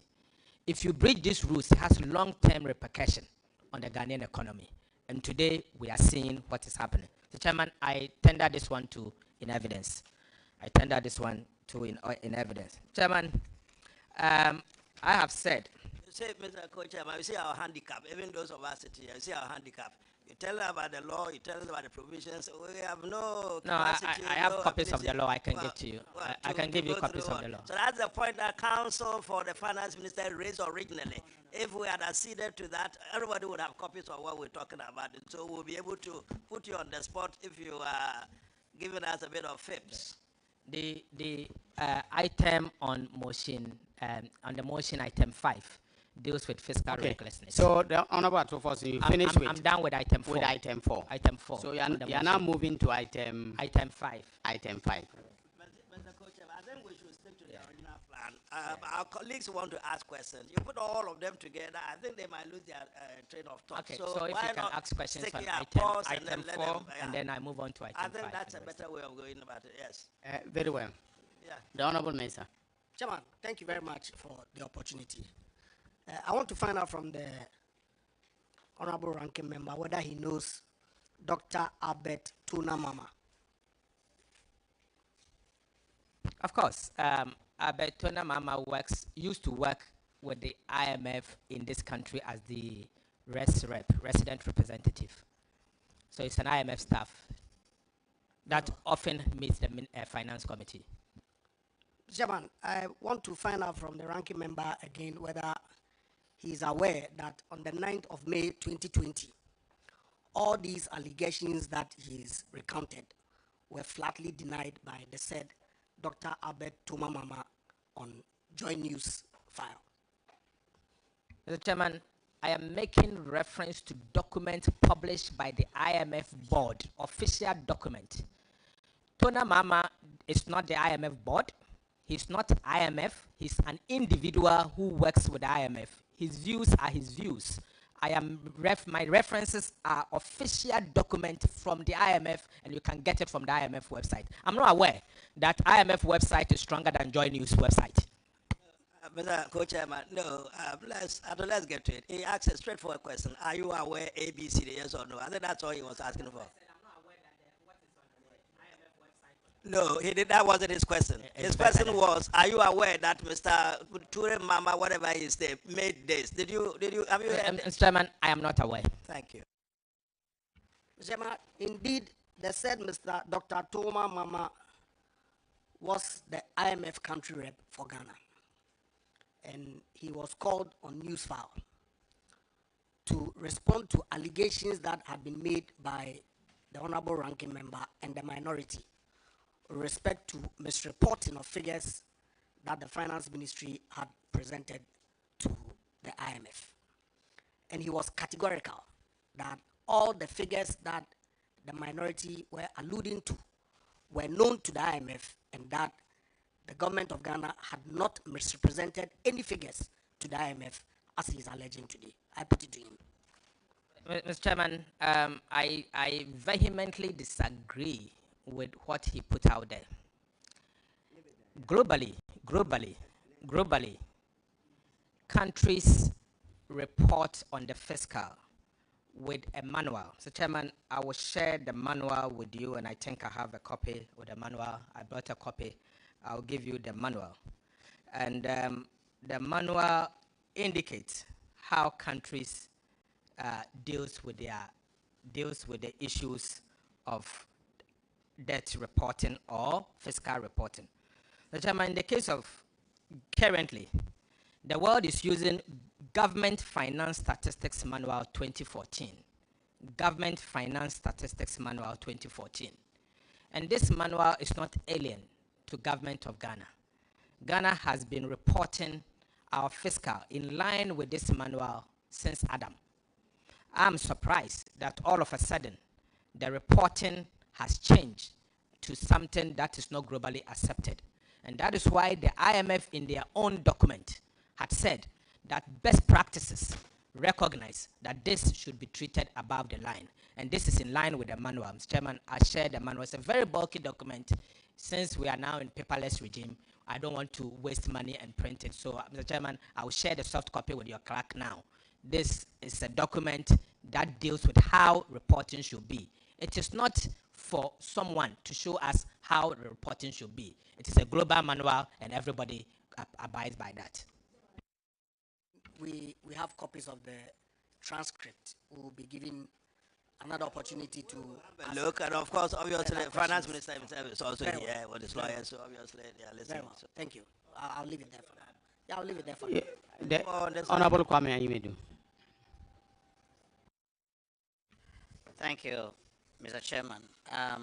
Honorable Atoforsen, would you be kind enough to turn to the paragraph before this one? Yeah. By what I want to find out, what is the source of this document? If you may, I have the budget statement before me, so I'll take you through the budget statement one by one and refer you to the budget statement where the source is coming from. Mr. Chairman, to start with, let me start with the 2018 budget statement. Is this an extract from the budget, and which year's budget? Okay. Every single data is coming from government official document, coming from budget statement. And Mr. Chairman, you agree with me that when I said fiscal data from the Ministry of Finance website.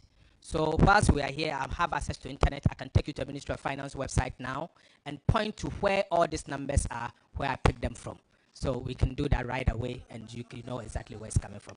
Let's deal with a question. On the top of your head, without taking us through the tome you are talking about, are you able to tell us 2018, 11 point whatever, 21, 9, whatever? Are you able to tell us this is from here, this is from here? If you can't, that's okay. Can you tell us?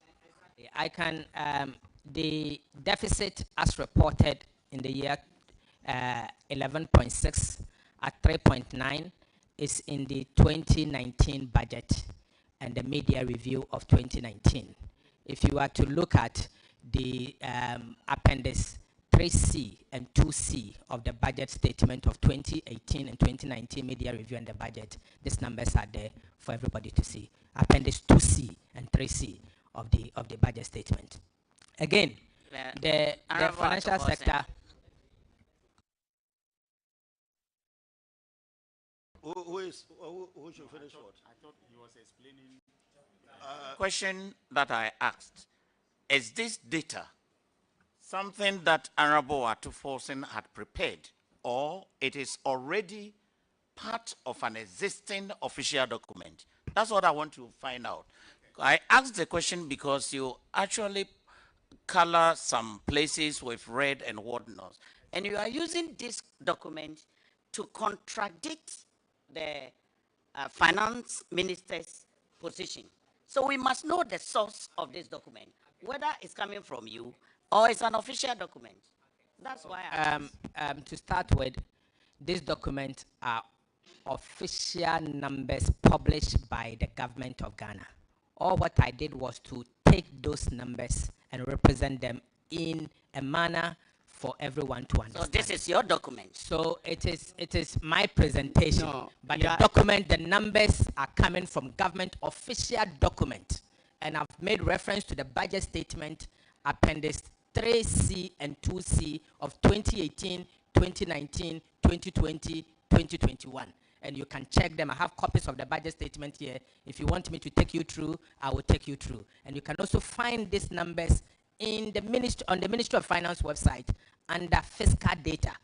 Every year data is published by the state and it's there for everyone to see. So that is where I took the numbers from, and these are official numbers. The ones that I have colored is to show clearly that what the government of Ghana reported, and the red to show what they should have reported. Because, for example, the energy payment, they treated it as amortization.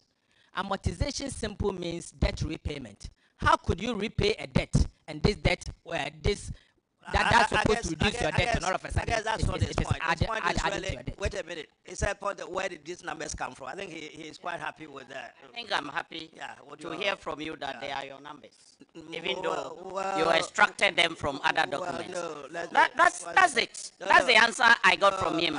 If you would want to... Member, let's be fair with our colleague. I'm not sure that's the point he's making. He's saying that even though... He says that these documents are his presentation, and that he had extracted the numbers from other documents. Well, I guess what is important is that he says these numbers, though are presented here by him, are not his numbers.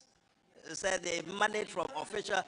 Well, when he said borrow, he extracted them from government documents. You know, I think he's got the documents over there. He referred us to those. So also for your information, before he comes in, also for information, the government since 2022 budget, and that's before me, and the 2022 media review, and let me refer you to 2022 budget, appendix 2C of the 2022 budget. Appendix 2C of the 2022 budget. The appendix 2C, 3C. 2C and 3C. Yeah, those are all from 2022. And yes. Huh? Yes.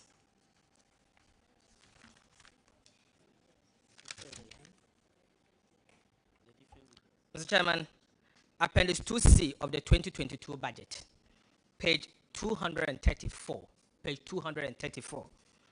Under other expenditures, government had said that going forward from 2022, they are treating all energy payment and financial sector payment above the line, adding it to expenditure, conceding that what they did was wrong, and going forward, they are going to correct it. That's your gloss. Will tell us. That's your gloss. Tell us what is there.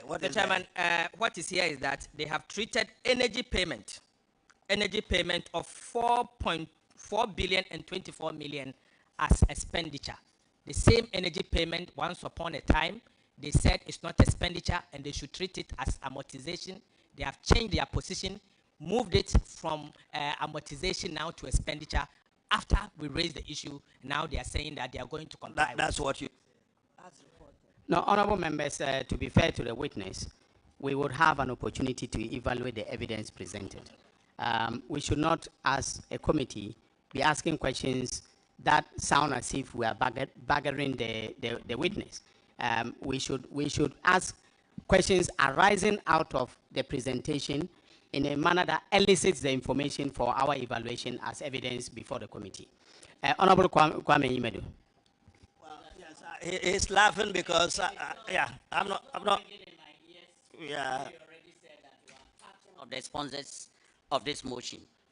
You are part of the sponsors of the motion. You're accusing my friend of, co-chairman of what? Of what? So we should be very careful. Drop that, yeah.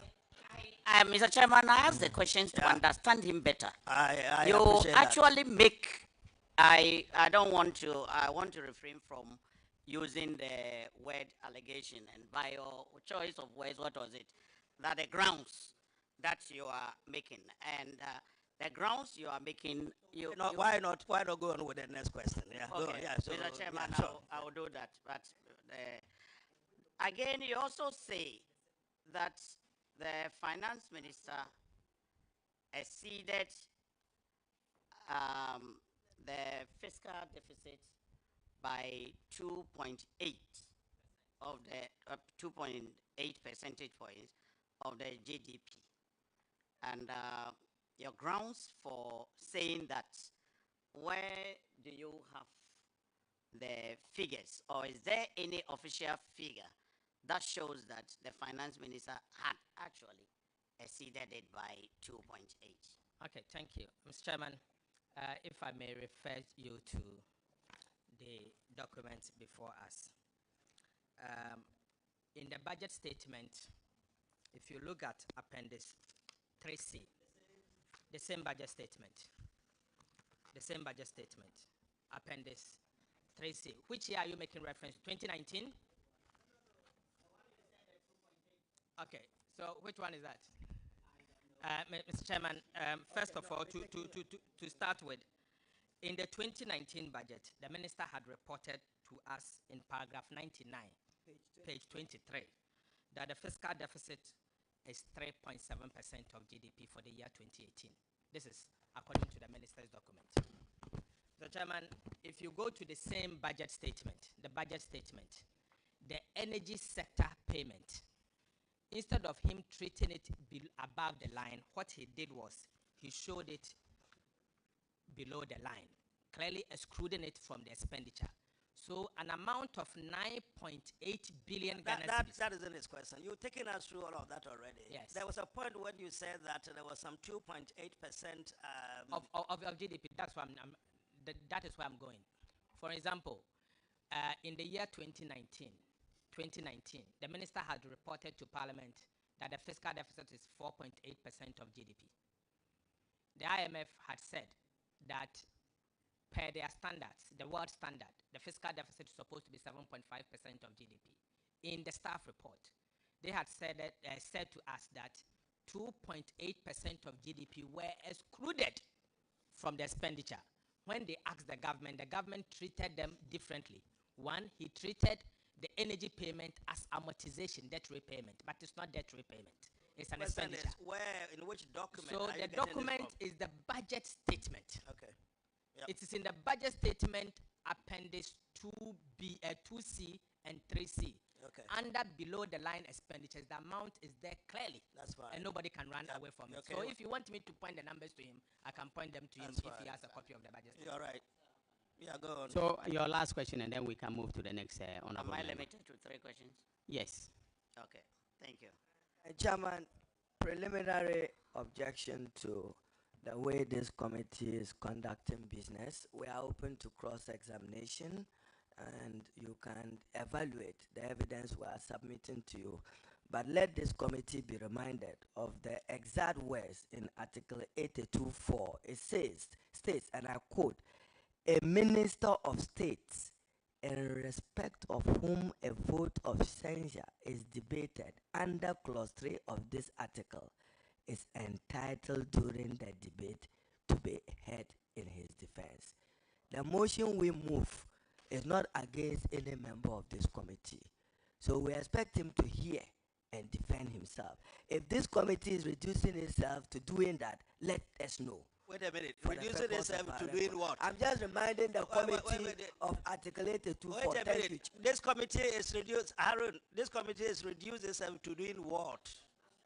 No, we didn't hear you. It wasn't clear. Aaron, behave yourself. What do you mean by what is that? All right, we overrule you there. So your next question. Mr. Chairman, Honorable Atoforsen, kindly permit me, I'm not an accountant, neither am I a finance person. But you suggest that the minister, improving your point, you are saying that there were some reports that the minister had reported above the line, and then he actually brought it below the line. I think you said instead of being above the line, he brought it below the line. Right. I may want you to explain that, but the question that I want to ask is that, does it necessarily suggest that the minister is dishonest if an item is reported below the line? Thank you very much. I think you want the committee to believe in? I think you have really asked a very good question. Mr. Chairman, the key point here is the statistics are there for a reason. The reason is you don't add to the debt unnecessary, or you don't add to the debt at levels that the country will see debt overhang. Our problem today is as a result of high debt, nothing more. That has triggered everything else. What I've done, track how this debt became debt, the fiscal part. When the minister, if the minister had been honest with us by showing us what the fiscal deficit was, I'm sure Ghana would have remedied the situation long ago. The problems we are in today. The question of honesty and dishonesty. No, Mr. Chairman, he asked me a question about honesty.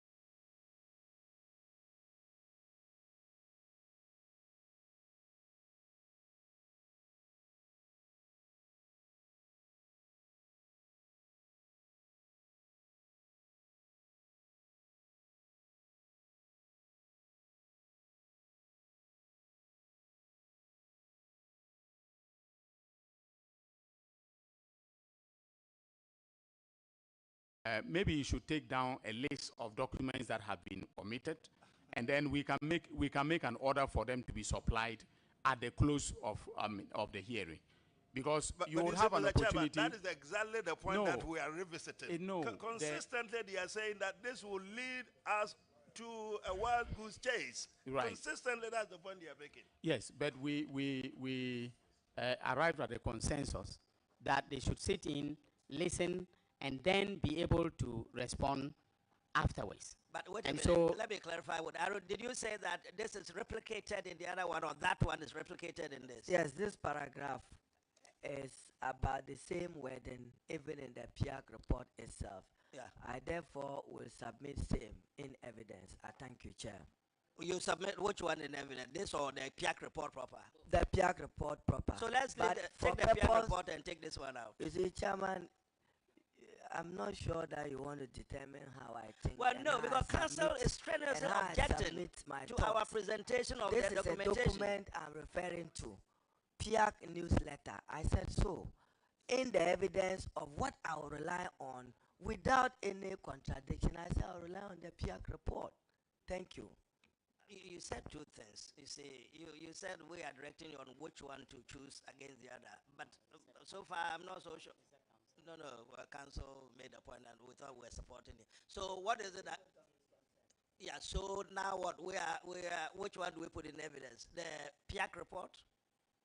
The paper I submitted to you is already in evidence. So what have you this submitted? is additional to the list of, you asked me the first primary question, what do you intend to rely on? Sure. So read it. So what, you mean the paper, the list? Yes, it's Well, already in talking evidence. about the paper like And this one. I've just quoted a paragraph in the newsletter which is paraphrased from the PIAC report. Well, that's helpful. So I'm suggesting that we can, because his objection is to the introduction of this new one. So if you say it is in the PIAC report, we are happy to rely on the PIAC report and then make some progress. Make note of where in the PIAC report that we get this particular passage that you read or whatever it is. That Chairman, I'll do so. Thank you. Thank you. Chairman, is our understanding that this will not be part of it, it will be excluded? Yes. Okay. So Mr. Yes. Chairman, to conclude on my first point, my matter is that our minister responsible for finance misled Parliament. Wait a minute. Which one is it? You are concluding on which one? On item 4. I thought you completed it. That is why yes, the they were asking questions, so I had to. Something 4, 5, 6. I think Sami has got some questions for you. Okay. I just wanted to make my opening, my closing mark on that one. So if he has a point, he can. Yeah, thank you very much, Chairman. The publication that the Honorable Ejapa Mesa referred to, I have an extract here, still on the website of GhanaWeb, dated 9th May 2020.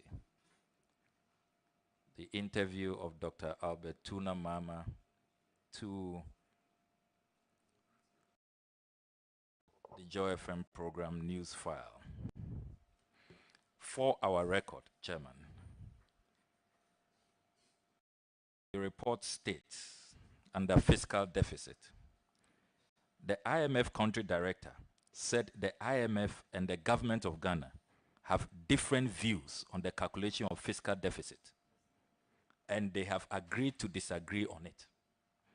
He said while the IMF calculates fiscal deficit with the financial sector costs and energy sector costs, the government argues strongly that the fiscal deficit ought to be calculated without the financial sector costs and energy sector costs. The IMF country director therefore revealed that the 7.5 fiscal deficit for 2019 in their statement included the financial sector payments and energy sector payments, while the 4.5 in the 2019 budget does not include the financial sector and energy sector payments. The comparison that I see is comparing two different things on one side, and we are aware of the differences, he said in the interview. So I just want to place on record that it is erroneous for the impression to be created that the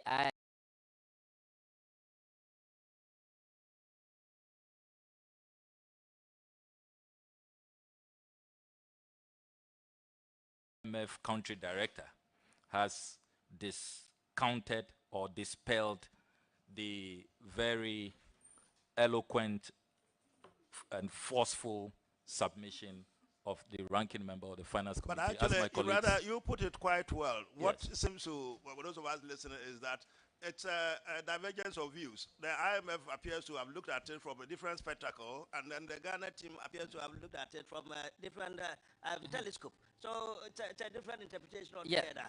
So but we would not it's judgment on that. You know, the Honorable Japamesa earlier has sought to create the impression that we'll these matters have been dispelled. Okay. So I just thought for the record, this is a House of Records. Yeah, I have another question. Can the Honorable Ranking Member confirm that these figures you have provided here today are exactly what was contained in the Finance Minister's application to the IMF for the $1 billion IMF COVID-19 relief fund when they wanted $1 billion from the IMF? Which figures did they use? Thank you very much, Mr. Chairman. Mr. Chairman, when the minister responsible for finance approached the IMF for 1 billion rapid credit facility, they used the data that converged with IMF numbers. Clearly, they did not use the data that they presented to Parliament. You see the unfairness to the committee. I mean, the two of you are talking about data that you know about. Could you confirm that what they sent to this one is this one? Yes, Mr. I can confirm that. Chairman, Yes. Mr. Chairman, to start with, I'll go back to the numbers. The data that they sent to IMF was that in the year 2018, Ghana's fiscal deficit was 7.1% of GDP. I take to mean the Ministry of... the Ministry of Finance. It's an institution, the Ministry of Finance. Then in the year and 2019... In 2019 budget, instead of the 7.1, authoritatively, the minister reported 3.7% for the record. Even though they had informed IMF that in the year 2018, the fiscal deficit was 7.1% of GDP, they told Parliament that the fiscal deficit was 3.9% of GDP. I also take it that when you say that they informed them, they would have Ministry of informed them, Finance. Minister of Finance would have informed IMF by way of certain documentation. By way of documentation, the documentation is what I presented to you. Which is the rapid credit facility document. Can I have it? So when your Minister of Finance is writing to them, they write under... No, because under the document, they show the source, and they say that the source is coming from the authority, Government of Ghana Authority. So, and that you will see it in page 3 of the document. So the question here is, the Minister of Finance misled Parliament, obviously by presenting different set of data to IMF and different set of data to the Republic of Ghana. Okay. And that is why we are saying that is well taken. Can we have your next question? Yeah, my final question on this ground 4 relates to the matter I raised. As ranking member on the Committee of Finance, has your committee inquired from the Finance Minister why on this particular matter he presented different sets of figures, one to the Parliament of Ghana and a different one to the IMF when they needed $1 billion desperately? Yes, we have. I mean, several occasions we've raised these issues. I had particularly raised it as ranking member with my colleague, deputy ranking, and other members of the committee. It is for that reason why the Ministry of Finance, led by the minister, had agreed that going forward in the year 2022, they would treat all these expenditures above the line. And that is why you will notice in the 2022 budget that all these expenditures all of a sudden has been treated differently. In the past, they used to treat it as if it is not expenditure, but today they are treating it separately. So they have accepted that going forward, this is not the way to report it. And this means that all these years, they have breached the fiscal responsibility rules. Meanwhile, they were covering it underground. Okay. Honorable members, any other questions? Honorable Patrick Boama. Thank you very much, Mr. Chair. Mr. Chair, on ground 4, Honorable Ranking Member, your ground 4 starts with the word deliberate. and dishonest. But from what you've done so far and from what you've presented to us, you haven't been able to lead any evidence to support the fact that there was this dishonest misreporting by the minister. So you are agreeing that there is misreporting, but you think it's not deliberate. Is that what you're trying to say? So that you see the unfairness in the question. Say we here no, not but I didn't get him well, so I needed to it's get not saying clarity in the question. So I can no, answer. no. What he said was that he looked at what you put out there. You're talking about dishonesty and all of that. So he said at the end of the day, from what you presented, there doesn't seem to be any unfairness. No, because Honorable Haruna, let me finish with this, please.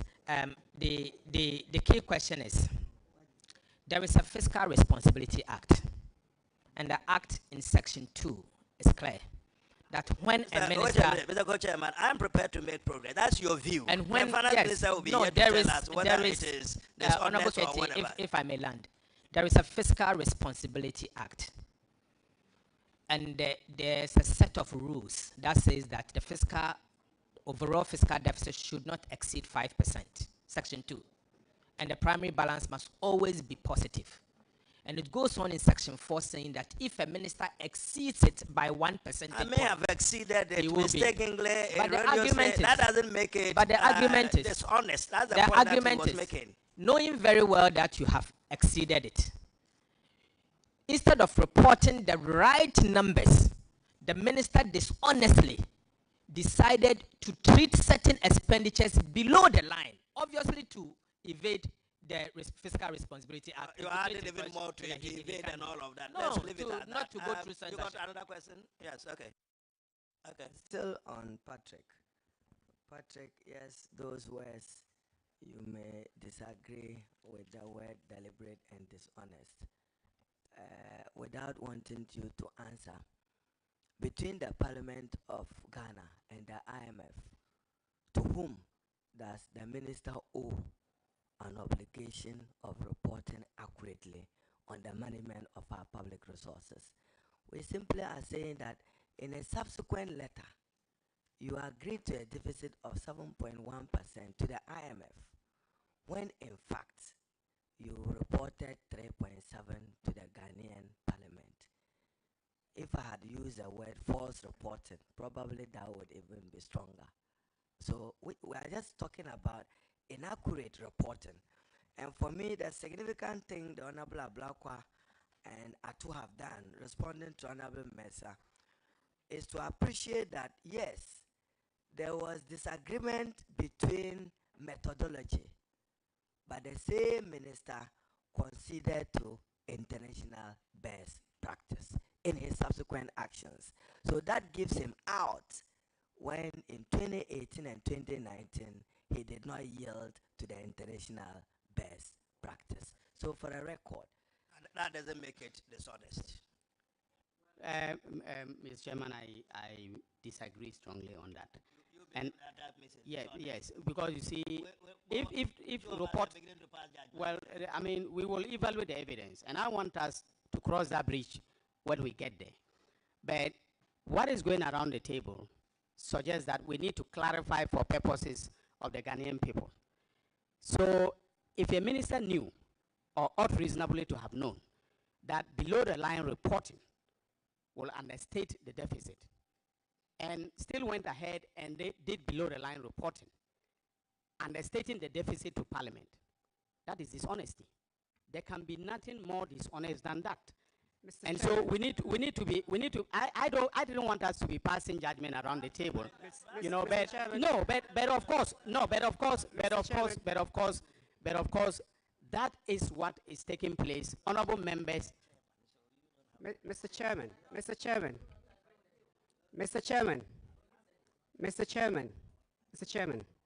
may I? Yeah. Honorable Counsel. With all due respect, I think it's a bit too early. Yes. To hear pronouncements. So Counsel, you are comfortable when the pronouncements and and the insinuations are coming from the side that supports the But you are finance not minister. supposed to take They are sides. not prejudicial. But you are not supposed to take No, sides on please, these matters. please. Respectfully.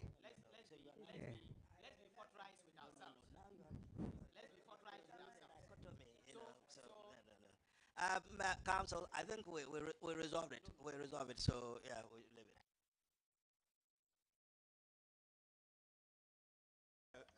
it. Chairman, let me just pose this because you are a committee of record. Take for instance a contingent liability of Sino-Hydro of 648.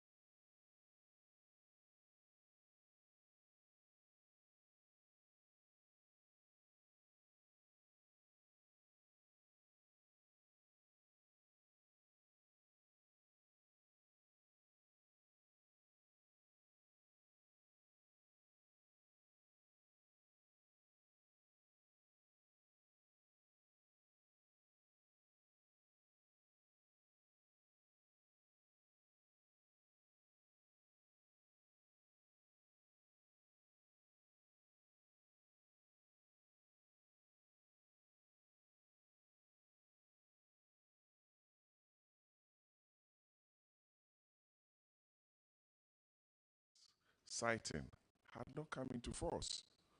So it's an inappropriate legislation that he's seeking to rely on to establish that the minister was dishonest. Well, I'm sure the lawyers for the minister will address us on that point. So in fact, let's Chairman, let's not debate it around but the fair to Honorable table. Atuforsen, he read into your record the day the president assented to the bill as an Very well. act. Yes. He did. He did. Yes. He did. No, he himself said December. I said he said it. So it is not for Patrick to tell him what is appropriate. He did so. He said 3 months. Go back to your record. When he was talking, I listened. He said 3 months 3 days. later. Yes, I said then he read. The date of assent is 28th of December 2018, and I said that was the day His Excellency the President assented to the bill. Go on with your question. And I talked about the fact that 3 days after 2018 he breached it, and 2019 is where I'm even dwelling. 2019 he breached it completely, and the rules were suspended in the year 2020. Not 2019. Very well. So please, the Honorable facts are Poma, there. you are done. No, Honorable the rules Senator were Rollins. suspended in 2020. Please, order, honorable members. Thank you, Co-Chair. Yes. My question is back to this table with regards to the fiscal deficit. Was there any communication subsequently from the minister to the House, given the difference in the figures that he presented to Parliament versus the figures presented to the IMF with regards to the same budgets? There hasn't been statement from the minister himself to Parliament. What we have done over the years is that we've always raised it on the floor during the parliamentary debates. Ministers and members of Parliament has got an opportunity to speak to the fact. It is only until the year 2022, when the 2022 budget was read and changes were made, when the minister, as part of his statement when it was winding up, made statement that suggests that he has changed from the previous reporting to a current reporting when I raised the issue. Please go ahead. And given the reference document, was a reason given at that point for why that change in reporting had occurred from the previous budget to this current one? All what they said is that they've listened to us and they are changing the methodology. Very well. Honorable Senator Rollins. All that they said, they have listened to us and they've changed the methodology. Who is the at the committee when the issue was raised? That's why the change in methodology from below the line accounting to above the line accounting. They said they have listened and they have changed it. Honorable members, any more issues relating to item 4? Okay. Honorable Ejapames. Thank you, Chairman.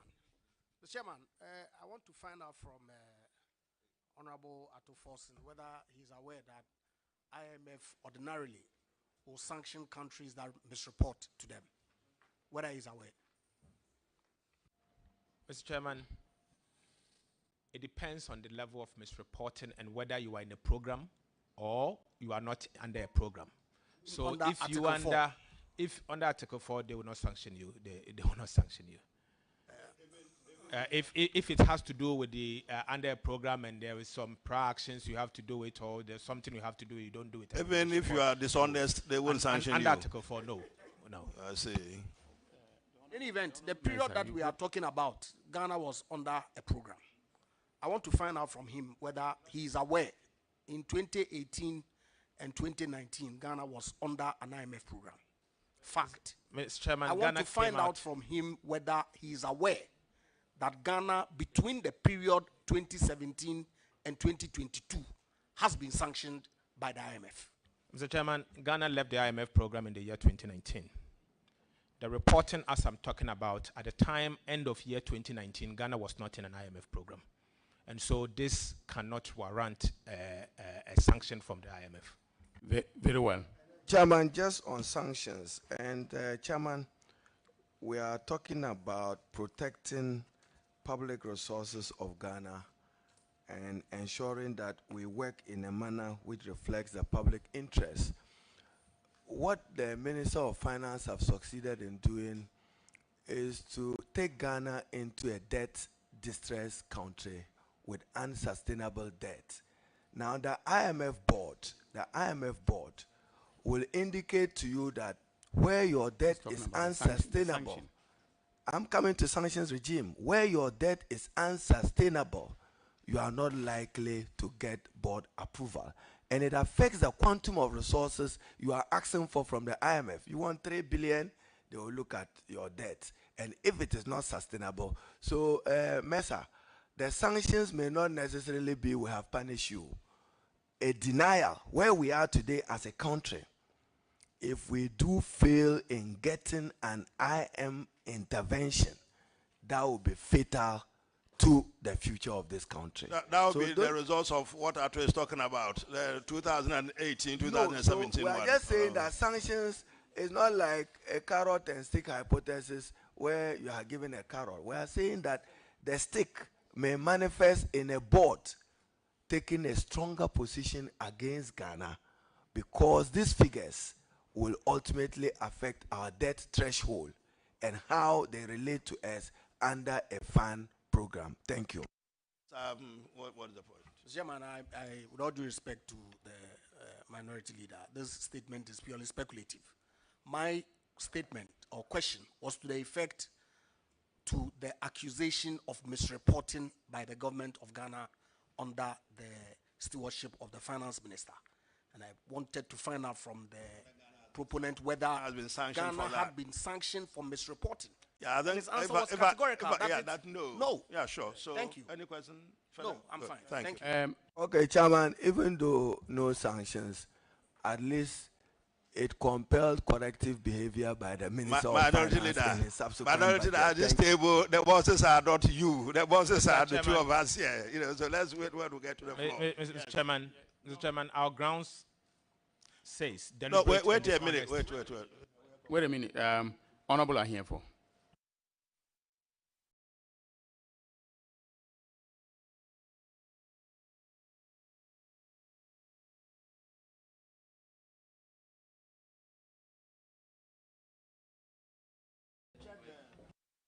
Yeah, check the stuff for us.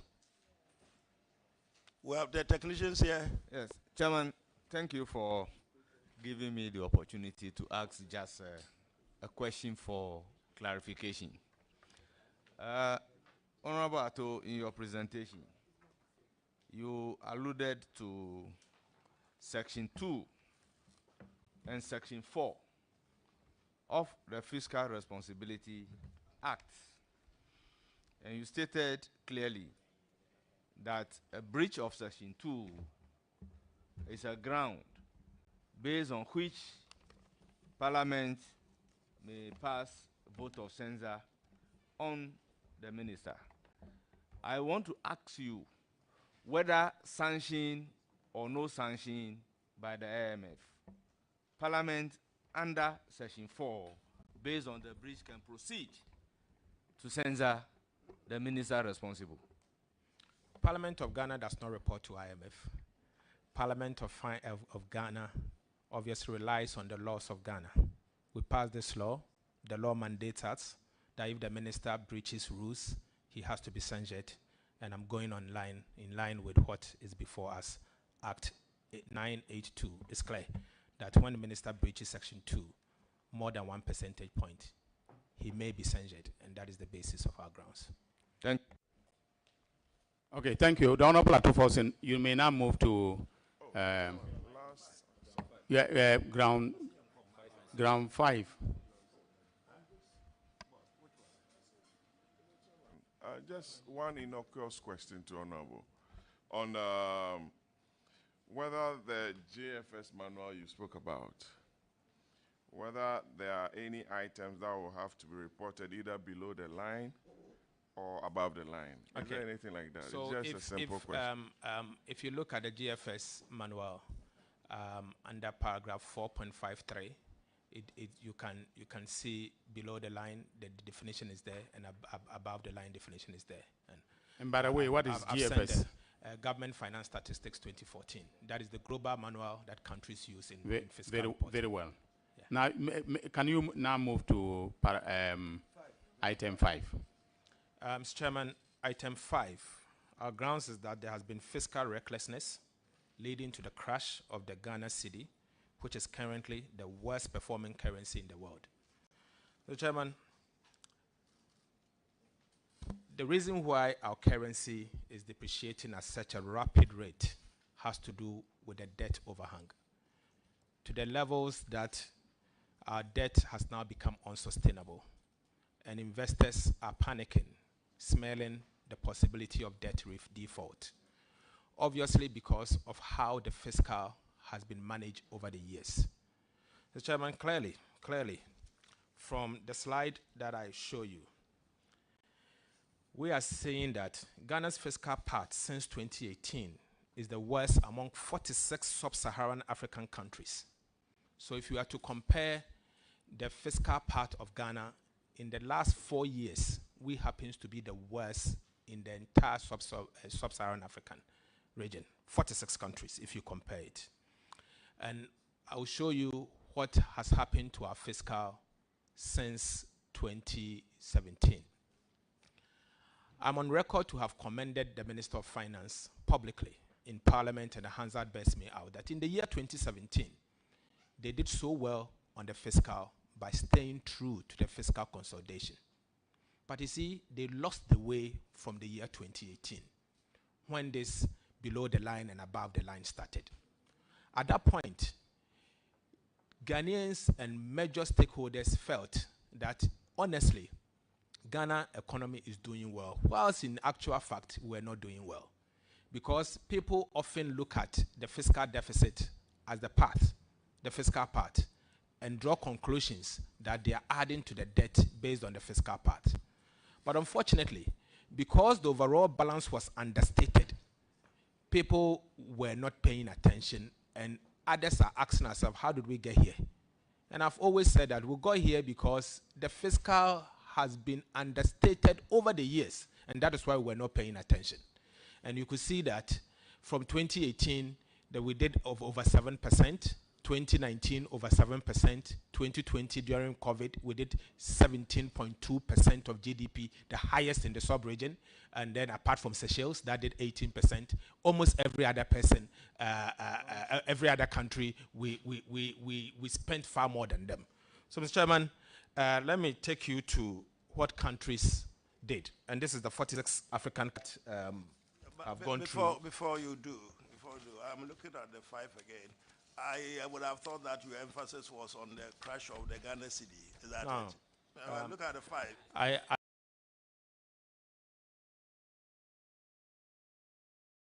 I am making a point. Can I first of all talk of the fiscal recklessness leading to the crash? So I have to make the point on the fiscal recklessness as the reason why there was a crash. So, for example, I've listed here the 46 African countries, and you will notice that Ghana has run fiscal deficit in excess of 50% over 4 years.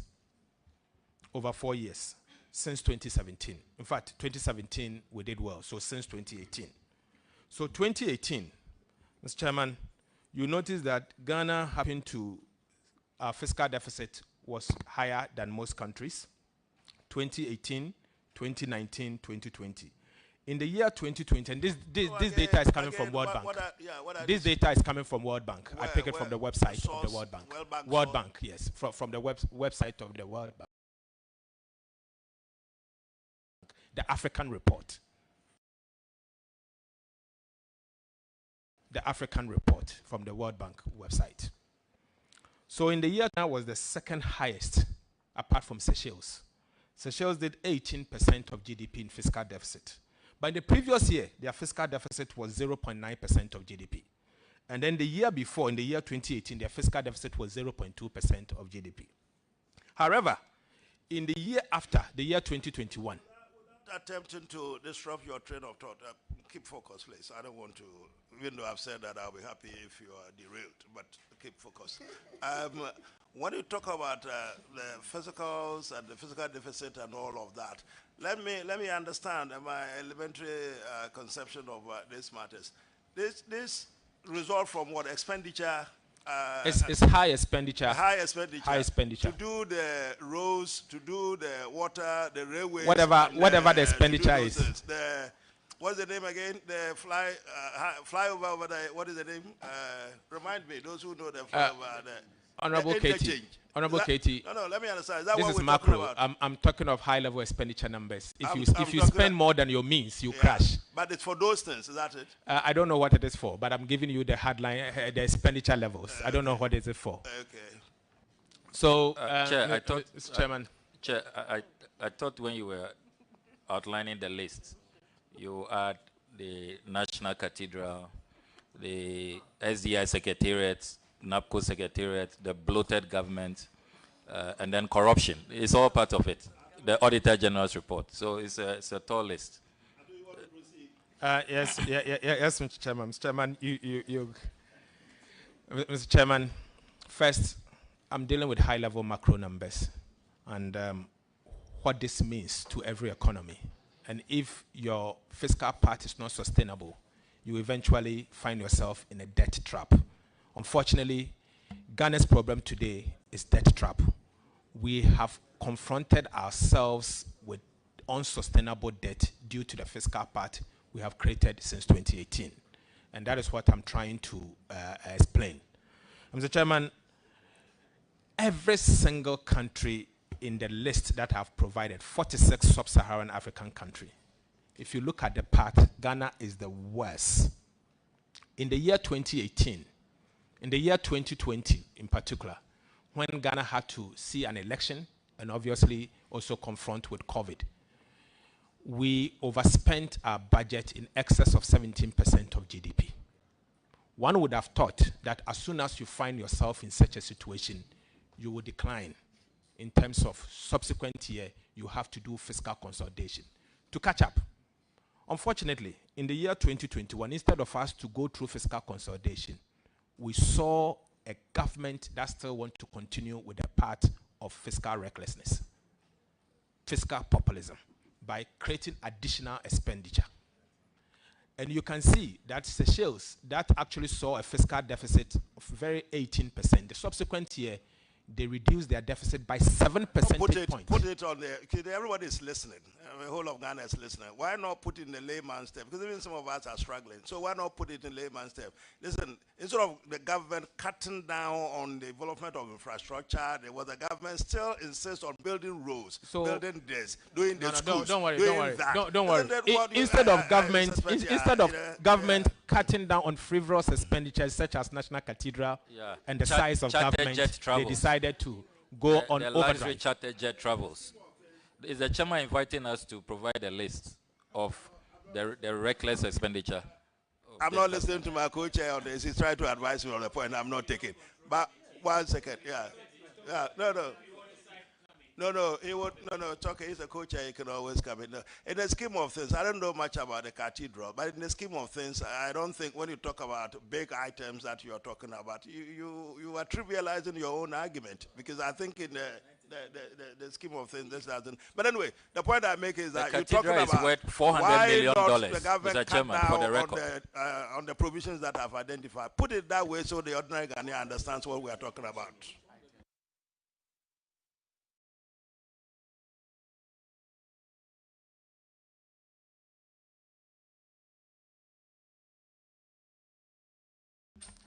So, Katie, I think I've made my point.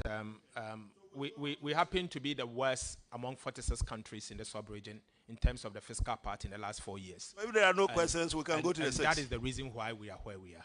Oh, okay, that's good. So this is fairly short. If there are no questions, are there questions? Yeah, Doc.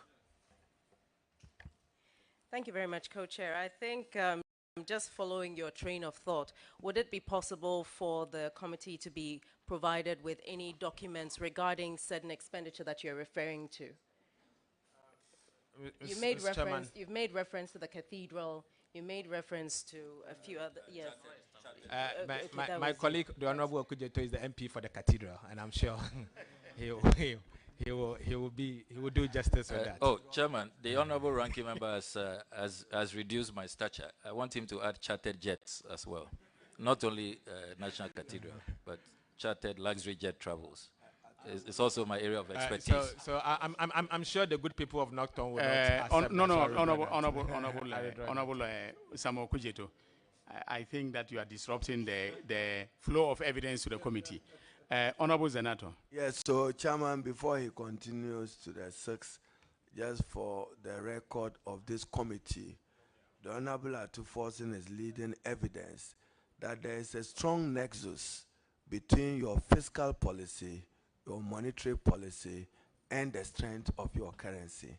And that if you do not manage your fiscal well, as is not been managed well by the Minister for Finance, that's why interest rate is going high, and that is why the depreciation of the cedi is going high. So for the record, we are saying that fiscal irresponsibility, unjustified license of government and its associated expenditure have contributed to these fiscal slippages, which is affecting the performance of the economy. Thank you, Chair. Well, no, Co-Chair, 1 second. Aaron, we heard all of that. What we didn't hear, though, was any reference to the COVID and to the crash in the international world. We didn't hear about the rise of the dollar. We didn't hear anything about of that nature.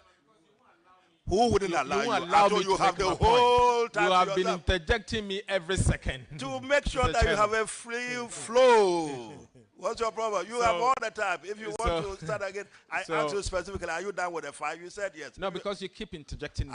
Since when did you become kind of anxious about it? I know because you are. Yeah, so Uncle talks, you shut up, isn't it? Yeah. Honorable Katie. Honorable members. Is your question answered? The Honorable Dr. Zenato Rollins. I just wanted confirmation of the fact that he can furnish the committee with the relevant documents to buttress his point on the issue of financial recklessness. Mr. Chairman. Mr. Chairman. Co-chair made reference to. I'm not done. I thought she had finished. And the co-chair made reference to infrastructure and mentioned roads and hospitals, and which is. Was it off record? I wasn't It off wasn't record off record. at all. No. Yes. Yeah. All I'm trying to do is to have some clarity on specifically what he's referring to, because we need more specifics to be able to make an informed decision and report back to the plenary. Okay, Honorable Enimadu. No, but now back to council, because I thought he had some objection or something from council. Yes, Mr. Chairman, I think this is the very issue that I was referring to. We are now being invited to ask the proponents to provide more documents. Right. And I think we need to be extremely careful about this. That's all. Thanks. We will define the nature of the document that we're asking for. We'll try and define it. As they make reference to documents and tender them, we'll make sure that mandatorily they will be made available to you.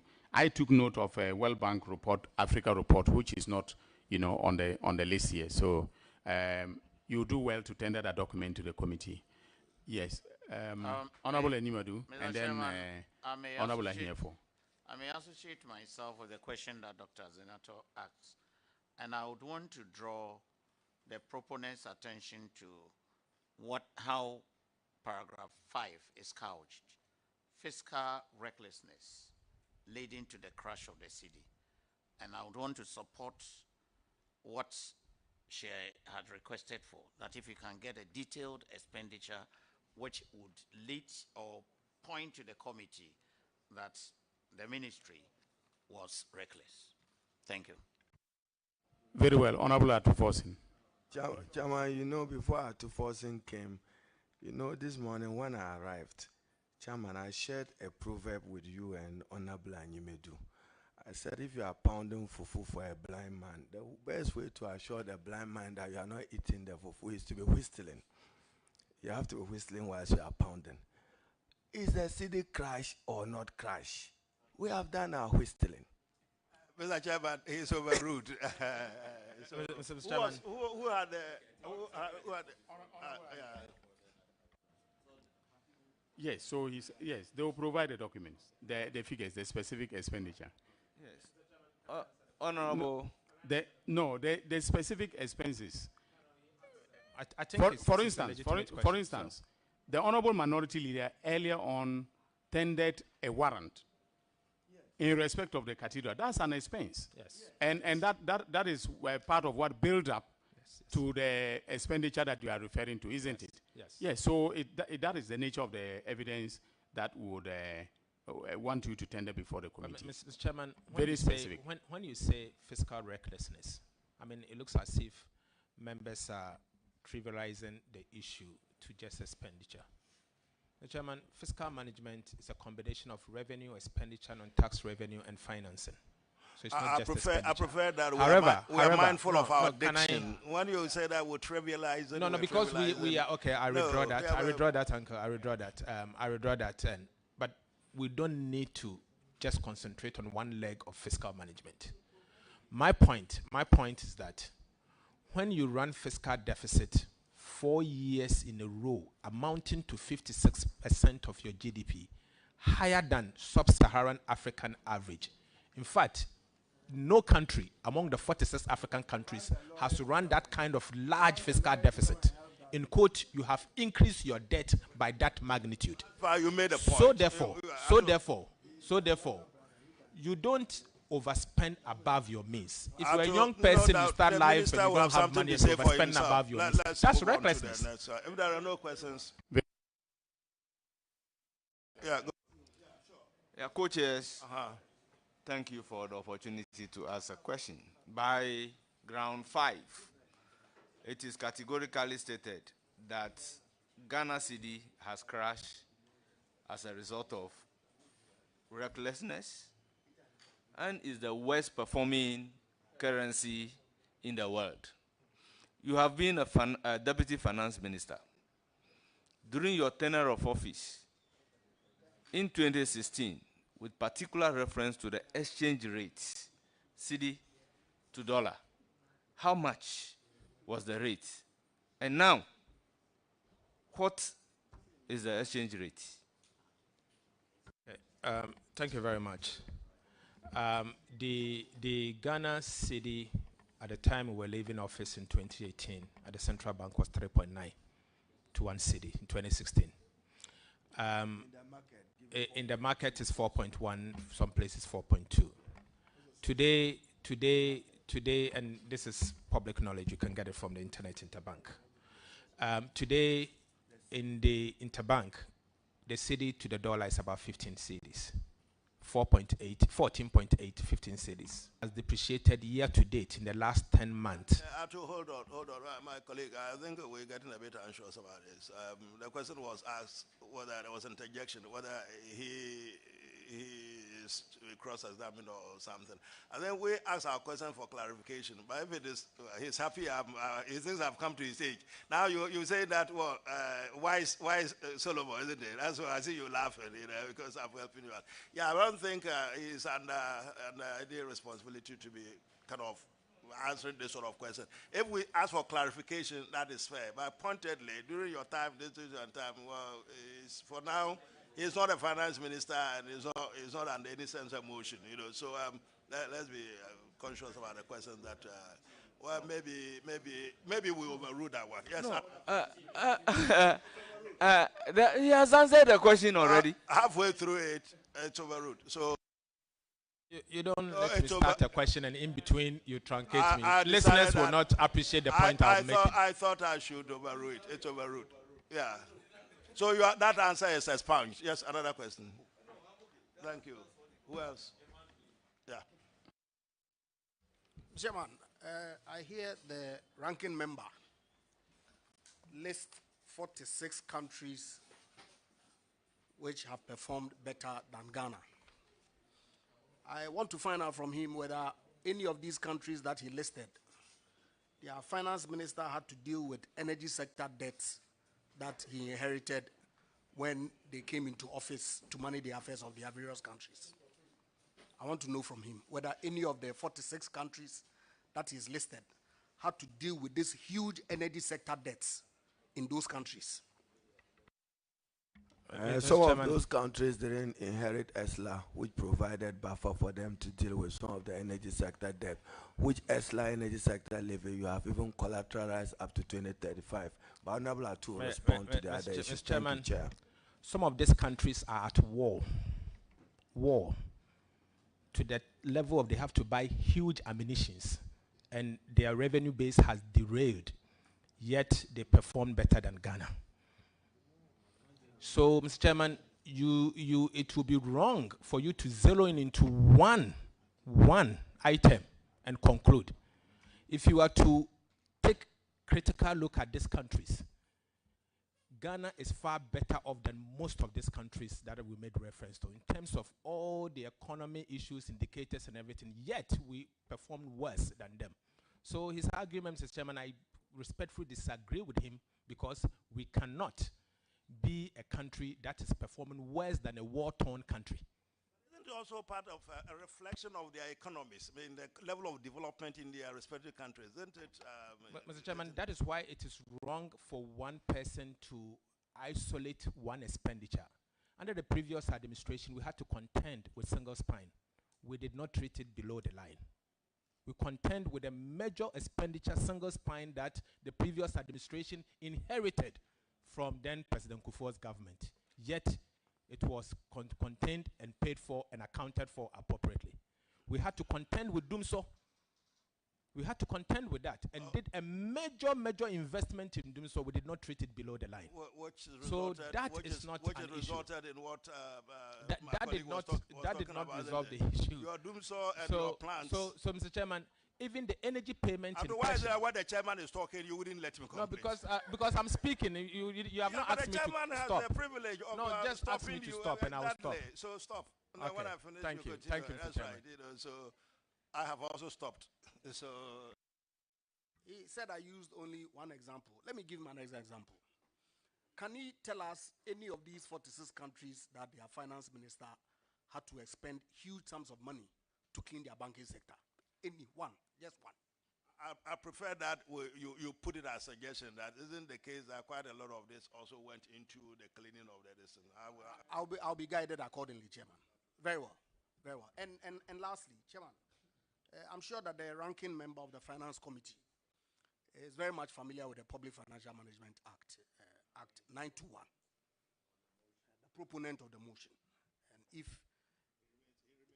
if I may refer him to section 22 of the Public Financial Management Act, because I heard him say that the fiscal management relates to revenue, expenditure, and financing. Okay, I may refer to section 22, approval of annual budgets by Parliament.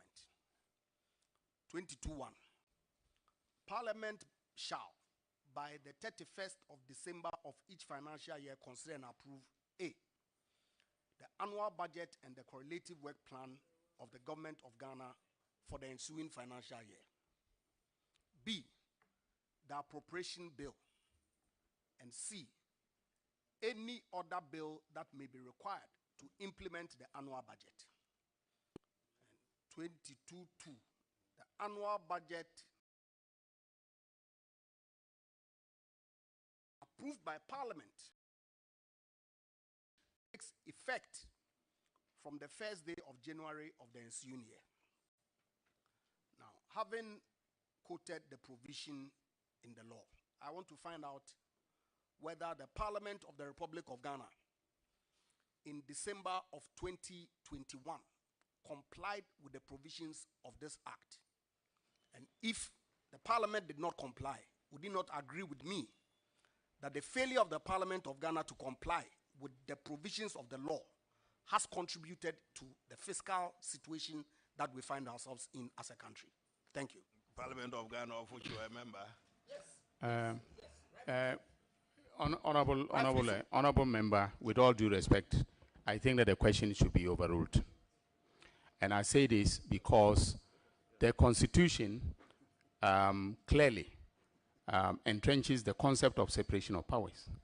The executive branch of government has its functions clearly stated in the Constitution. The Minister of Finance exercises management of the financial resources of this country on behalf of the President, who under Article 58 is a receptacle of all executive authority. If that authority resolves in any situation of mismanagement, in any situation of fiscal recklessness, the executive branch must take the responsibility. In fact, it is not for nothing that the drafters of the Constitution provided in Article 82(4) of the Constitution that ministers can be censured. If we took the logic of your question to its conclusion, then it means that this exercise, what we are doing today, is an exercise in futility, but it is not. Not entirely. It seems to be suggesting that Parliament may be a contributory factor in all that. Chairman, we've taken note. If it's indicting Parliament, let it be. We are individual members of Parliament who have shared our view with you. Thank you. Mr. Chairman, if you permit me, the point that I'm making is this. The provisions of the Public Financial Management Law is clear. Section 22 imposes a duty on Parliament to perform 3 actions by a certain date. Parliament indeed approved the annual budget and correlative work plan of government for 2022. Honorable member, the appropriations bill, member, but failed to pass the revenue measures. With all due respect, implement the budget. Your question is overruled. Provision that we all are living witnesses Please to. take a cue from the chair. Your question is overruled. The witness is not going to answer that question. Yes. Mr. Chairman, thank you very much. Mr. Chairman, Hansard is my witness. I've raised this issue of... The question is overruled. Okay, thank you. Please proceed with your evidence. Mr. Chairman, I will move on. I'll move on to the next item. Wait.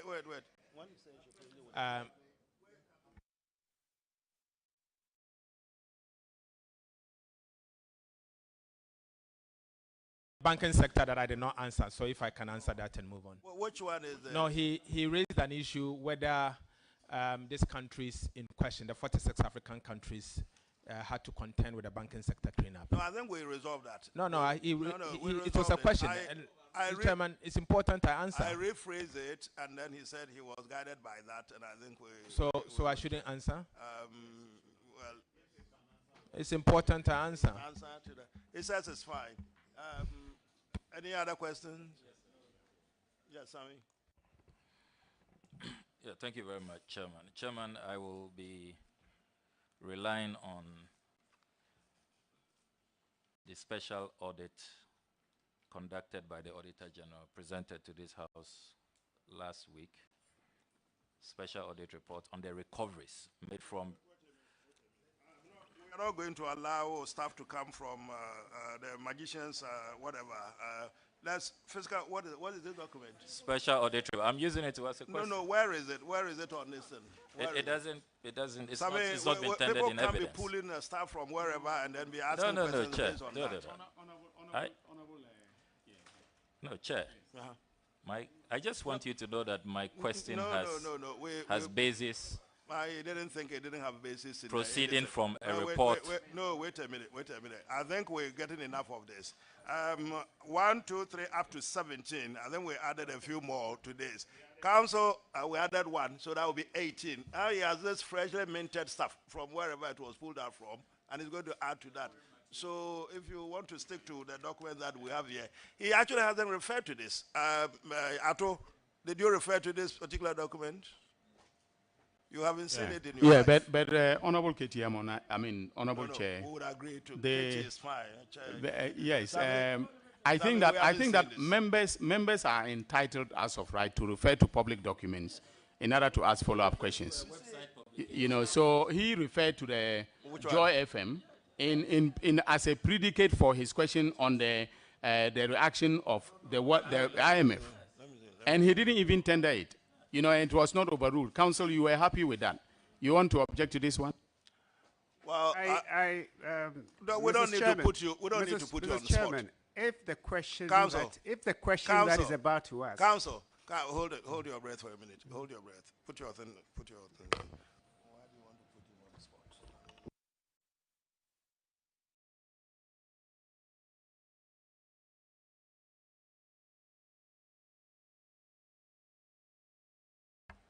You can ask your question without reference to this, can't you? So, Chair, am I to understand that moving forward, members cannot ask questions because the Honorable Mesa was the first to introduce a foreign material not on the list. We are not going to do that again. So yes, this is the first casualty of that decision. I hope Chairman is not being biased and unfair. But the question really can still be asked without that document. The matter relating to fiscal recklessness. Will you classify clear cases of wastage? The Auditor General has just retrieved 2.2 billion from wrong pockets. Will you say that those infractions, irregularities, wastage, malfeasance is part of the fiscal recklessness that you are referring to? I just want to be clear. I think you have a very important point out there. When we say fiscal recklessness, frivolous expenditures are part of the recklessness. Obviously, wastage in the system is part of the recklessness. And malfeasance, things that can be avoided. Some of the reports, when you read them, you ask yourself, what is happening here? So if you have all of this money going down the drain, in the end, it's the taxpayer who have to pick the liability and pay either through taxes or through other means. So it's part of the problem. Fiscal recklessness, I'm only looking at the high-level numbers. How come we have spent so much as a percentage to our GDP or above our tax revenue or total revenue? That, for me, I think is something that we have to immediately flag it if we had known that this is the level of the fiscal deficit that we accumulate. For example, when government had to go through the financial sector cleanup, the way and manner it was done obviously amount to recklessness, because you cannot go to the bond market and borrow euro bond just to collapse a bank. You don't do that. Because when you use this kind of Eurobond money for this kind of expenditure, when the time comes for payout, you have difficulty in paying out. So when we say fiscal recklessness, it's wastage, is the way and manner the fiscal is accounted for, and the high level of the fiscal. Obviously, if it was high enough and they were aware, they would have taken position to decline. And that is why I made the word fiscal reckless. Okay, Counsel for the Finance Minister, he has his hand up. Is it in relation to the question? We just need clarity on the question, because he specifically said the Auditor General has retrieved. So I really want us to understand what he means. How does he situate fiscal recklessness in a situation where he's saying the Auditor General has retrieved? We just want clarity on that. Okay. Counsel, since you are not part of this process, what I would advise is that you can raise technical legal objections to what is happening, but in terms of asking for substantive clarity of questions that have been asked, you do not have the right before this committee. I don't understand. No. Why can't he? No, because Honorable Co-Chair, with all due respect, the Honorable Finance Minister will have a turn at this table, and if he does, he will now have the opportunity to make he would have to contend with, and if he doesn't understand through his counsel, you mean they couldn't see clarification? Yes, that is what that's what I'm saying. What? No. What? No. I think we.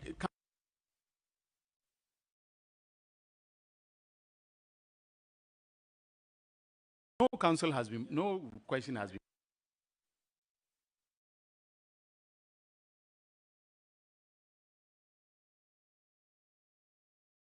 I think he's agreed that we can clarify. Yeah, Chair, I can happily clarify. The Auditor General is reporting that they have set out to retrieve 4.7 billion.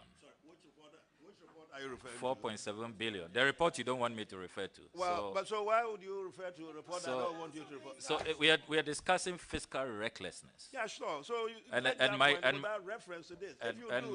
And my question, Chair, you know that I can never be intimidated. I never intend to intimidate the non-tongue maestro. I don't intend to. So make your point without reference to this. So the question is very clear in my mind. Wastage, malfeasance, financial irregularities. The Auditor General is in pursuit of 4.7 billion. He's retrieved 2.2 billion. 2.5 billion remain out there that he's in search of. And I just wanted to find out if that is part of fiscal recklessness, the fiscal recklessness that you speak of. Does it include malfeasance, corruption, public funds in wrong pockets? That's my question. Sami, thank you very much. I think it's a fact that if we say fiscal recklessness, it includes all of that. The key question here is, are those recklessness done only at the Ministry of Finance? I do not believe it. I think it is the economy-wide, it's the government-wide, and most ministers of finance are corporate. You can't blame only the minister responsible for finance. But the PFM Act empowers the minister responsible for finance to deal with it, and that is why the PFM Act makes more or less the Minister of Finance the most powerful minister. So he's clothed with all the necessary legal framework to confront his colleagues. So if he fails to do that, obviously he has engaged in fiscal recklessness. And wait a minute. That has to be dealt with. Wait a minute. So he's not here because he's caused all this mess, but because he hasn't really held those people. He hasn't imprisoned quite a lot of those people responsible. Is that the point you're making?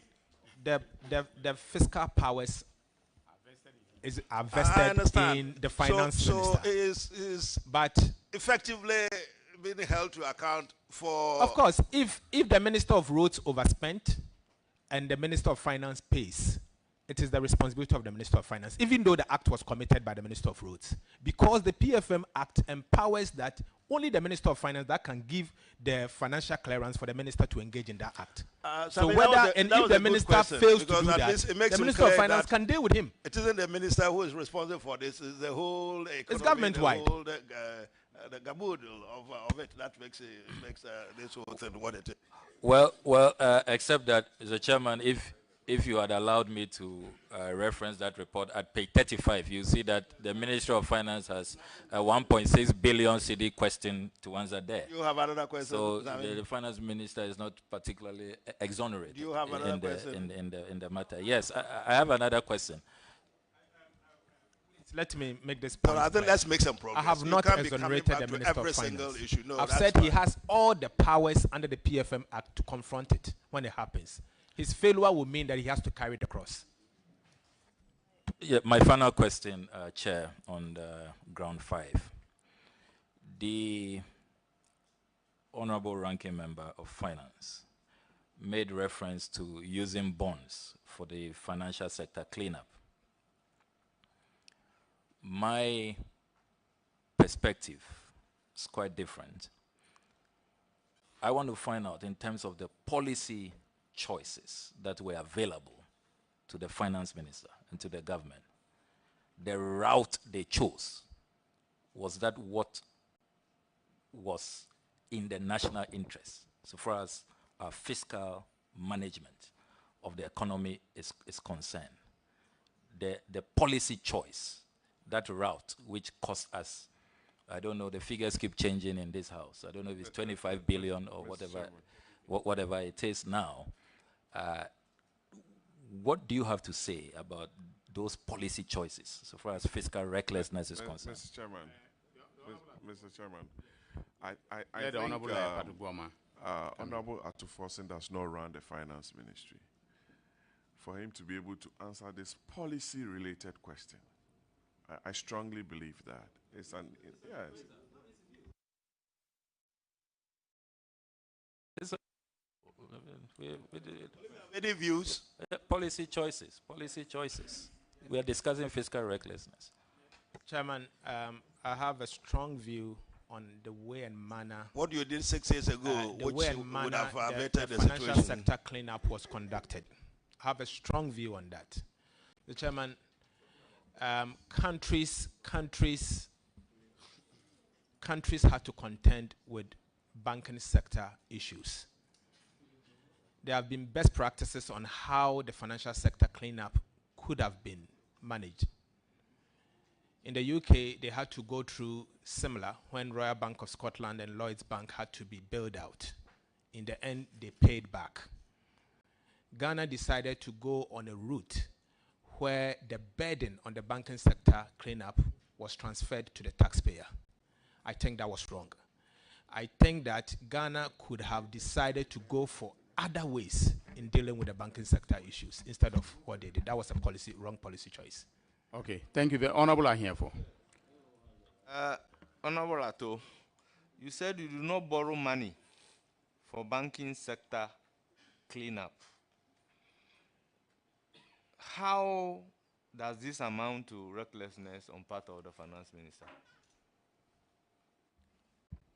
If I'm the Minister of Finance, there's no way I was going to borrow money to collapse a bank. I wouldn't do that. So that is recklessness. No, that is his answer. That's a witness's answer. So, Honorable Senator, do you have a question?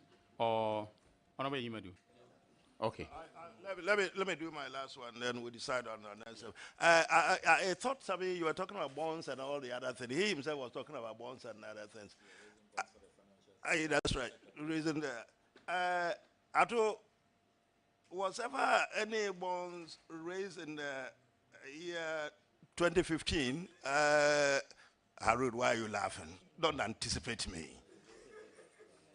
2015, which raised about $1 billion for the country, $1 billion. Recall that? 2015. some bonds were raised in of course 2015. Yes. You recall that? And it's the case that your interest on it was about 10.75%. Why do you keep on laughing? That's 10.75. Is that it? Correct. And it is suggested that it's the most expensive whatever which was ever raised in the country. Is there anything to it? I disagree. Okay. But you know what I'm talking about. I disagree. Yes, I know what you're talking about. Okay.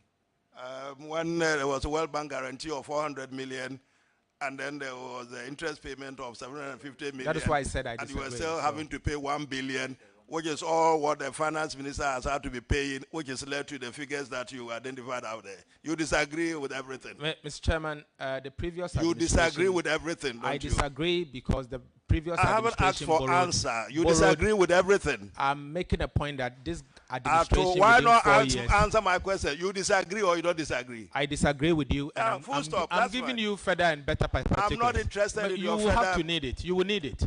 Because this administration, within a period of 4 years, had borrowed from the Eurobond market in excess of $12 billion US, as against the previous administration that borrowed $4 billion US.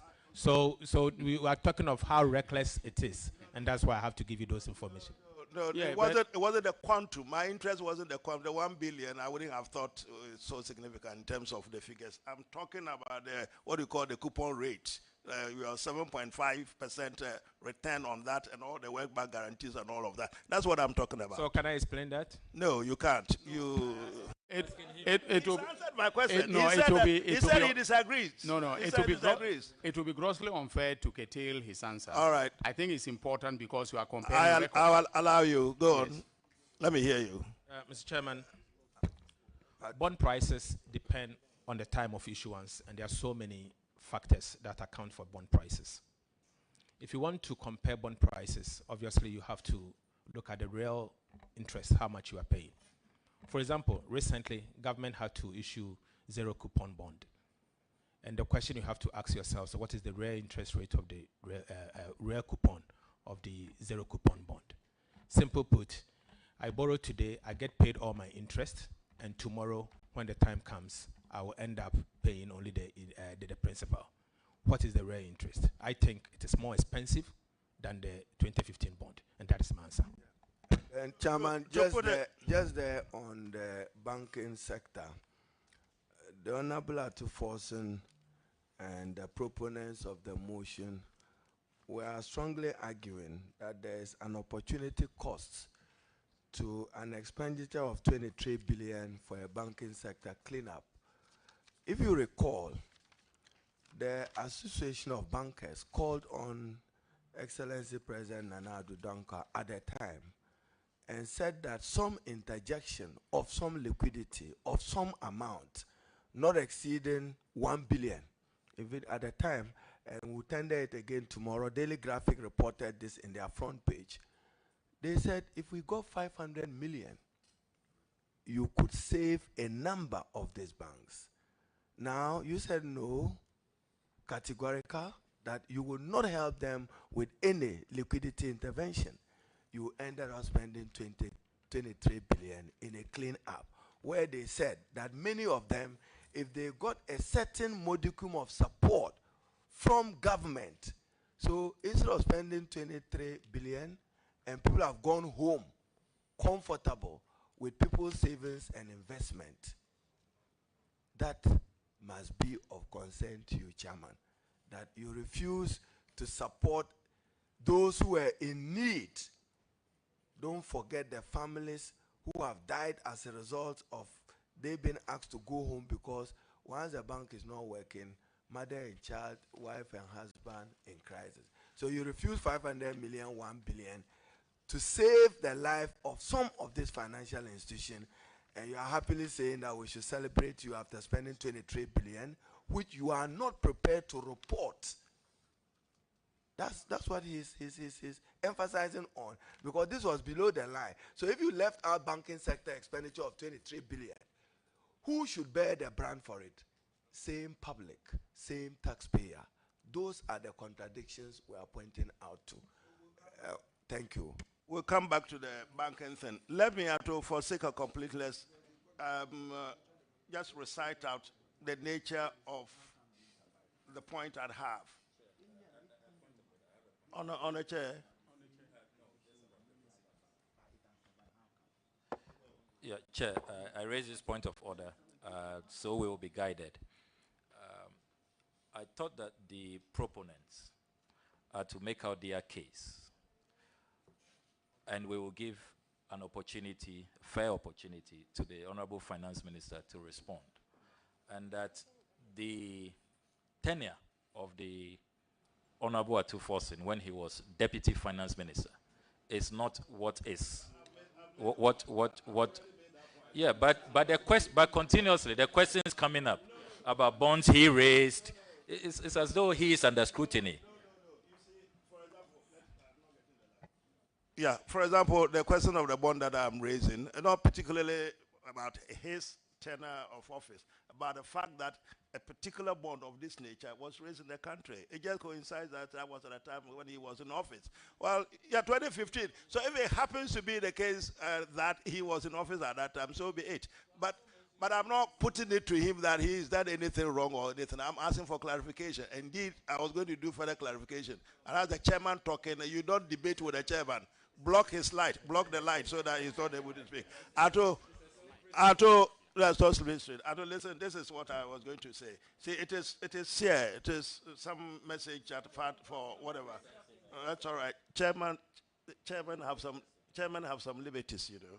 One of the most outrageous bonds out there must be a $1 billion lent to Ghana in 2015 at 10.75 interest with a 400 million guarantee from the World Bank. A buyer of the bond in 2015 is already guaranteed to get 1.15 billion, and they are still owed 1,860 million of interest payment. A simple matter of you understand this better than I do. You know about this and whether it makes sense or it doesn't make sense. Mr. Chairman, the person who sent the tweet. Calm down, all of you calm down to go on. The person who sent the tweet did a follow-up tweet the next day, and I thought you can read that one as well. Yes, on the same one. So the same person.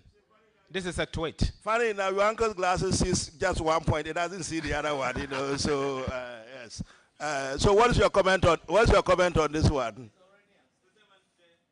My answer is that there's a follow-up tweet by the same person. I'll have a look. And if you can read it, it will clarify your position. I'll try and then read. Yes. Very well, Honorable Ahienfo, you have your hand up. Chairman, co-chairman. My issue is that what is good for Peter is good for Paul. That is not always true. It's not always true. Asked a question based on 2016 exchange rate figures as compared to the exchange rate now. Chairman overruled this particular question. So I least expect my chairman to go contrary to his own rules. We don't play the same rules. We don't play by the same rules. The chairman have their own rules and the members have their own rules. No, yes, the rules are the same. Masa, so, Chairman, expunge that from your own record. Council, are you that brave? Go on, to actually buttress his point, the reference that Okujo Blacko was making in the auditor's blocked report. by chairman. Blocked by chairman. I believe that if we're to do our job properly and members of parliament are asking questions and making reference to documents that are within the public domain, they should be permitted. When we get to the floor, he would have it. I'll keep it till we get to the floor. Chairman, on the official records, it must show that the reference that he made to the document, because you're making reference to something we don't know. You said chairman are allowed. Yeah, sure. Chairman are allowed. Japan also made mention to something online. This is a document that is an official document. I appreciate the point you're making. Consistently, lawyers of the finance minister are complaining that, see, originally when they came, we almost aborted this, and sanity broke out, and we decided to go the way we are going. They were saying that we should restrict them to the particular documentation which were going to buttress the charges that you had made, which for me made a lot of sense. But in the end, it looked like it was getting a bit difficult. So we decided that we weren't going to allow all of us open reign to just read in this, bring this document, bring document. We listed about 17 of the documents. Suddenly he puts Chairman, one that is for the proponents of the motion. But if members are questioning certain things and can make reference to documents... When we come back to do the other ones, I'll give you the document and you can raise it. You must indicate whether it's being allowed or not, because for the record, the council of the minister raised the question about where the document, the information Sami was referring to was from, and it's from a document that you are refusing to allow as evidence. Yeah. I'm not changing my mind on this one. So no, let's see what we do. Yeah, with all due respect, co-chairman, Chairman, don't get involved in this, co-chairman. Don't get involved. Let us deal with I think it's we almost important, completed especially with the 5. We had 6. Yes. We are 6 and 7. Let's make a decision on honorable members. We may have to take a vote on the issue, whether and the extent to which we can rely on public documents. You know, well, let's see how or how. Your license, the license. Okay, the Honorable Haruna Idusu, you have your hand up. Chairman, I wanted to do a quick one on 3, and it's on item 3, because we're going back to 3. Yes. We're wondering what to do with the 6 and 7. No, he will conclude on that. 3 is very straightforward. I'll deal with it. Illegal payment of oil revenues into offshore accounts in flagrant violation of Article 176 of the 1992 Constitution. Why do you think that's going to be fairly short? Let's decide on what to do. I'm the one giving the evidence, and I'm assuring you that it's a short bear evidence. with us. There's this suggestion that we may want to go for break or whatever. We have thought that, wait a minute. We have thought that the only items outstanding were the 6 and 7. If you add that one to it, we're going to have 3 more items. What is the sense that of one, the there is committee? this $100 million. Sorry? Standing in Jubilee Holding, which was not paid into we the can do 20 minutes for the remaining against Section 3 of the PRM. See, I'm talking and he's not listening and he's going on and on and on and on and on. The 3 and then the other ones. The Honorable Atuforsen, are you suggesting that you can do the 3 and the remaining ones in 20 minutes? Yeah.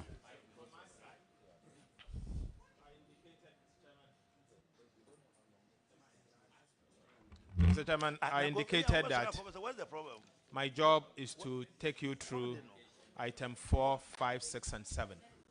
So far, I've done 4 and 5. 6 and 7, I can lump them together and give you one. We are hearing medical conditions why people should have break. So let's take a decision. Now, he says it's going. Yeah, he says it's going. Yeah. So what do we do? We can do.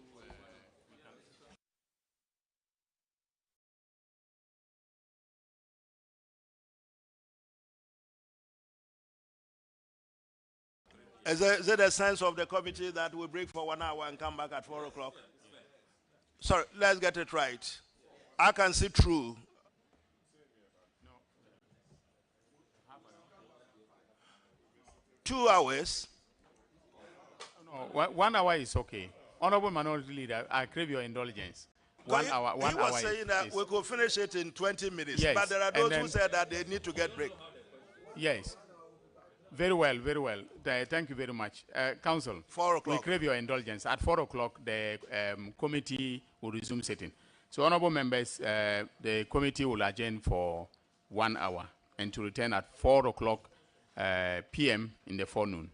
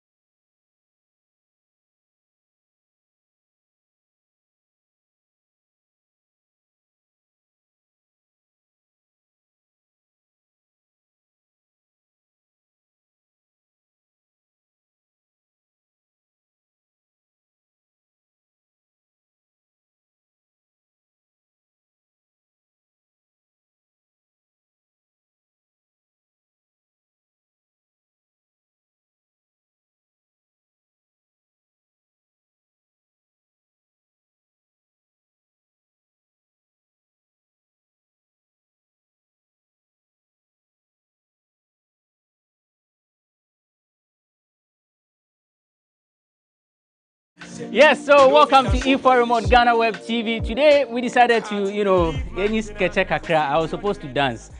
I did well, right? Didn't I? Yeah. I don't know how to dance. And so when I see people dance this way, I'm very, very excited to host them on my show. The name is Afriyie, and today we are doing the show with Militant Dance Family. Welcome, gentlemen, to the show.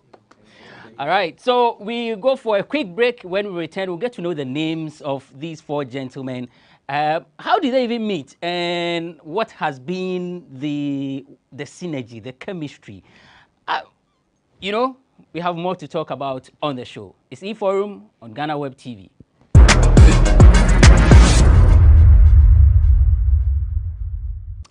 Welcome back to the show. It's E-Forum on GhanaWeb TV. The name is Afriyie, and today we are having a conversation with the Militant Dance Family. The first time I saw them was, when they performed this song, the song you just heard, Black Sheriff, Soldier.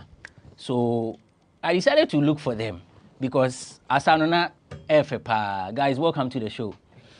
So let me start from here. The name. Okay. Your name is? My name is, actually my real name is Edema J. Okay. But my stage name is Fantastic Edem. Fantastic Edem. And then? I'm called Bernard. And my stage name is Sub-Zero. Sub-Zero. Bernard, Sub-Zero, Fantastic Edem.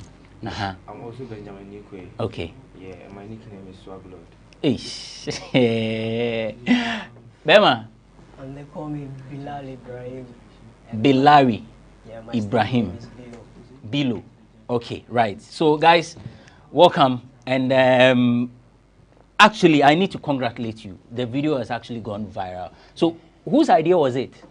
It's ours. Mm-hmm. Yeah, like when it comes to Militant Dance Family, it's a team where we create and others will love to learn. Mm. Yeah, so we always create something that you even not imagine that, hey, Charlie, this thing I can't do but it be God's given talent.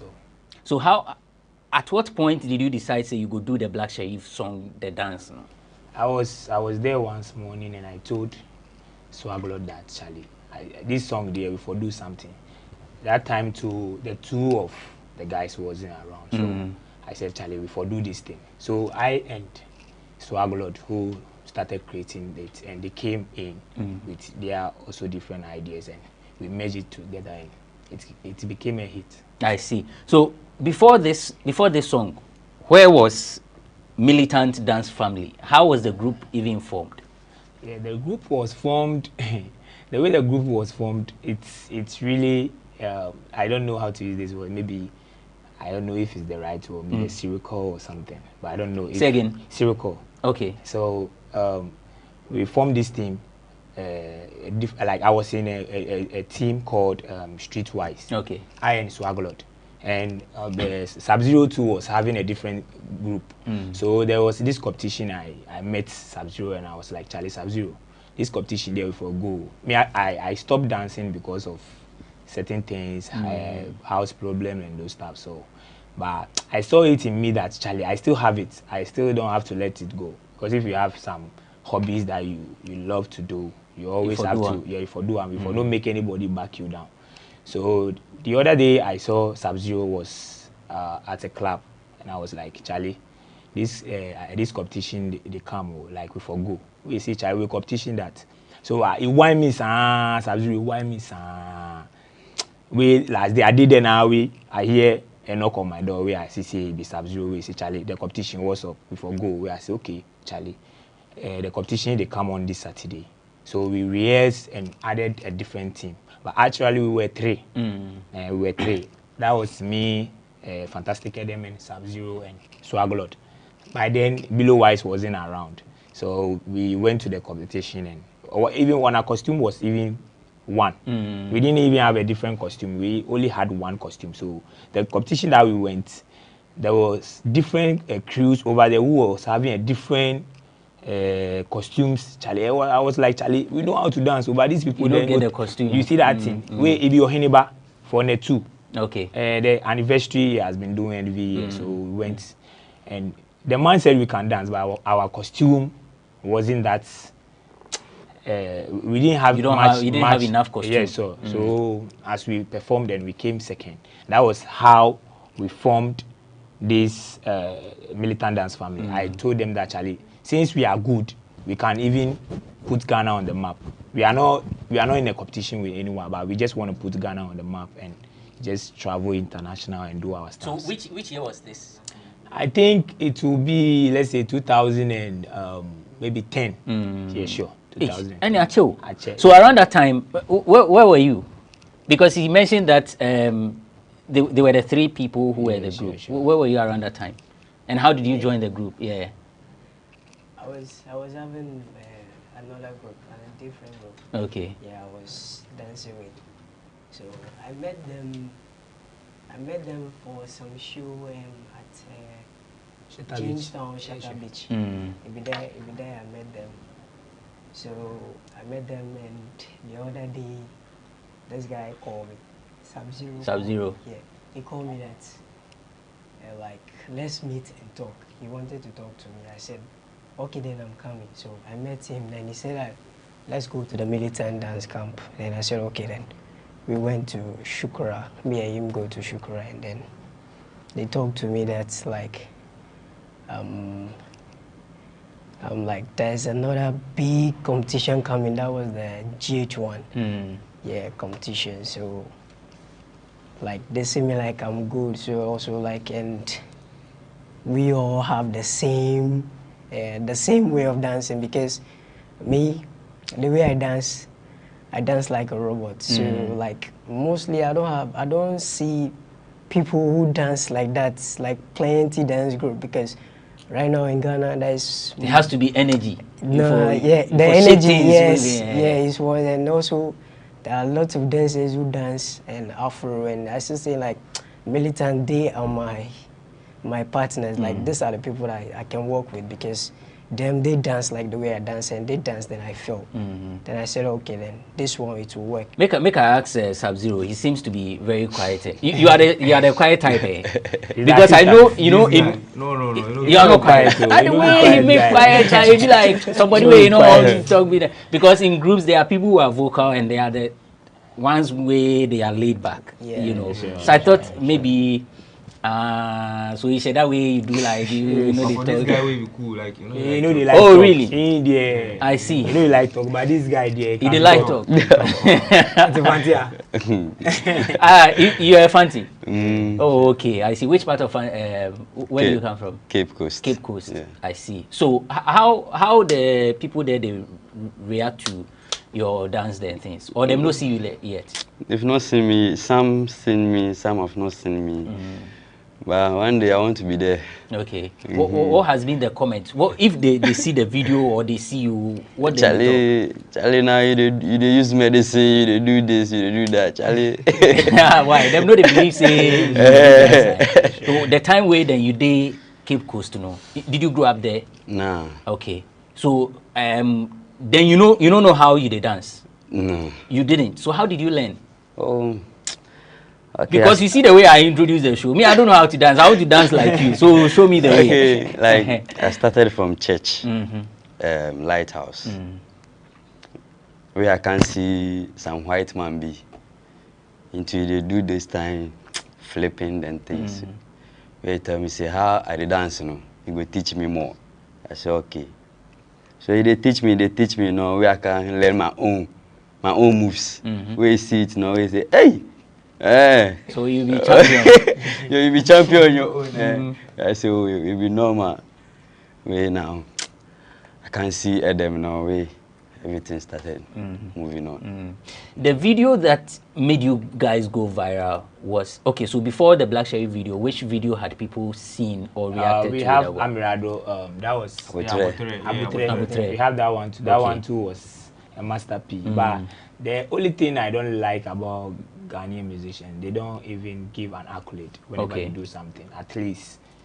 Because this video you were saying has gone viral. We have, at least we should hear from one of their managers and be like, Charlie, you guys are, we have people saying it's good. This is the kind of things, whenever they call you to for a video shoot, they don't normally pay you. They want to use you. Yeah. Like one person will use you in your own idea. We militant dance family. We are not all about the money, but actually you always have to make someone feel like, oh Charlie, you are important. What you are doing is puts more effort. But you see somebody way they back go talk and say, Charlie, these people they dog them. I mean these people you see them do rasta, then you see. But that already determines say what we do, the way we do, that be how we do. In heart, we are clean. But maybe one official expression where you go say these guys are bad guys. We are not bad guys. We will always work hard. Have you met Black Sheriff yet? No. After the video saw that was, I would say last week Saturday. We saw him at the Ghana DJ Awards. Okay. So I wanted to move to him, but the crowd, the entourage. I wanted to move to him. And is it the crowd or the people around him? Like the people around him. Okay.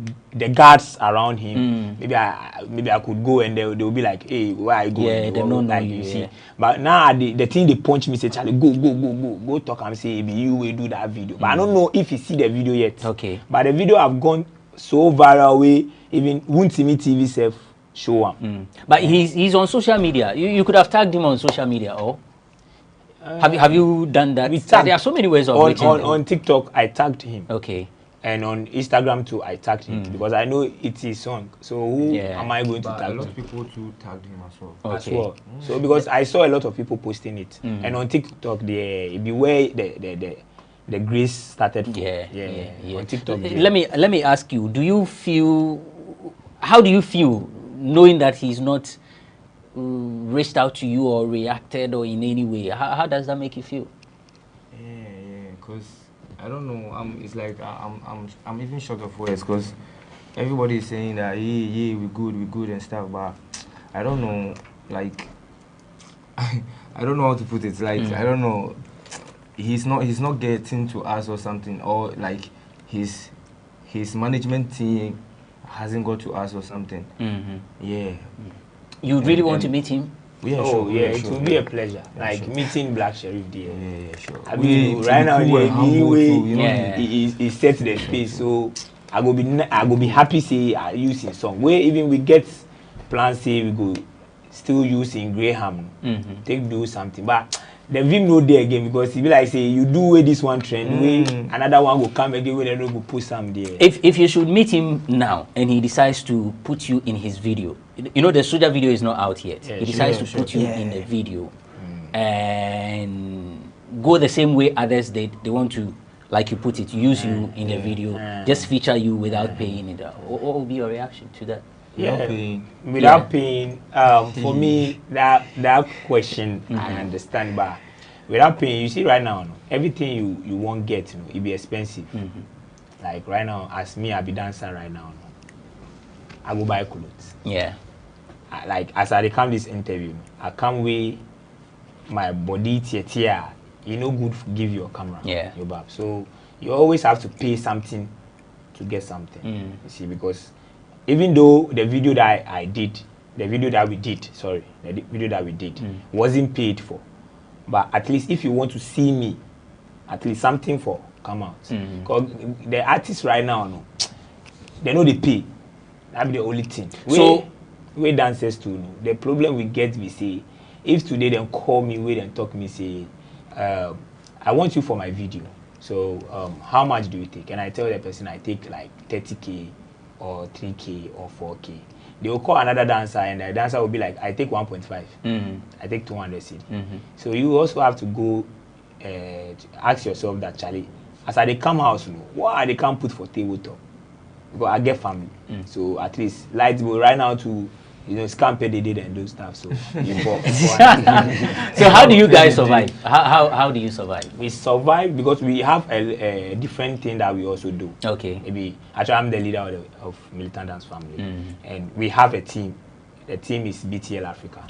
Yeah, they are. I can say they are all over the world. Yeah, BTL Africa. But I've been supporting from day one, and even the BTL Africa coming in, they are supporting. But I'm supporting much because I know my people. I know what they are worth of. So even if I'm spending something on them, I don't mind. Sometimes we contribute and do whatever we want to do. And then the costume will be like, Charlie, the show will go and they know the pay, so we costume for do. Then we will be like, Charlie, me I don't get money, me I don't get money. Then I will talk, say, okay, I get something.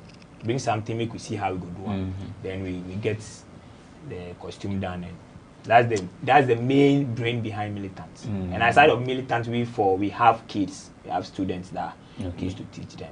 You are grooming people. Yeah, we groom people. We have like from the junior side and the mother side stuff. We are good. So the money they come from different angles. Yeah, they come from different. And the women too, they come in. Oh, the women right now here. Right now the women there, they will come back. There will be disturbance right now. They will talk small with the bed. Because we don't make them yet. I know should I talk come here, but on this slide, the way your party they watch, you be like he's thinking different. What's on your mind? Nothing. You see the women there, Charlie. They will come, but Them they come. Then they bring some punchlines inside the group. Yeah, women there, as they say, women. If after they come to your group, I used to have women in my group. But this one will say, I like them.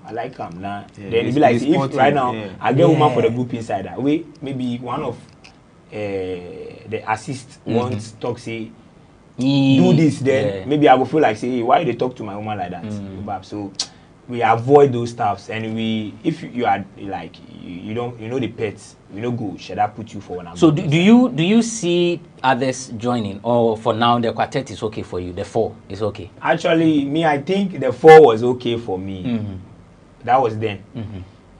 But we had people in our midst. That was the students, and the disrespect was so tight to the extent that I can't even bear it. So I told them that, Charlie, since you guys no one respects, then make them for lay back. Because even we teached one of the guys, they went to GH1. They had the best performance and stuff. But it got to the quarterfinals, and we started seeing some signs and those stuff. So that's the way I talk them. Say the way I talk, media they love talking.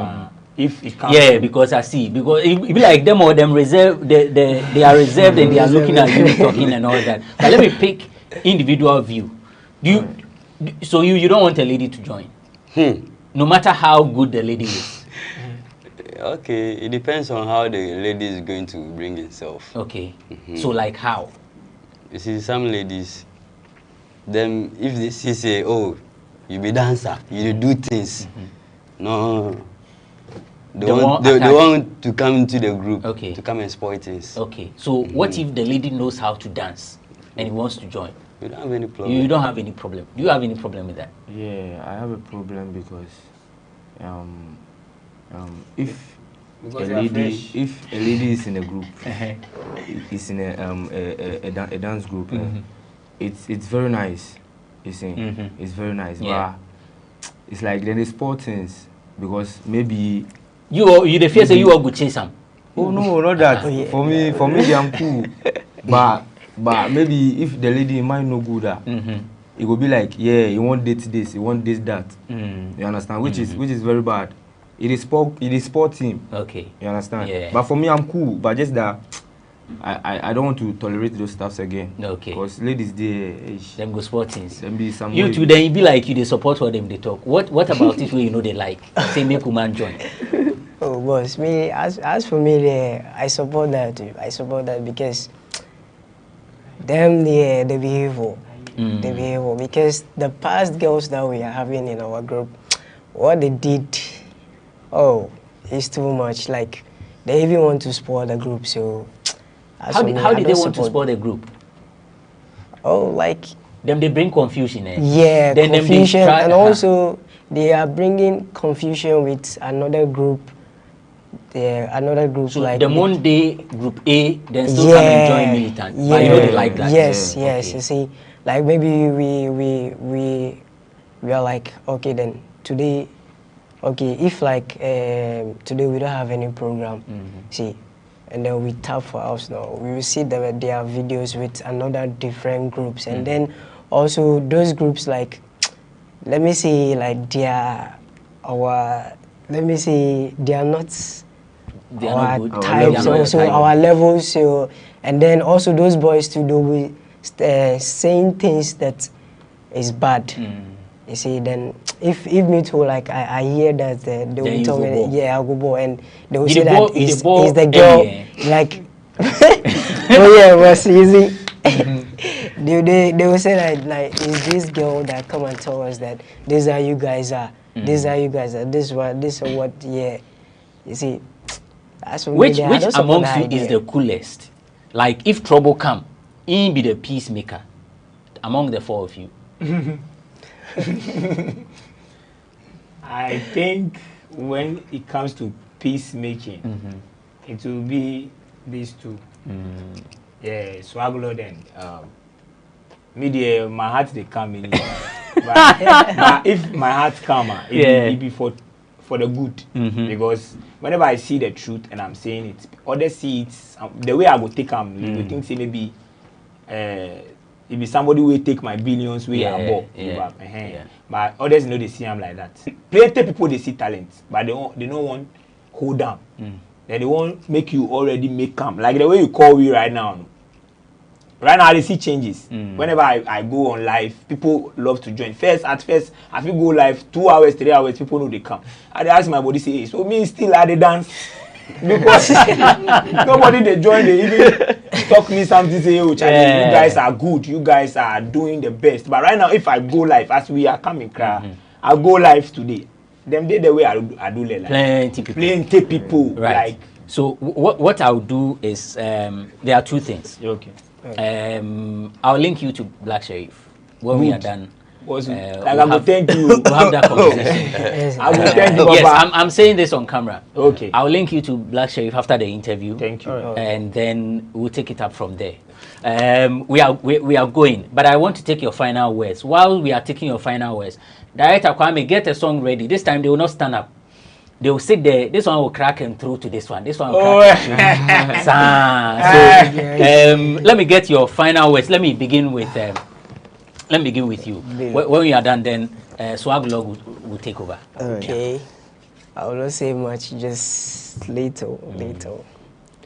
Well, first of all, I just have to say thank God. Because right now, as for me, myself, I'm happy. I'm happy the way things are moving because I can see right now the fans are making us so happy, and the viewers and our manager Mama Cynthia, you know, for what she has also done for us. And also I just want to say thank you and thanks to the fans, and also big up to our young kiddies that we used to train and my guys, Militant Dance family, and I think that's all. Okay, so that's my final word. Yeah, me too. All I would say is that I think he has said much of what I wanted to say. But, you know, I thank God for how far he has brought us, because it's not been easy since day one. It's like when I remember from the start, it's not been easy up to now, and I'm very happy and so excited for being here on this platform. It's not been easy like that, and it's not been easy for meeting such a great man like you, you know. Oh, me, boss, be chairman. It's not been easy. It's not easy. It's a very big platform for being here, and I'm so excited, you know, Charlie. Yeah, that's it. Okay, yes, sir. the cool type. Charlie, what's your final word on the show? Okay. Big ups to my mother, my sister, my brother, all my fans out there. Greet everybody. That's my final. And then we'll wrap it up for us. I'll go do one, boys. Final word. Will I say I will start from the management team. No, sorry. I will start from God. Okay. Aside of that, the management team, my sisters. My sister, sorry. I only have two. I had two sisters, but one died. Oh. So I have only one sister. Condolences to you. Okay. So my fans out there, as I was coming, people were like, Charlie, shout out to you, shout out to you. The name they no go feed in my head. Easy. But if you see how they talk this, all this thing goes to my fans out there. The guys always they support me. My brothers, we them they here, or I just they appreciate the good works that and how far God have brought us. And I think in this world, if you want to do something, just keep doing you. You don't have to let anyone back you doing. Because if maybe when I'm maybe now, say I mean, boss, you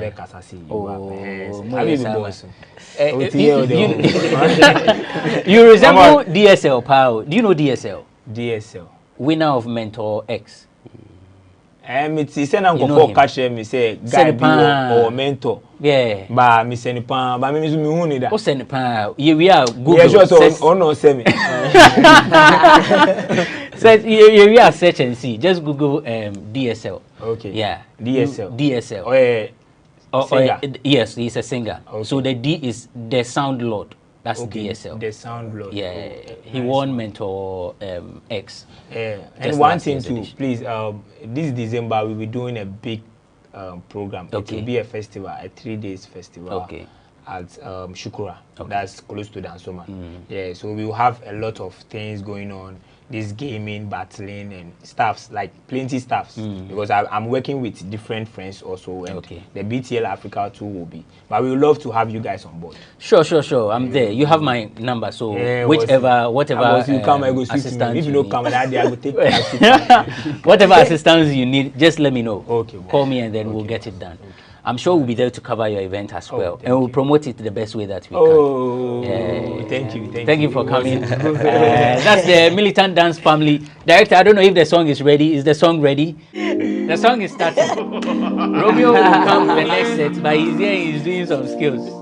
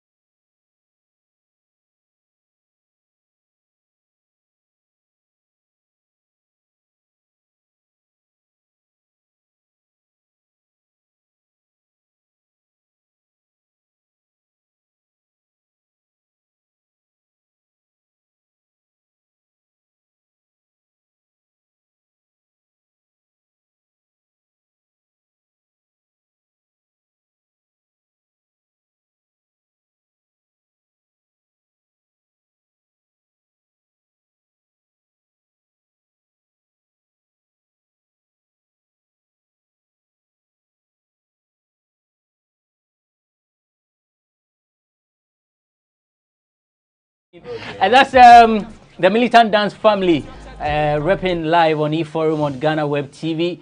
Don't go away. I'm sure you've enjoyed the conversation, right? Yes. So we are not done yet. We have some other conversations to do. A bit about Shatawale, you know. And there's an event coming up this weekend. You know, if you have an event, you need to be here and then we'll talk about it. If you love comedy, wait and let's have that discussion on eForum. We are back after this short break.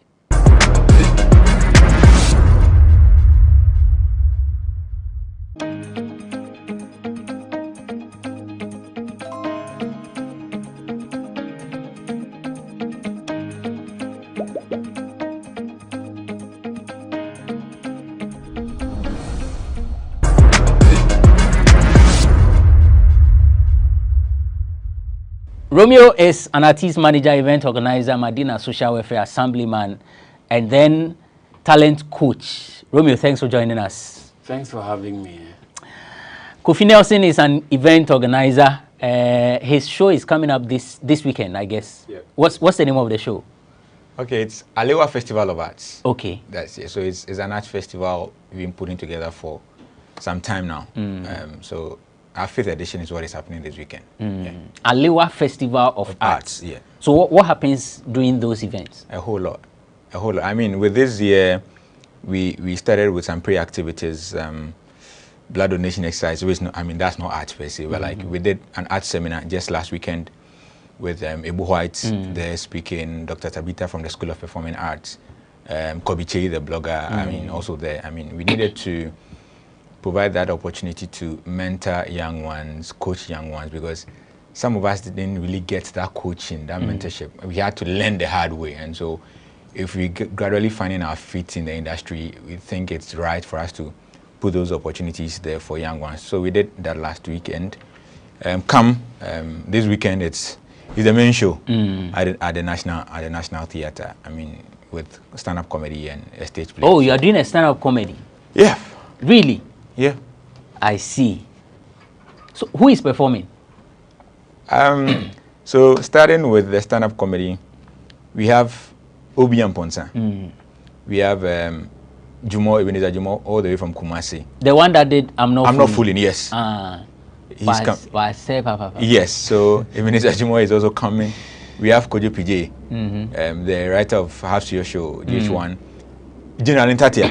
Oh, okay. Is also on performing. Putogo, one serious. That act. Guy is serious, eh? Is also. You should watch out for that guy. Yeah. Or a slow poison. And to change the entire, I mean everything, Acrobat is coming back. Oh, really? Yeah. Who knows? Actually, he'll be the one to MC. I wish I could laugh. That is laughter. August Sabinus Moon used to laughter, and I think so. In fact, of our way, I've been a scout. Because I say, yes, more. I mean, it's so. Wafa, it's not just MCing because we have a stage play as well. I mean, so it's like a one night back-to-back performances. So if you've not stepped out for any event, you enjoy music that night, you enjoy comedy that night, you enjoy a stage, like you are going to give you that fun. And so it's a cocktail of activities. Exactly. So we are running for 4 hours, like back-to-back performances, and so the stage play. Sweet Nonsense, titled The Sweet Nonsense. Okay. I'm staring Acrobat to himself one more time. Mark Brada is a stage actor and several other acts. And there are some few things in there which we can talk about I later. See. Right. So that's Kofi Nelson. His event is this weekend. Go to the National Theatre and then enjoy yourself. Stand-up comedy, stage production, everything. Like he mentioned, it's a cocktail of events. Mami nani wa born I'm improving meaning because Papa we Vim Crew. Yes, sir. Vim Crew. Sure.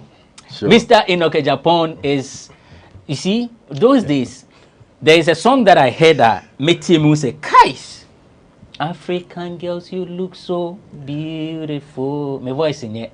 You are that's the man behind it. Wow. Speech production. Sure. Vim Crew. That's memories, you know. Like, yeah. That's 2006. Yeah. And to Omofahin, that group. Yeah, they've been around. They've been around. And yeah, Akase 4. Yes, and I think if you know, recently I came out with Big Joe Shanti with the song Tima. Yeah. That is one of them. Yeah. That is Joe. He's now, solo. So he's... Is he the one who rebranded to MG or JM or something? Exactly. Okay. A lot of rebranding. Yeah. For now, I think we've settled down on Big Joe Shanty, and that is what we are working on now. Okay. Yes. So you are still with him? Sure. Anybody I work with, it's family. We never stop working unless you are very stubborn. Then we are also stubborn. Now, so you're stubborn. Exactly. So you're stubborn. But it's family. So hard, not really. We are just principled. Yeah. Yeah, we want our things done in a certain way. So if it's not like that, it becomes a problem. Yeah. Then everybody has issues with us. Yeah. But we don't have a problem. It's the issue. The Vim crew. Yes. Last time I met someone, your issue came up. He said you are one person who, if something happens and you don't like it, you will call the person and speak with the person. Charlie, this thing they go on ABC.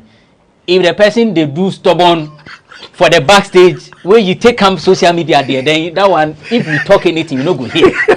If you so it did. Sure, that's true. I won't lie about that. Yeah. I won't lie about that. Yeah. Yes, because we don't come out like that. Yeah. We discuss it.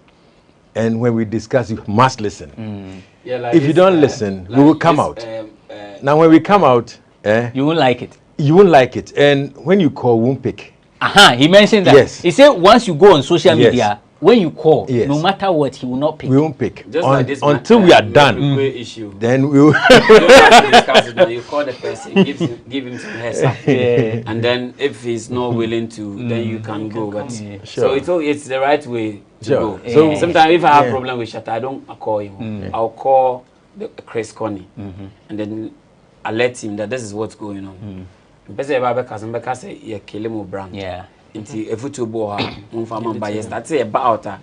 can't be a hypocrite. Can't ignore someone and talk about yours, and then when yours appears, now I ignore. No. So sometimes you give the person heads up. Technically, I also operate like the Vim crew. Because it's always about the bigger picture, the industry, not the individual.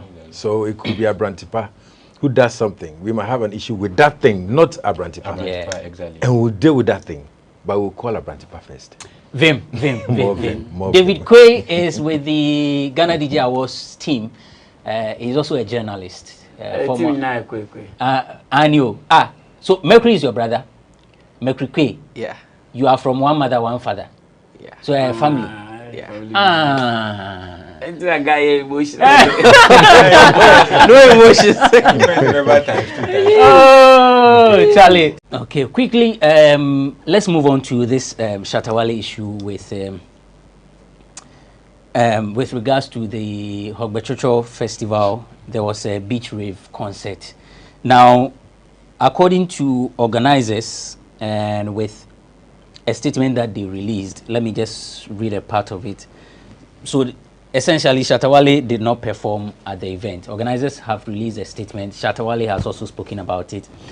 Parts of the statement read that Shatta Wale, who had been billed to perform as headline artist and had agreed to do so, having signed a contract with the marketers of Ebony Condoms and subsequently appeared on Unia Marching with Captain Smart to confirm his participation at the event, was not available to perform. It is interesting to note that Shatta Wale had shown up at the event of the concert, at the venue of the concert, in vehicles rented for him and his team by the organizers, yet could not be found afterwards. All efforts by the two management teams to get him to come to the concert grounds to perform to the waiting crowd proved futile. And that's a message that came from organizers of the event, who apologized to the audience. Shatta Wale has also been doing videos to explain the reason he was absent at the event.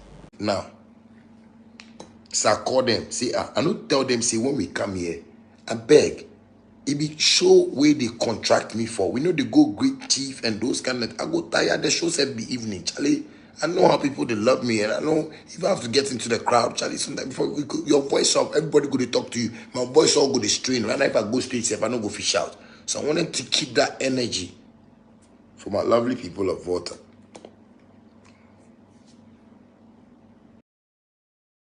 As I ask them that question, say, you know, be this I tell you from a cry before we catch here.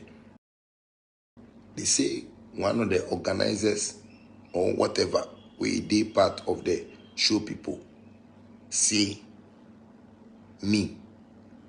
if I no go come the radio station, then they no go take me go my hotel.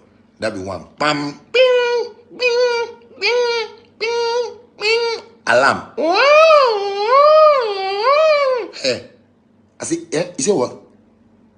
If you no go take me go, if I no go come to the radio station, so make I pack my luggage where I take from Accra. All come the radio station, Master. Make I take my luggage, all come the radio station. Then come do radio interview. Then if I finish, boy, me and you all day Ghana.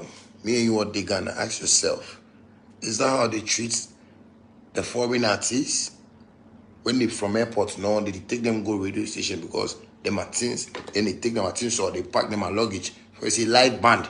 Then some artists if you come Ghana, then you see they can't play live band and some international artists go then they get live band for the car in backup where the live band or they pack up, then they take go radio station. They must stay. So if they come Ghana, say they bring stage. So then they carry the stage. Then they catch radio station.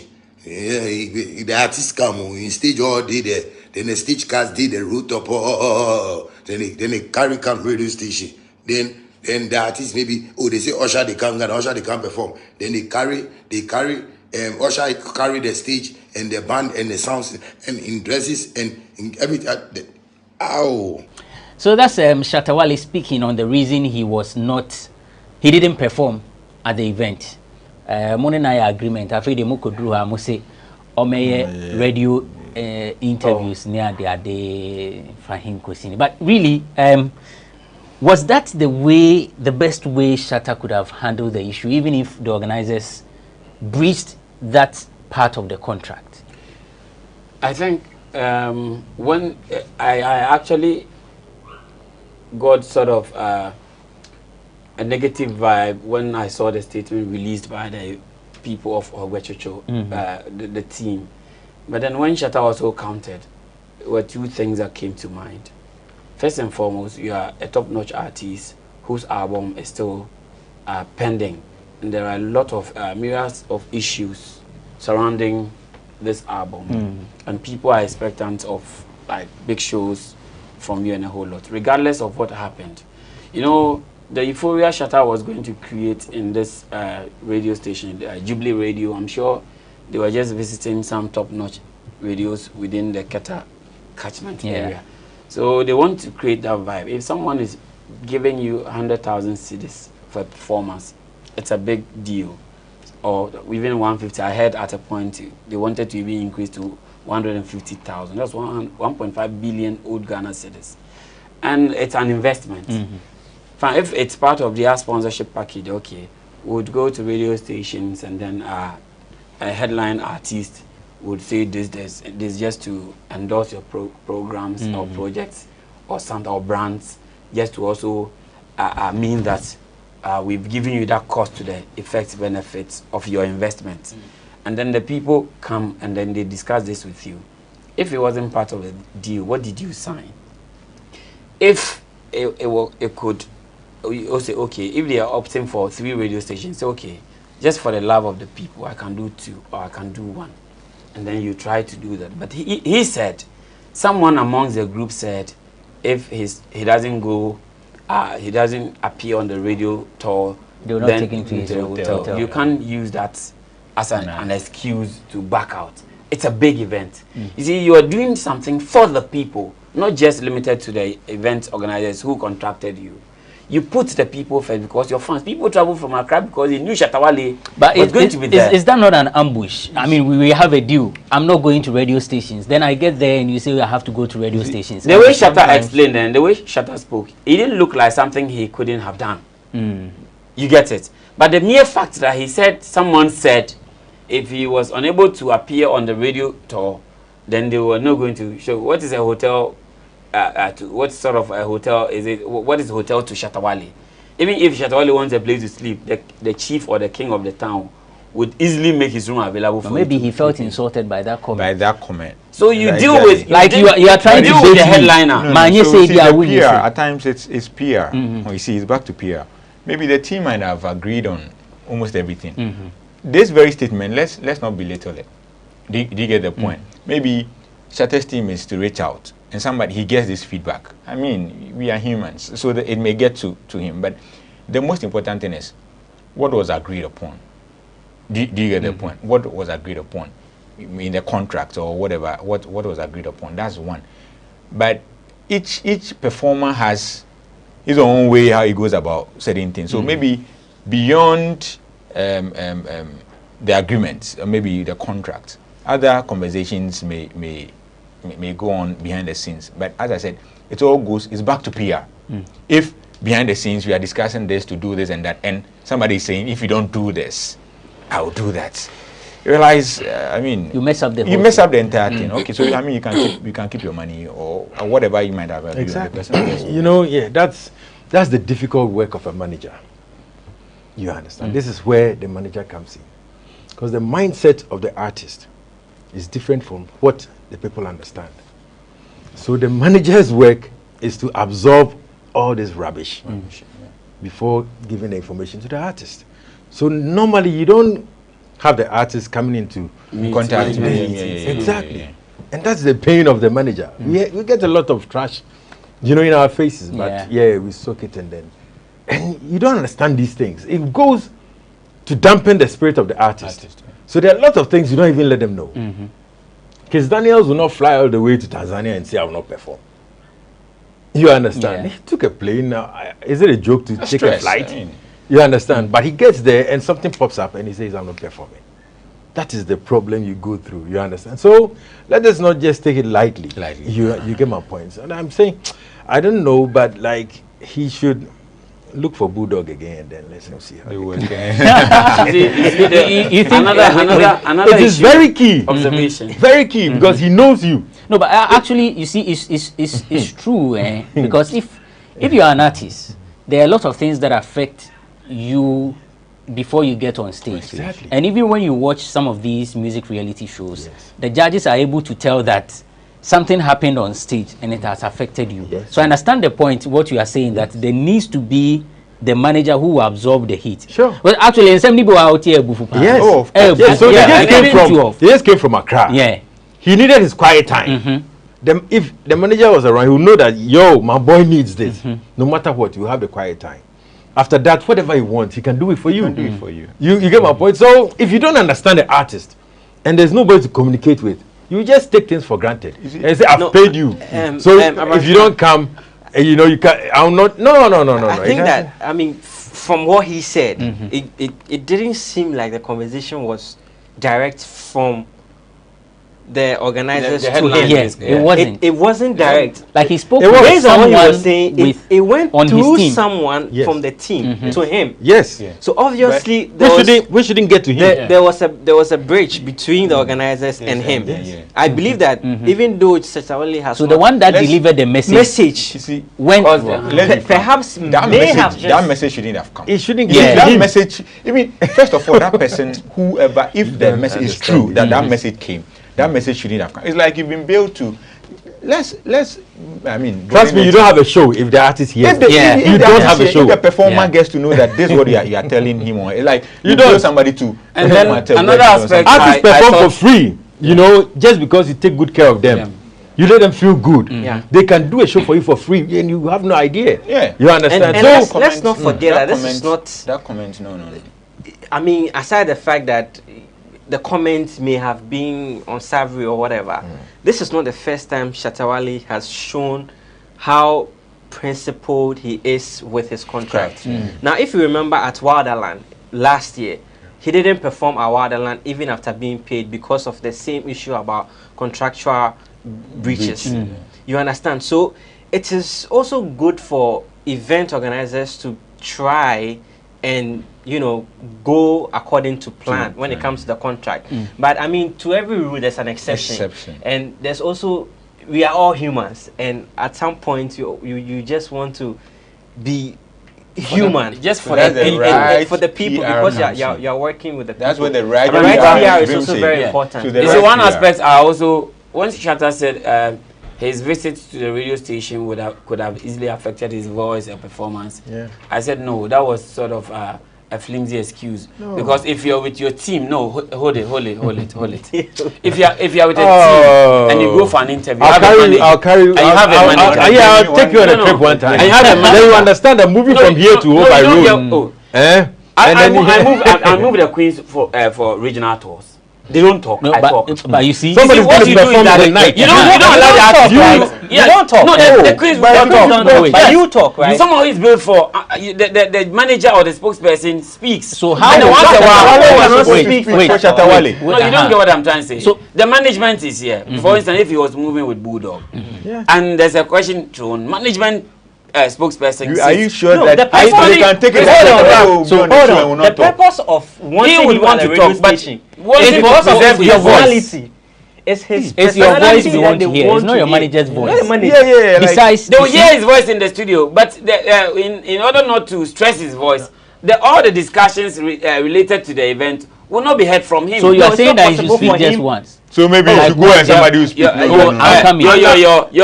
people go to Shatawale. You know that movement from one place to the other. On a normal circumstances, probably you reach there a day before the show. Then you can do your interviews. Yeah. Right. But only get to the if it's the same day, even if it's it was on the same day. And then they wanted to go on a radio tour, and then the same evening perform. Not possible. You don't understand these things. You don't. The difference between musicians and the beauty pageants. The beauty pageants don't need breath, but the musician needs breath. And you were the heavy artist on the bill. Energy. He was there. So movement, sometimes you are not talking about, you are moving from one place to the other and you get tired. Yes. So job is to perform. Yeah. I disagree with him. So if he goes for the radio interviews and he's not able to perform, others will be like, he came and shut up all over the news. He performed only 5 minutes and then performed 10 minutes. So he wants to give you a robot. There's even a reason why sometimes musicians find it difficult to go to events way too earlier than their times of performance. Some of them hold the view that they carry a certain form of energy to come and perform. So if he comes way too earlier than, like he comes and he's supposed to perform maybe 2 hours time, that energy goes down. So if you someone may say something within the place that could just put his energy up. So he wants to come pretty much close to the time he performs. He comes with the energy, he gives it, and it's gone. Like one artist, one of my artists nights in Lagos, he charged the money and said, "Oba for kush 5." Without the kush, you will not perform. Forget about the kush. But you know, like you know the artist. If you tell him, give you a signal. If you tell him you are performing in 30 minutes, you prepare for you in 30 minutes. Yes. If you spend 1 hour, he's not getting on stage. 1 hour, 30 minutes, he's not getting on stage. 2 hours is becoming a problem. Yes. And these things are factors that you need to take into consideration. We actually, you see, this whole thing is a collaborative effort. Yes. The artists need the event organizer. The event organizer also needs the artist. So the manager has a role to play. What you are saying, it's key. The right manager should know what to say. Charlie, you listen, make you call your boy and then the noise be too much. No. Forget court. They go still work. You understand? Right. No, they for work. Nice. So we two beautiful couple. Right. We are wrapping up. Kofi, let's throw more light on your event again, and then we'll wrap up. I'm sure our cameras will be there. So because the big men are in, so we've been growing this festival gradually, and if not for COVID, could I sit here. So this is the 5th edition. It's more on both performing and fine arts. We want to always, push that. But over the years, more strength has been towards the performing arts because we are trying to now bring those who are into their painting and stuff on board. So this year, being the 5th anniversary, we're trying to go wild. And so beyond the stand-up comedy section, Laughter Buffet, that's how we dubbed it, Laughter Buffet, having Obi and Ponsan, Jomo, PJ and co. We're trying to do something unprecedented with a stage play, written and directed by myself. Sweet Nonsense, that's the title. We know Acrobato was on stage. That's where his career began. And so we reached out to him, wanting to do something else. And he happily jumped on, and like he says, he's very happy to come on. So that's what we're creating. is a musical theater. Okay. Based on the works of Kofi Kinata. Wow. Wow. So as a writer, we decided to sample 19 of his songs to weave a story, a script, to be performed on stage, which is one of a kind in Ghana. That's we don't have it. I mean, in musical theater, maybe you are saying something and it's about money, then I look for a song which is related to money. If it's about fights, then I look for another song. But this one, just one particular artist. This is the thing. I want us to honor our legends. We don't wait till they grow and they are not in the industry then. So like, okay, no, what can we do? Because everywhere you go, Kofi is being celebrated as the young guy who has the right lyrics. Every song we are doing on the 9th is a Kofi Kinata song in the play titled Sweet Nonsense featuring Acrobato. Definitely will be there. Sweet Nonsense. And Sweet Nonsense, that phrase is an oxymoron. Sweet Nonsense. Who did literature. But Doreen is on standby with Vogue as we are talking about events. Definitely we'll go there with our cameras and then we'll capture, but you need to be there. If you're outside Accra and for some reason you are unable to come, we'll show you what will happen in Vogue as Doreen has packaged for you.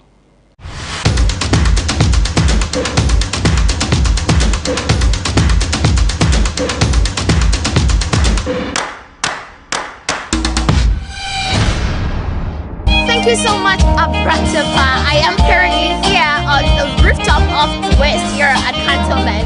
We are enjoying Pamnakwabness exclusive from the song album listening. And you can tell it's an intimate session and I'm enjoying myself too. We have some celebrities around and some people you would love to know and then interact with. Let's go right into it.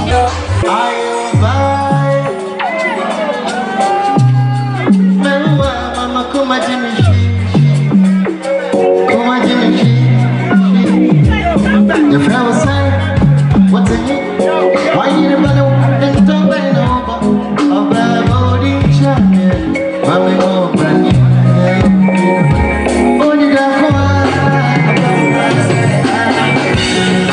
I came here to support my recent new friend of mine. Yeah, he's bringing up a good new album. So that's why I'm here. And I love his songs. I mean, High Life is dying. And he's doing all his best to keep it up. So why won't we support him?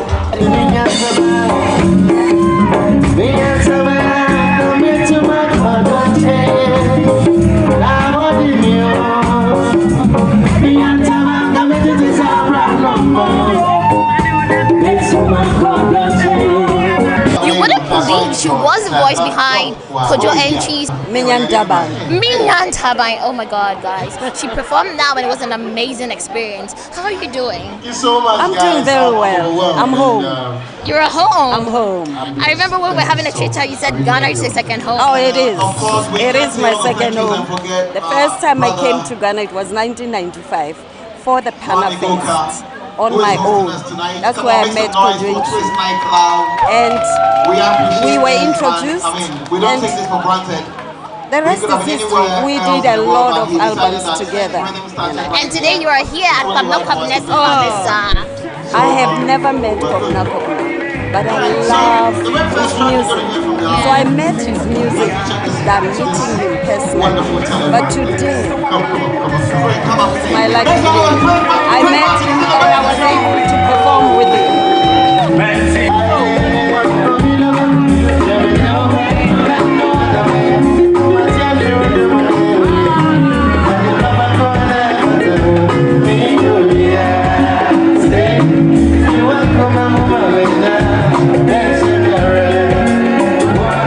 This is one of the albums that every upcoming artist or every musician should study. You know, I think he's always lifted the bar, and then some of us are privileged to have known him and have, at least have the opportunity to work with him. I came here to have fun, but I'm actually leaving with a whole book of, homeworks. Yes. How did you see the program?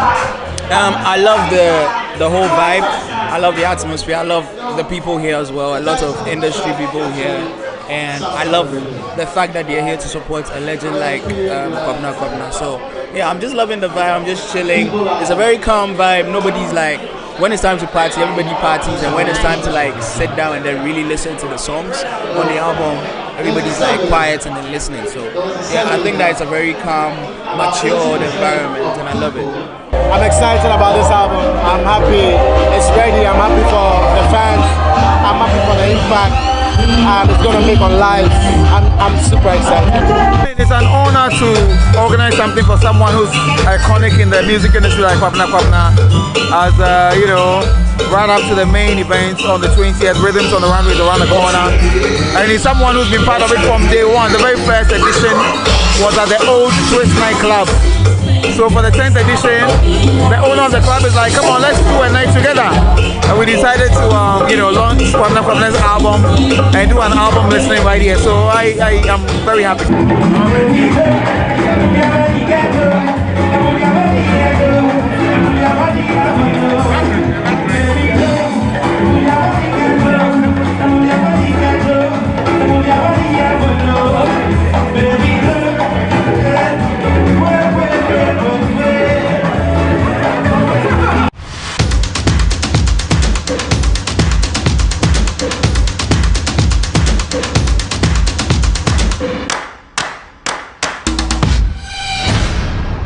Thanks, Doreen, for the segment Vogue, and that's how we wrap up on this edition of E-Forum on GhanaWeb TV. I've been on the show with David Quay, the brother of Mercury Quay. Mercury Quay! He's with the Ghana DJ Awards.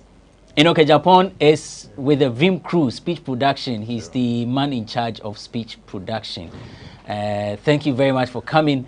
And Kofi Nelson, who is having his production this Saturday at the National Theatre. Yes, 6 p.m.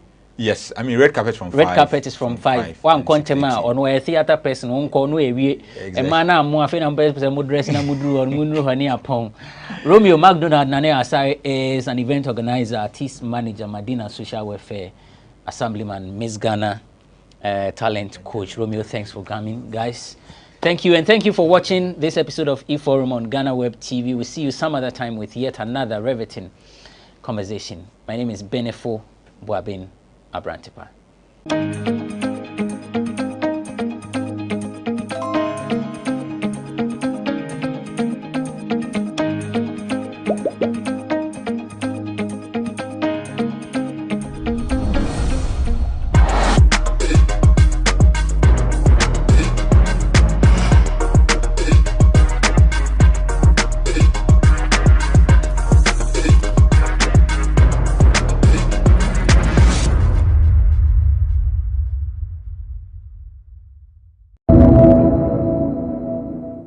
The House may consider such motion and come to a decision or refer it to a committee on a motion made by any member. Mr. Speaker, with all respect and humility to you, in this text, nowhere did he say Mr. Speaker will refer the matter to any ad hoc committee. It says that the House may take a decision. And decision in this House, Mr. Speaker, is taken by vote. So if any member can move a motion that something should be referred to a committee, Mr. Speaker, it is for the decision of this House. That is what Order 106 is saying. And therefore we have to vote on it. Listen to him. Sit down and listen. If you want to attack my ruling, come by a substantive motion. Your understanding of during the debate of matters before the House is not only during plenary session. At the committee level, what you do there is to debate. That is why when you agree at the committee level and you come and put across the case here, you don't waste time in debating again. Please, that is why the same rules that apply to plenary apply to committee level.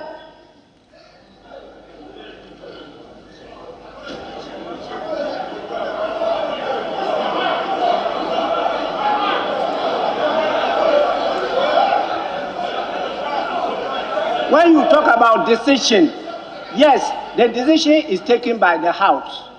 The decision is not taken by the Speaker. But it says, or refer it to a committee on a motion made by any member. The motion for censorship will have to be made by a member. and then you refer it to a committee. That is exactly what I said I'm going to do. With the greatest of respect to your office, the House is defined in these standing orders as Parliament. And Mr. Speaker, Parliament, it is this chamber with the 275 members.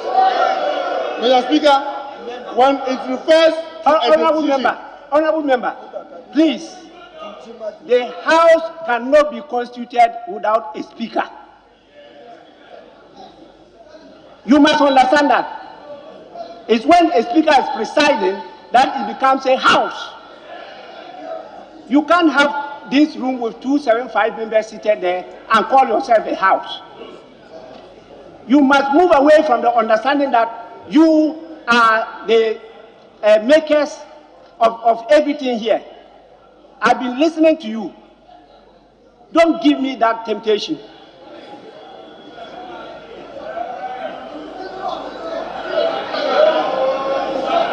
Mr. Speaker, I hope I have your permission to continue speaking. Yes, you have my permission, but Mr. Speaker, I think that you have to withdraw. So long as I hold this honorable member, you have to withdraw it and apologize. Mr. Speaker, Mr. Speaker, Mr. Speaker, no.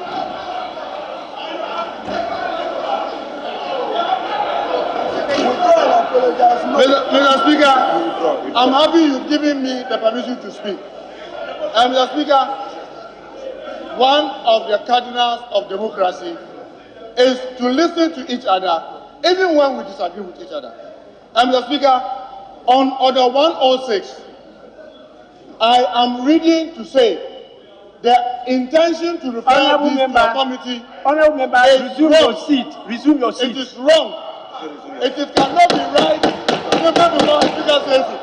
And therefore, Mr. Speaker, I beg to second the motion with a clear indication any attempt to move this matter to a committee will be a travesty of justice done to the chamber of this House. I thank you, Mr. Speaker. I direct that all what the minority chief has said, after I have told him to withdraw and apologize, be expunged from the records.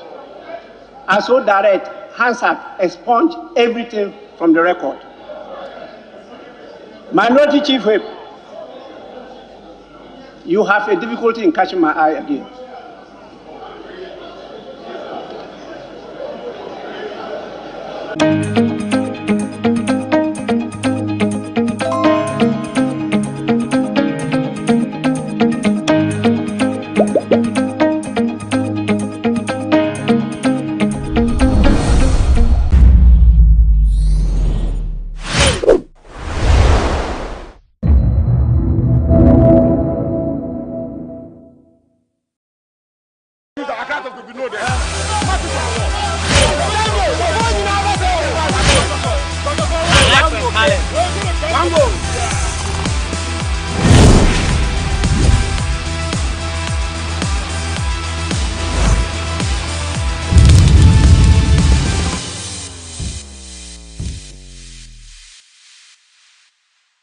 The Black Star squad is finally out. 26-man squad announced by the head coach Otto Addo, and Ghana are in Group H of the World Cup with Portugal, Uruguay, and then South Korea. Ghanaians are hoping that the Black Stars will go past the quarterfinals, which has been Ghana's best finish in the World Cup. And as Sports Minister said in Parliament, the target is to reach the semi-finals. Now the 26-man squad is out, and we are on the street of Accra to ask some Ghanaians what they think about the squad. Do they believe in the squad that they can go all the way to the semi-finals, which is the target for the team? My name is Emmanuel Enin, and this is Sports Debate on GhanaWeb TV.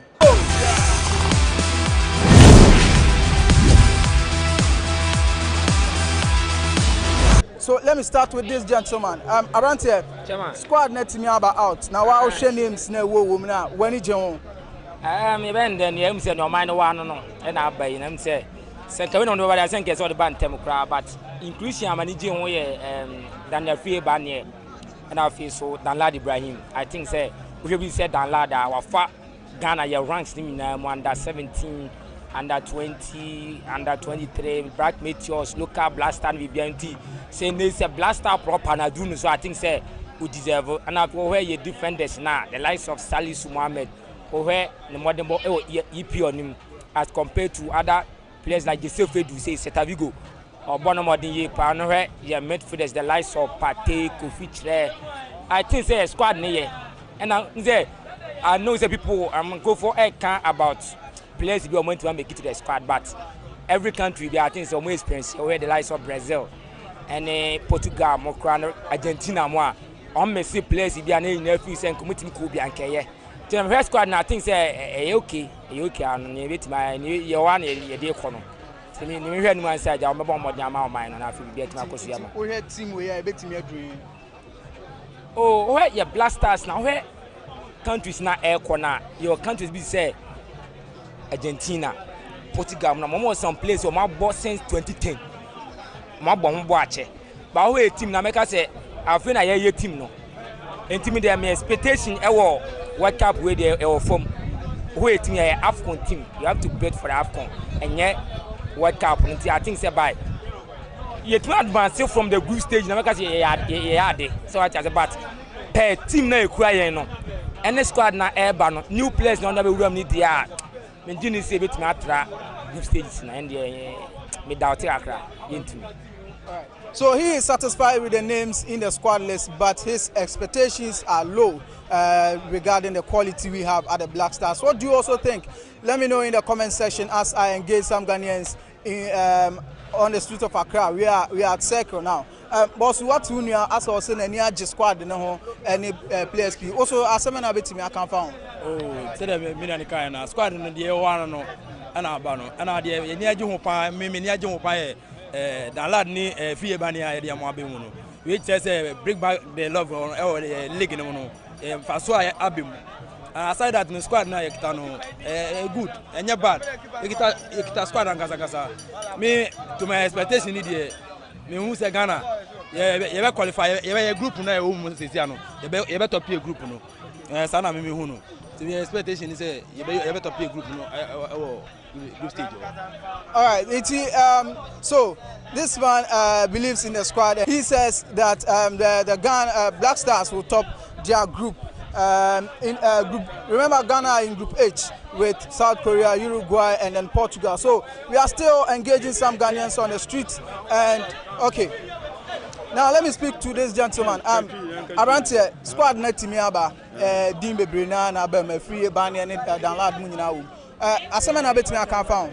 Me as say coach, you know, I had there say or this squad and number. Now I believe in say squad and all do my band so the baby.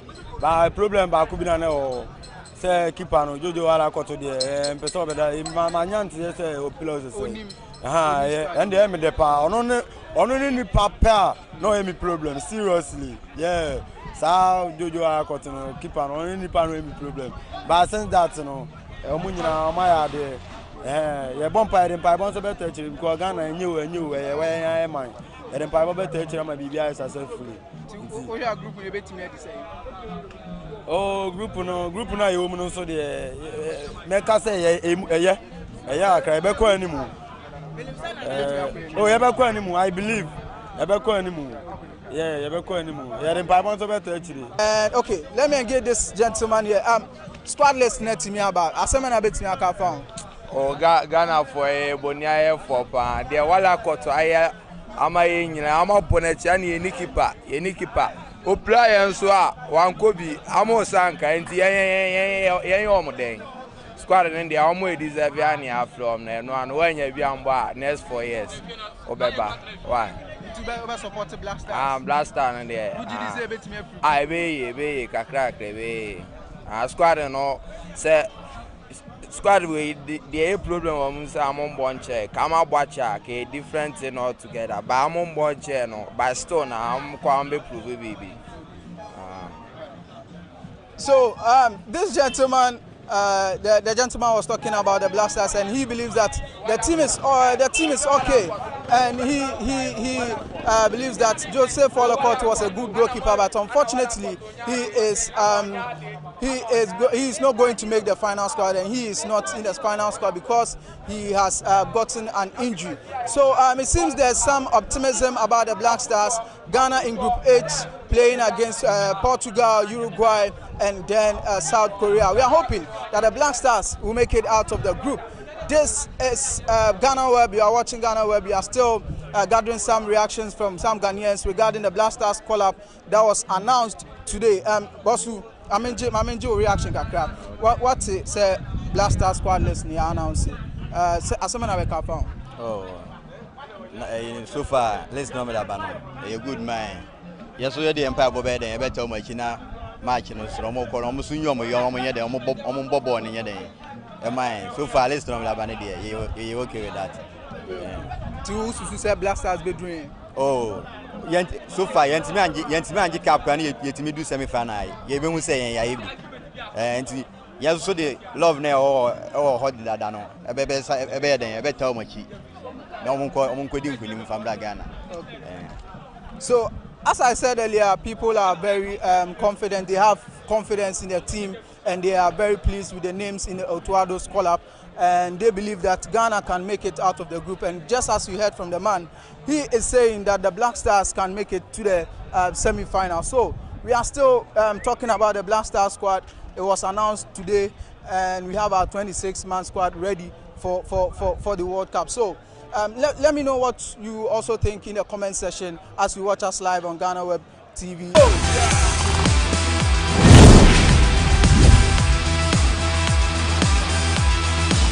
Censure may have squad. I think say squad.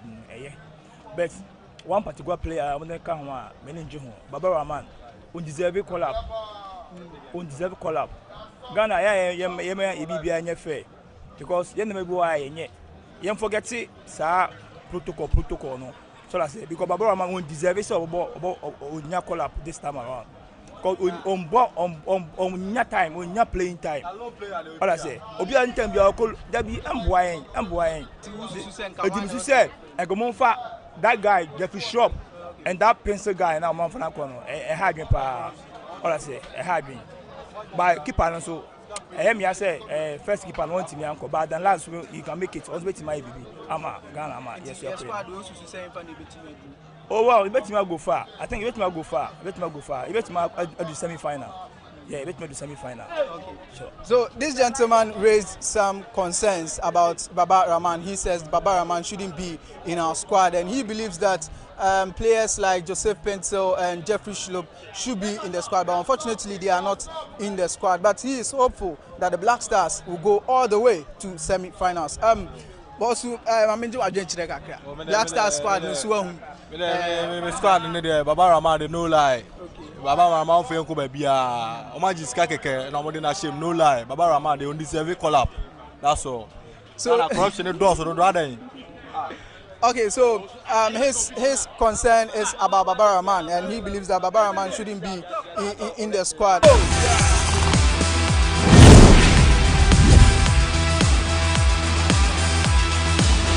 Oh, squad in there, but the player deserve to say no can squad Baba Rahman. Baba Rahman there, you top team be all born and not performance class and so forth. So Baba Rahman there be undeserved, and none be to a car found. Now, Ubia Nima, what young money, dear, why a young one crack. Ubia money, dear, one of the squad in there, may a yokimam enough. I deserve Ghana, a bit to a queen. A bit to a queen, you were queen, yes, a bit to my Bokuin, you queen in power.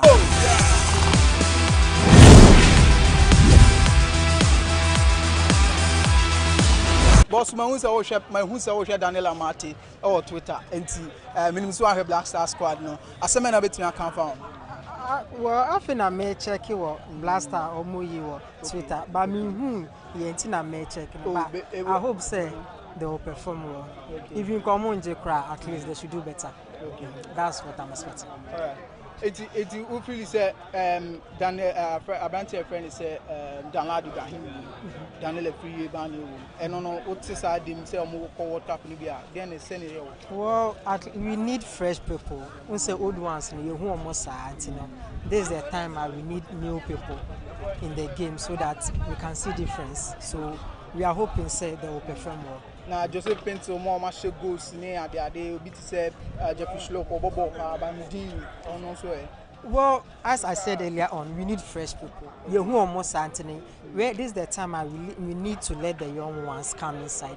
Now you who almost more talent, almost more by your more dear to issue your more time and so much so more your more dating. Your more kind almost so or more near the to me. Okay, thanks. So he believes that we should make way for fresh names in the Blaster squad, and indeed, in Otuado's squad there were a lot of fresh names in the squad. Somebody like Kamal Soa, he is going to the World Cup and he has received his maiden Black Stars call-up. So we are looking forward to how he will perform and impact Black Stars squad at the World Cup. On the streets of Accra, some Ghanaians are pleased with the names, and there hasn't been, too much complaints about the names in there. Players like Baba Rahman, concerns have been raised regarding his call-up, and some has also complained about Jeffrey Schlup and Joseph Pinto's omission from the Black Stars.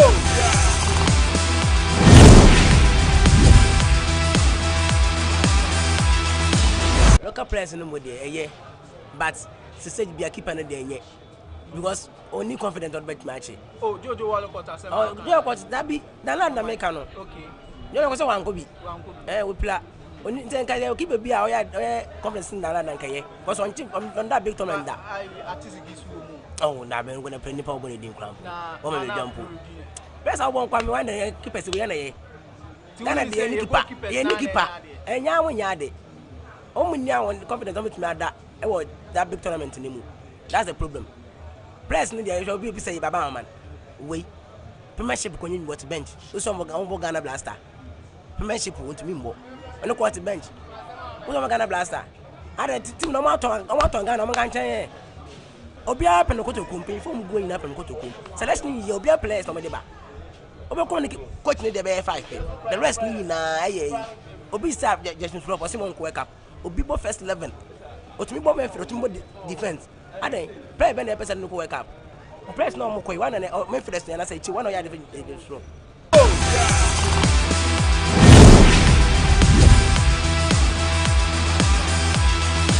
A place in there come okay, but see a keep person, so 3 keepers in there, massa. Me need and that's all. Because one thing is say on say your first keeper now on my piano. Also on international, but local players no, I don't know. I crowd no. What I say, hey, almost so crowd. Until the players in there, me okay, but keepers in there. In fact, I have Blaster Accra. Oh, send me my until you one time you have fun as oh, you have qualified for first group in there, group stage in there. You have qualified. What I say? No moment say free money high. You build it to me. Hey, and see there. Ghana, Mr. Machi.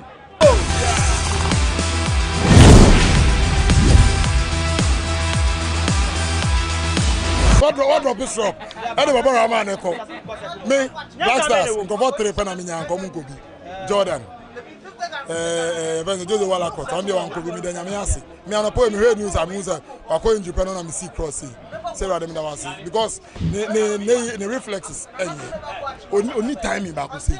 To me the name no credit back. Baba man, what drop is up? Ade Baba man play Otumi 2, Otumi 3, Otumi wings. O drop here on Oba Medford. O drop here on Ade Baba man. Oh. I'm going to come here. On say starting match low.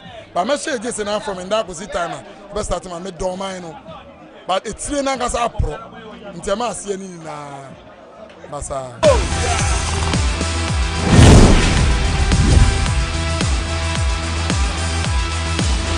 When the squad there, me problem me one striker now, my friend. Afriyie ban o new blaster say and very blaster. On do here. You are trying about anye local blaster or a good, but we do see a very blaster. Ah, you want that striker say a financial money idea or mobile. And now I've never tried players. You play say mobile border body in a comedy tree. Every banner and the problem on I don't quite tree. Says kind of imagine I'm going to call the encourage you when you're free. Oh, the lad, okay, keep us in there, okay, here. Every banner in the yes, and Penasi, but oh, no blaster. You won't be that. I'm more hyping too much.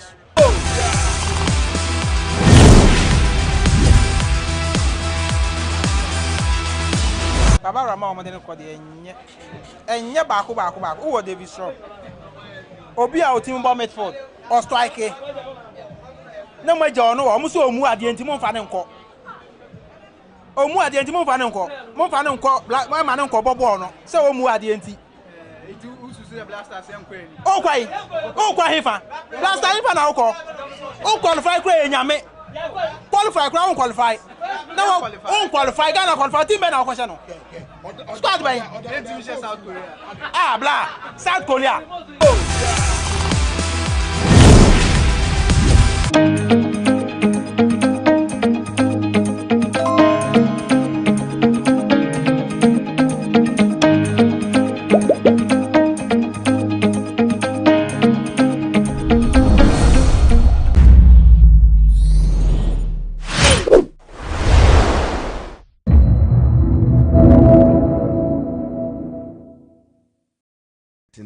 Constitution. Chairman further there, and we wait a minute. Clarify this. That money, how many millions? 100 million US dollars. 100 million. What are you saying specifically? Not paid into the petroleum holding not fund. Not that it cannot be accounted for, but that it wasn't paid into the Chairman, it is to be accounted for in the petroleum holding fund and into the consolidated fund. Mr. Minority Leader, I'll be grateful if you listen to my questions. You are not saying that it can't be accounted for. You are saying that... Those are your words. I'm quoting Piak as saying that this money was not paid into the petroleum holding fund. Which are my words? You said those are my words. Which are my words? You said it cannot be accounted or something. I'm asking you. I mean, is it a fact that the point you are making is that it is not accounted for altogether, or it is not being paid into a specific account? Piak is making an observation, not my observation. Yeah, Piak is making an observation. And their observation is that this amount was not paid into the petroleum holding fund. That holds it in breach of the Petroleum Revenue Management Act, Act 815. I understand that. Well, I'm asking this question because I thought we all know that GMPC has something to do with this matter. That's why I was wondering if it was the case that the money cannot be accounted for or it will be paid into some other account. Yeah, Honorable Katie, I'm on the co-chair. If you look at item 3 very critically, the ground stated therein is illegal payment of oil revenues into offshore accounts in flagrant violation of Article 176 of the Constitution. See, and the honorable member... Harun is a very intelligent man. You yes, know, I thought I you do could know, answer this question for himself. I do know that. Chairman helping him? Yes, because you have asked a question, and I want to bring us back to the issue that is before the committee, which is a violation. It is not about accountability. It is about a violation, because a minister has a constitutional obligation to pay the money either into the consolidated fund, as the case may be, or in a fund created under statute specifically for that money. And in this case, it's a petroleum holding, this fund. And the minister did not comply with the Constitution and the statutory obligation imposed upon him. That is what is on the floor before this committee. It is not about the fact that the monies were missing. So, Chairman, we are establishing that the minister did not demonstrate fidelity to the Constitution and fidelity to the Petroleum Revenue Management Act. PIAC further observes, and Chairman, for your committee to take note, that the proceeds of lifting by Jubilee Oil should be paid into the Petroleum Holding Fund, as the committee is convinced that the proceeds form part of Ghana's petroleum revenues. But Chairman, what is important again is that it states, and that's PIAC, contrary to Section 6E of the Petroleum Revenue Management Act 815 of 2011, capital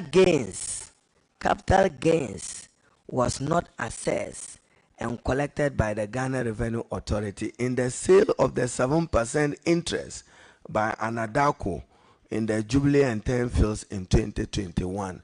That's significant loss of revenue to the government if it was not done, if capital gains was not charged on it.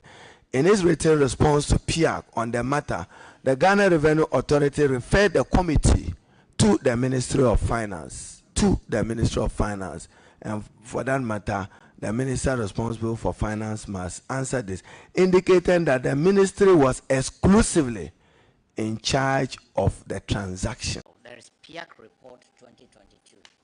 The honorable member had referred to that. Is there another PIAC report? Yeah, he mentioned 3. So PIAC report from 2020, for which number, or which years are we talking about? No, on the list provided by the proponents, we have the PIAC reports for 2020, 2021, and the half-year report for 2022. That is what is before this committee. Honorable Minority Leader, is that not correct? January to June, he said. Well, that's a different one. That's a different one. Rightly so, Chair. Very well, then you can proceed. Yes, and Chairman, so I will lead further evidence. Again, if you observe statutory mandatory obligations of the Minister for Finance, payments into National Health Insurance Fund, the District Assembly Common Fund, the Ghana Education Trust Fund, the Constitution is specific that when these monies are paid, you pay them into those funds. That is also in breach and would lead evidence, because I want to relate that to Article 176, and the evidence I'll lead will be releases he has made to these funds, particularly for this year, is incredibly disappointing. How much you go into statutory fund, even though he has those receivable. Particularly what I emphasized earlier, that per the ruling in the Kodo matter on District Assembly Common Fund, total revenue was properly defined, and therefore when you are doing the distribution, it should reflect it. Chairman, I intend now just to submit for your purpose Office of the President letter, seed money for the National Cathedral of Ghana, just to tender in evidence. Wait a minute. I keep saying that you are confusing us. What are we doing now? Are we doing the oil money, or we're doing cathedral, or we're doing which one? Yes, Arun, go on. I've done that of the petroleum, the PIAC report. I finished with that. But I should have tendered some letter from the Office of the President in evidence on the cathedral. So I wanted your authority to tender it in. There was some payment of 25 it would be appreciated that the Minister of Finance could release an amount of $25 million as seed money to the National Cathedral. And then Chairman will tender in evidence, if you recall, the Hansard of 28 November 2018. Haruna Idris, no, that's not what I'm interested in. I'm sure the Honorable, our colleagues raised it to know the cost of running the Secretariat. This was raised. It's attributed to even you, Chairman, Dr. Ayeni. You go to the Hansard of 28 November 2018. You had brilliantly raised the issue, and I quote, Mr. Speaker, I would want to raise a critical issue of accountability that arose in the course of the presentation of the budget statement. Then you go further, Honorable Ayeni. Mr. Speaker, another critical question is, what is the cost of running the Secretariat for the entire duration of the construction of the National Cathedral? That has neither been stated in the statement of the Honorable Minister for Finance before this House, nor in the budget statement. So how were this money spent if they didn't have parliamentary appropriation? And that's the constitutional breach we are pointing out. So this one is not on petroleum. I just wanted to tender this in evidence for the purpose of your committee. And if I have your indulgence. No, that's fine. So what? You finish with the oil one? Yes. You finish with the cathedral? When you ask someone, when you use words like, so what? That's not good. Who said so what? You. So what? How do you You mean by just so said what? that. No. You said so what? About what? So what about what? You said it. I couldn't have because it's of no. You did. If after a submission you say so what? No, I couldn't have because it's of no.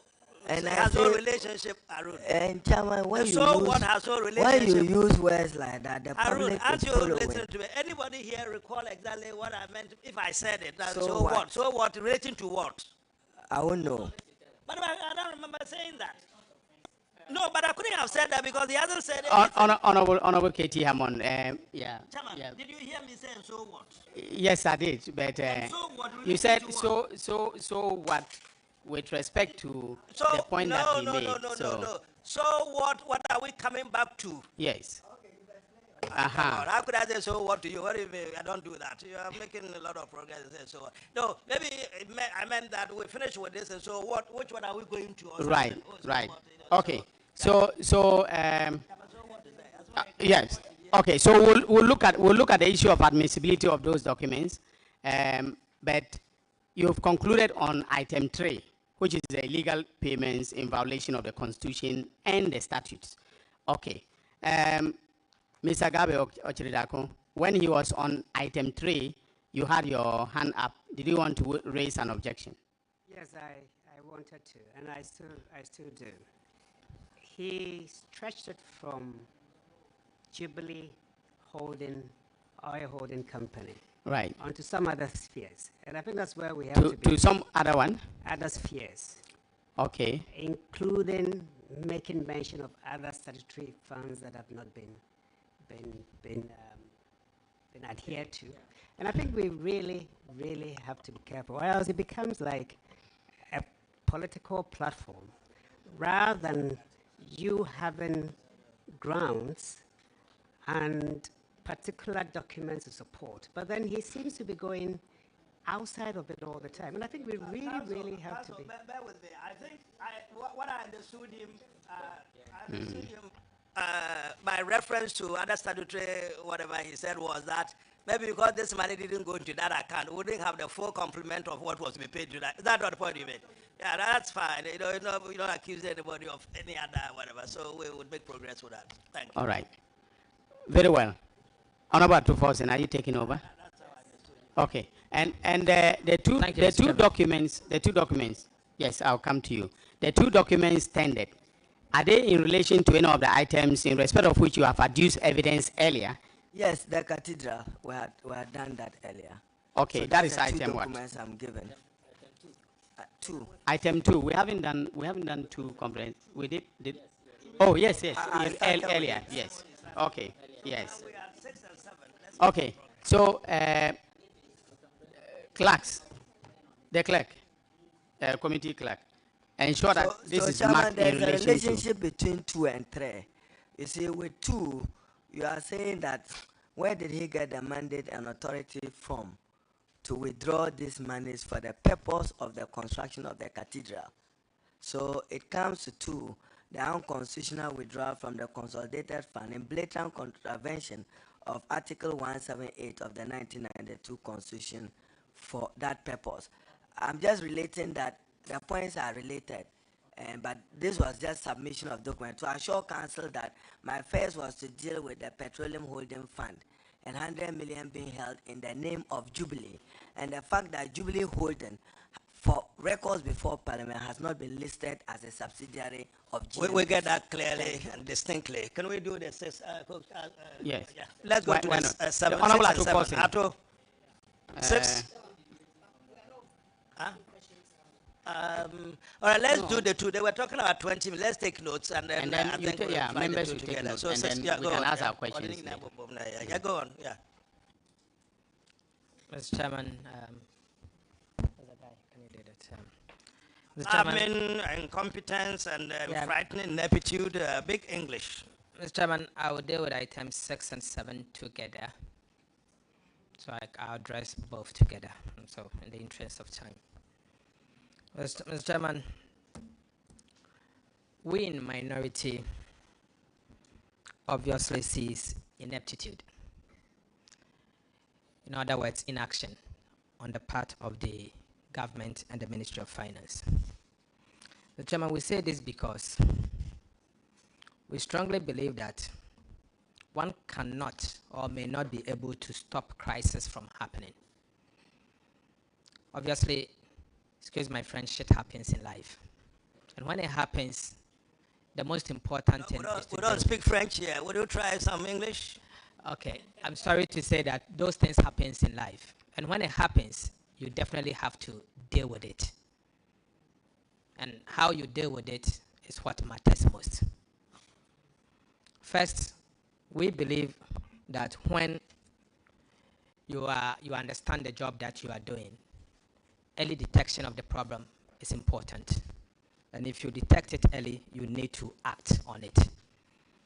Your action or inaction can destroy the livelihood of the people that you seek to govern. Unfortunately, that is what we have seen. The Chairman, in the year 2021, first quarter, end of first quarter, the Ministry of Finance published government fiscal data, fiscal and economic data. It was at that point that we in the minority saw that Ghana has found itself in what we call debt trap. Debt trap. And obviously, if the 2021 budget had to be implemented in the shape and manner that it was presented to Parliament, Ghana will find itself in an unsustainable debt. And obviously, the repercussion will be similar to what we are seeing today. We had then done a major presentation and then obviously invited the Ministry of Finance, the Minister of Finance himself, to appear or to take part in the discussion where we pointed out to the Minister of Finance. In fact, he did not attend himself, but he sent his deputy. So we noticed that our debt is unsustainable or heading towards unsustainable back in 2021 first quarter. We believe that as minority or as opposition party, our interest is not just to win election, but to contribute towards policy shaping and also to ensure that our people benefit from policies of government. But unfortunately, when we raised the issue, the government did not deal with the concerns. We had said that our debt at the time in 2021 was 80% of GDP. If you are to include the ESLA bond, the Dache bond, the Sino-Hydro bond, and if you are to include all of them at the time, Sino-Hydro loan, or barter trade, so they call it. Obviously, it will mean that Ghana's debt has reached an unsustainable limit. In fact, we had gotten to the dreaded 80% that nobody wanted to get there.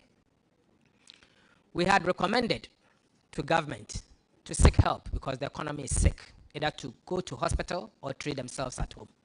And we have said that if you are sick, you have to treat yourself at home or go to hospital. The hospital, obviously, is the IMF, or you treat yourself at home. And we had warned that if you fail to go to the IMF or treat yourself at home, you end up going to the IMF in an ambulance. Today, we are in IMF in an ambulance. Unfortunately, the government did not listen to us. We think that is ineptitude on the part of the government because all what is going on was avoidable. We could avoid it, and that is why we think it's one of the grounds. So, Chairman, this is a table from the Goldman Sachs, and it speaks volume. It speaks volume. Because, Mr. Chairman, if you look at this table as I presented, and you notice when you were at 80% in 2021, all what Ghana could have done is to do a positive primary balance at 0.0. Don't add to the debt, and in the end, you would have stayed at 0.0. You would have stayed at 80%. Or in other words, you do a primary surplus of 2.7% of GDP, and that will mean that you will decline from the 80% to the 70% within 1 year. Unfortunately, the government decided to go on overdrive, and obviously increase the budget deficit and run this economy into a ditch. Today, the IMF, the World Bank has projected that Ghana's debt will be 105% of GDP. In fact, to be specific, 104.7% of GDP. This means that the fiscal regime, if you are going to move to 70% over 4 years, you have to do a primary surplus of 9.4% of GDP.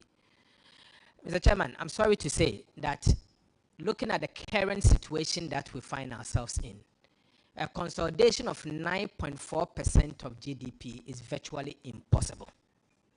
Taxes and expenditure cut worth 9.7% of GDP is virtually impossible. For 4 good years, I mean, we will not even we'll end up not having a country to run if we are to go this path. So what has happened for us is ineptitude or lack of action on the part of the government. We feel that all this could have been remedied if they had taken action at the right time. When we made the issue, our minister's concern was, we are not going to IMF.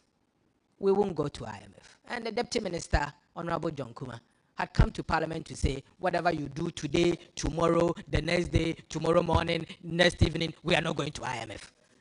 And then 1 week later, we are where we are in IMF. So, Chairman, my major concern is all what we are going through could have been avoided. As I said, crisis may happen, but how you deal with it when you see it is what matters most. So what we are seeing here is self-inflicted, and this could have been avoided. Chairman, on the other point relating to gross mismanagement of the Ghanaian economy, which has occasioned untold and unprecedented hardship. Chairman, the truth is, the capital market gave Ghana the benefit of the doubt until 2022, until when the 2022 budget was read. And you agree with me that all this deterioration happened from January to date. And the economy has deteriorated in a manner that you cannot even see it, all within 10 months, for a reason. Now, Chairman, I say this because on the very day that the minister responsible for finance read the 2022 budget in November, that very day, our spreads, the 2032 Ghana bond, in fact, went down by 530 basis points that very day. Because investors had noticed that Ghana is not committed to fiscal consolidation. And most of the assumptions in the budget were not possible. That obviously triggered the capital flow reversals, because the market noticed that I won't be the last person to get out. So most people started getting out. The country started losing reserves. The currency started depreciating, obviously affecting inflation and everything else. So it started from 2022 on the back of incompetence and ineptitude. And that's why we are saying that all what has happened is gross mismanagement of the Ghanaian economy.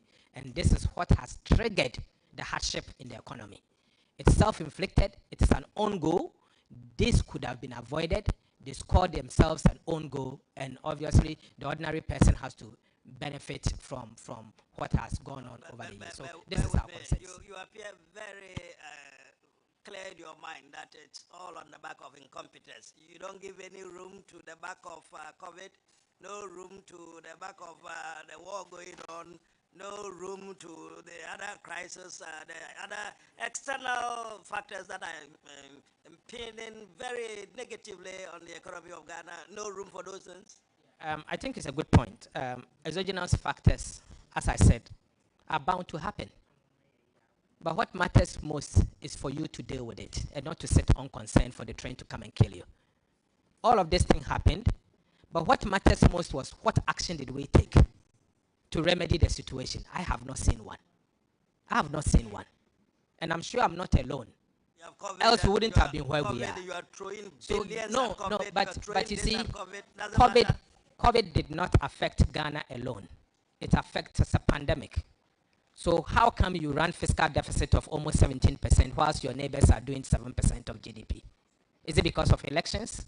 Is it the question that's the difference between what happened in Ghana in 2022 and what happened in Ivory Coast in 2022? So clearly that's the issue. The ESLA payments, the what do you call it, take or pay payments for the electricity Katie. companies and all those things, they don't matter, they don't factor in all of Honorable this. Katie, Yes. you see what I have on the table, on the board, the starting debt stock. When you have your debt stock at 80%, and you've put yourself in a debt trap, and there's a possibility that you are going to trap. No, let me land. What you have to do is on the board. No, You don't get it worse. No, let's disentangle ourselves from the language you use. You're getting yourself entrapped in that. You are forgetting that I'm getting myself trapped because I have some commitments that I have to settle, some debts created by some other system which I have Katie, to settle. Isn't that? honestly speaking, government could have avoided this because all what they could do is to cut some expenditures. In fact, cutting the size of government alone would have done this. If you had cut the size of government and reduce the Office of Government Machinery budget alone, as we speak, the staff level at the Office of Government Machinery is unprecedented. It's unprecedented. We have, all of this comes to Parliament every year, and the staff level there, you could cut it. Remember, majority of them there, of those guys at the Office of the President are under Article 71. Majority of them are under Article 71. They are more than Parliament. They have created another Parliament at the Flagstaff House. So you could cut it. I think we can limit the exaggeration. They have hyperbole and all those, so we can limit it. I think, unfortunately, you called for it because we don't. No, because you gave other examples that exacerbated the situation, and he's trying to give you counter examples to show why, if management had been done efficiently and effectively, yes. The point you made about Parliament, creation of other parliaments, what I meant by hyperbole. I mean, there's no other parliament except this particular one. Basically, he's talking about the numbers. Chairman, and Chairman, to remind the Chairman that just the point that the Honorable Atuforsen is calling on the minister has not been competent enough. In 1999, probably, Katie would have come to Parliament subsequently if he was not there. Victor Salome had come to make a statement on the economic situation in Ghana. And when I say they are making a dichotomy, at the time, their numbers were not even as significant as our 137 that they say they don't respect today, with very low numbers. Dr. Kwenedu Apreku led Who is not respecting your numbers? No. Your numbers are ranking member of finance just like him moved a motion for our Minister of Finance to resign because he was not competent. So you cannot approbate and reprobate. I just wanted to put that in emphasis. Thank you. The Honorable Katie Hammond, you are harassing the witness. Mr. Chairman, you are not. You are harassing the witness. You are not quote-unquote BHA whatever properly, Mr. Why? Chairman. Why? How can I harass the guy sitting down there? We are here because of the numbers that he says we are not respected. If we had the proper numbers, you think we'll be sitting here, I'll be sweating like this. So what do you mean by we don't respect your numbers? Very well. Honorable members, the Honorable Atuforsen, are you done? Are you done with the presentation of your evidence in relation to items 6 and 7? Mr. Chairman, to conclude on my presentation. Very well. I am a strong believer of the fact that all what we are going through as a country is self-inflicted. It could have been avoided. Mr. Chairman, today what Ghana needs most is what we call confidence. The markets want confidence. Businessmen want confidence. In fact, the international community want confidence. The key point here has to do with confidence. I think the time has come for our minister to step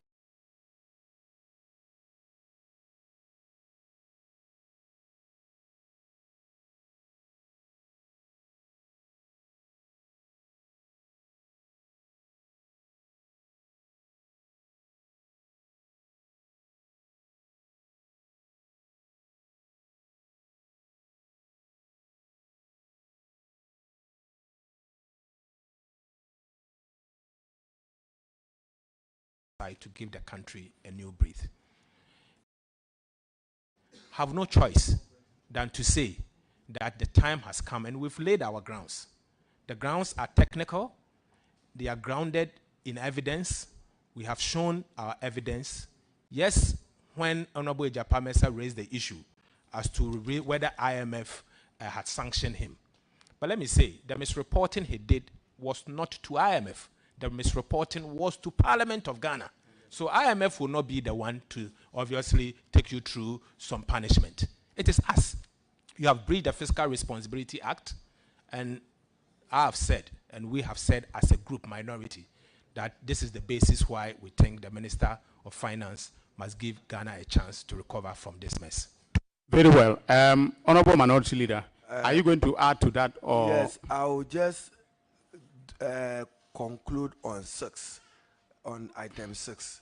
Just build on what he said. Now, when you say excruciating cost of living crisis, Chairman, as you may recall with your members, the President of the Republic himself, Nana Addo Dankwa, had cause to address the Ghanaian citizens. And he said that we have an economic crisis. Now, he also spoke about inflation at levels not witnessed in the last 40 years. Now, what that inflation has done today, yes, I'll paraphrase the President for him. Counsel, you are not supposed to interrupt the witness. Give me a copy of the President address to the nation. I have my copy. I'll quote it for him. I'll quote it in evidence for him, what Nana Addo Dankwa himself said about, about inflation. It's in the second page. So, Chairman, I'll come to it. Now, when you have inflation at 40.4%, and Chairman, the essence of this hearing, as you recall, is to make sure that we are not surprising the minister. So I'm tendering in evidence again prices of goods December 2016 to November 2022, which is part of what I gave you in the Hansard. So I may not even need it. Once you admitted the Hansard, that is fine. When you have cement, which used to buy at 18 Ghana cedis, now 95. You see, the incompetence is such that a contractor today who is not being paid by the minister is enduring additional costs in respect of procuring cement and iron rods. What will they do? So that cost will also come at a cost to government. And we even fear that many projects may be uncompleted because at the time that you awarded the contracts, you use the market value of these essential commodities like cement, like, let me refer to iron rod, which was around 180 Ghana cedis, now 780, and now petrol, which was at 14 cedis, now 80 Ghana cedis, diesel, which was 14, almost around 100, and even with the side. So there is a cost of living crisis in Ghana, exacerbated by an uncontrolled inflation. And we think that the Honorable Minister for Finance must be held responsible for that. Exogenous factors, yes. That's why I asked the rhetoric question that did you borrow to support the war in Ukraine? Because much of our problem is that you have borrowed excessively, making Ghana a debt-distressed country, unsustainable debt. And Chairman, again, in evidence, I'm sure somebody misled even the president when the president categorically said that there will be no haircut. Why president appoint ministers is that you give him good advice.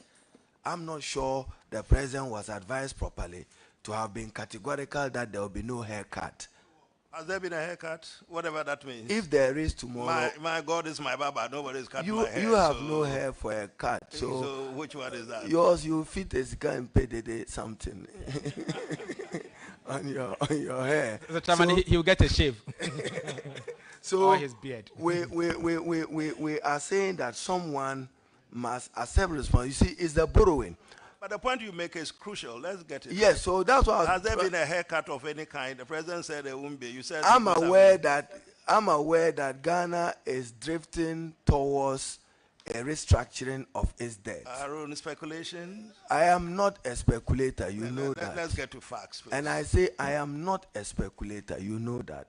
I'm saying that Ghana is inching towards agreeing with its multilateral, bilateral partners. Aaron, I would object to that line of you are a big boy in this country, so when such statements start emanating from you, it might, I'm not sure about repercussions. So can we just leave it at that? If it's just speculation that it might lead to this and this and this and this and that. No, but you see, Chairman, Chairman, Honorable Haruna Idrisu, the evidence that you have presented since morning points towards your point about us inching towards that situation.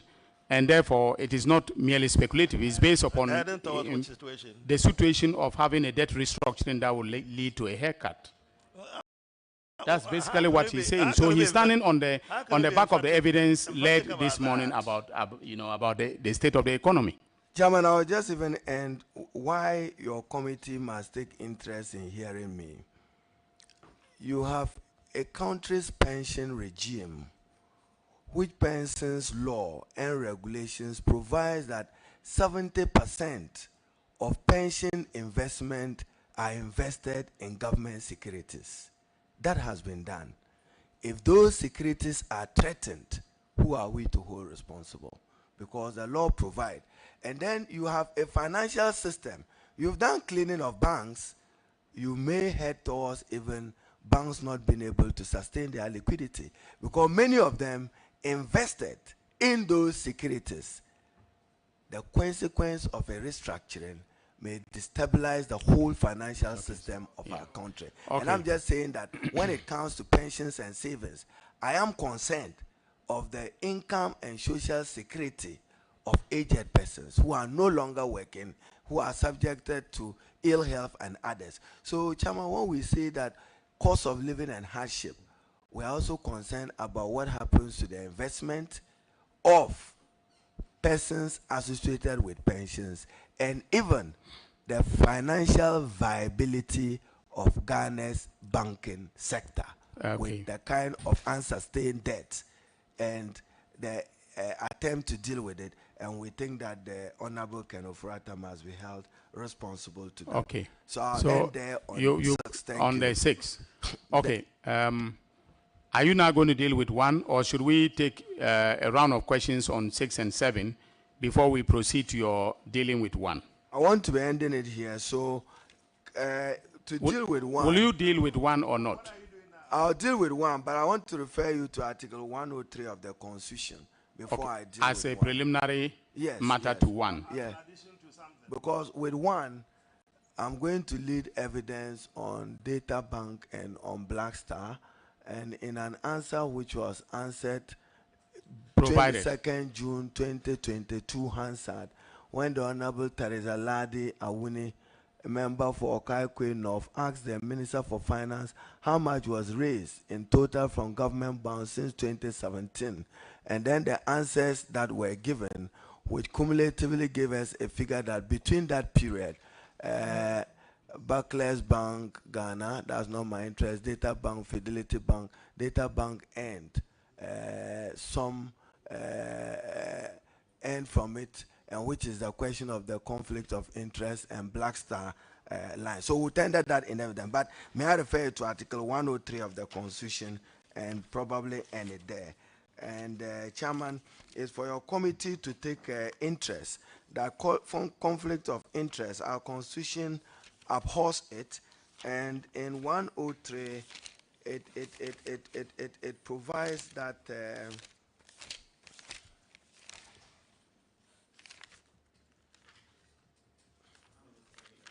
Yeah, 103 maybe 103.3. Yeah, I'm interested, but I'll come to 103.1. Parliament shall appoint standing committees. That's not my interest. And other committees, such as your ad hoc committee. And it says that the committee of Parliament shall be charged with such functions, including the investigation and inquiry into the activities and administration of ministries, departments. You see, so we must be interested in who issued bonds, who were bond holders, who got what, and who was where. These are all questions that we must answer to in order to satisfy ourselves that conflict of interest, which engenders corruption, was respected. So I end it there, and that would be my submission. Thank you. Honorable Minority Leader, Council, I'll come to you. Honorable Minority Leader, the answer that you referred to contained the answer of the minister regarding the question of payments to companies that were related to him. Is that right? Yeah, including data bank. Okay. And so when you people use words that allegations, how can ministers answer to Parliament be an allegation? That means a statement of fact. No, we agreed here that these are grounds. They are grounds of your motion. So have you tendered the Hansard in question, in evidence? With your indulgence, I'll do so. Well, it's a matter of record before the House, but you are making reference to it for purposes of our evaluation of the evidence we are leading, so that's why. Okay. Now, but before that, I was asking my colleague here about what you were attempting to do, because at one point we thought you were going back to the 6th, and then you were referring to that. So I think we lost some concentration on that one. So what is the answer that you said has been preferred in what document which relates to your 1? Because I think we should show some interest in the 1. What is the answer that? Yeah. No, he hasn't finished. No, let him go. Honorable Minority Leader. The 1. The lawyer wants to come in. If you read the Hansard, I think that some 159 million may have accrued to data bank cumulatively between 2017 to 2021. You're reading from that what from we're where? hearing. A parliamentary Hansard. I'll tender it in evidence for you. Yes, it was the minister answering a question from Teresa Ladi Awuni, which was 22nd June 2022. Thank you. We'll let you talk. The date. 20 what? 22nd. 2020. Give to him. 22. He will bring it to you. June 22nd. You are exasperated. Yeah. So June 22nd. Okay, go on, Sammy, go on. No, I was just going to make the point about the date for the Hansard. Yeah. Just for our records. It's June 22nd, 2022. Just for our records. Yes, Mr. Gabi Ochiridako, Esquire. Mr. Chairman, we wish to raise a serious objection to the first allegation. The first ground. Well, ground allegation, yeah. Regarding conflict of interest. Even before I say that, I think it's important to make the point that the Minister of Finance is perfectly capable and willing to answer questions based on the allegation of conflict of interest. And indeed, he has done so before, in a sense that way back in 2017, I believe, a member of the NDC, Broja Jemfi, took a matter to the Shraj Commission to Shraj specifically about conflict of interest to do with bonds. And his role, may I?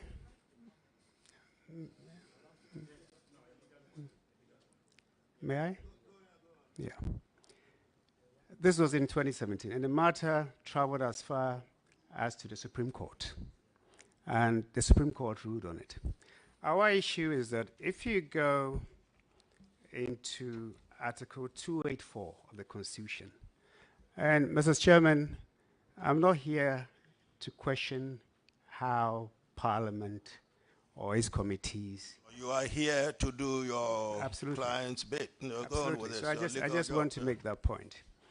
If you read Article 284, with your permission, it says, a public officer shall not put himself in a position where his personal interest conflicts or is likely to conflict with the performance of the functions of his office. Now, if you combine that with Article 287, and if I may read, it says, an allegation that a public officer has contravened or has not complied with a provision of this chapter shall be made to the Commissioner for Human Rights and Administrative Justice, SHRAJ. And in the case of the Commissioner of Human Rights and Administrative Justice, to the Chief Justice and the rest of it. But a relevant part is that when a public officer is to face any charge or any allegation or any ground of conflict of interest, it is SHRAJ that the Constitution says must deal with it. And if I may carry it a little further, there's a case that I think we're all familiar with, Okujetu Ablakwa number 2, and Attorney General Obechabe Lamte number 2, 2012 Supreme Court report at page 845. And just for the purposes of this, let me just quote. And this was JSC Brobe. The complaint of conflict of interest made by the plaintiffs against public officers, the officials of the Lands Commission, and those of the Ministry of Water, Resources, Works and Housing would be dismissed because specific remedy had been provided under Article 287 of the 1992 Constitution, which required complaints of conflict of interest against public officers to be exclusively investigated by the Commissioner for Human Rights and Administrative Justice, and in the case of a complaint against the Commissioner for Human Rights and Administrative Justice by the Chief Justice. So the He laid down his 7 guidelines. Yes. He laid down his 7 guidelines. I think we're taking notice of that. What is the point that you make on that? So, like I said, to go back to the point, the Minister of Finance has gone before SHRAJ, where SHRAJ investigated an allegation of conflict of interest and ruled in his favor.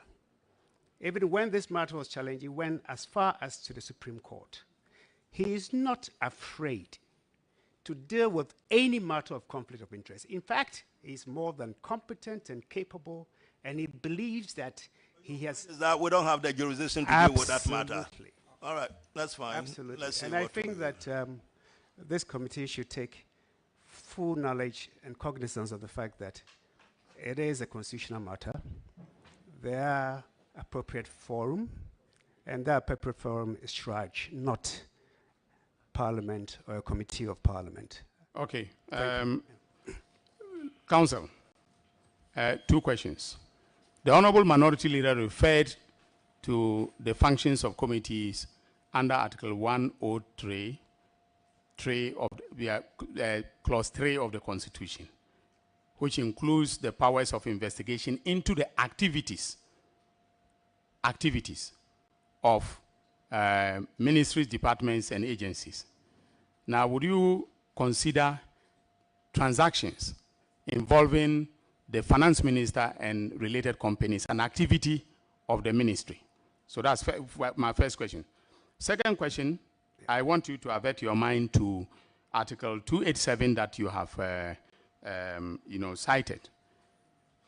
In that article, in terms of its own internal logic, all right, if there is a written admission by the person alleged to have engaged in conflict of interest, the investigative power of SHRAJ does not arise. So would you consider the subsequent statement that was made in Parliament as a written admission of the contravention by your client?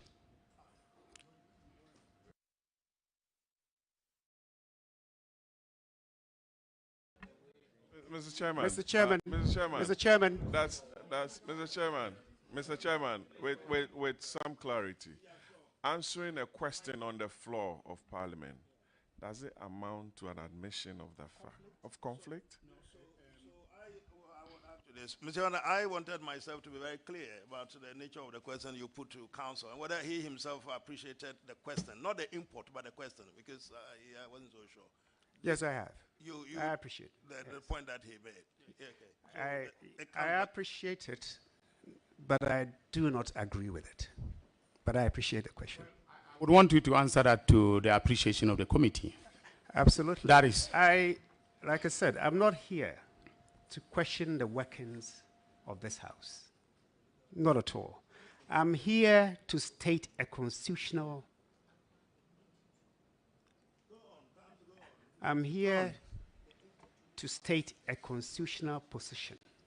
Sure, but Mr. Co-Chairman, that's my counsel. Mr. Co-Chairman, I think the point that is troubling my colleagues here, I see that everybody is on this app, is this, that the finance minister came to Parliament to answer to a specific question. Yes. Did he come to make admissions that he is benefited from,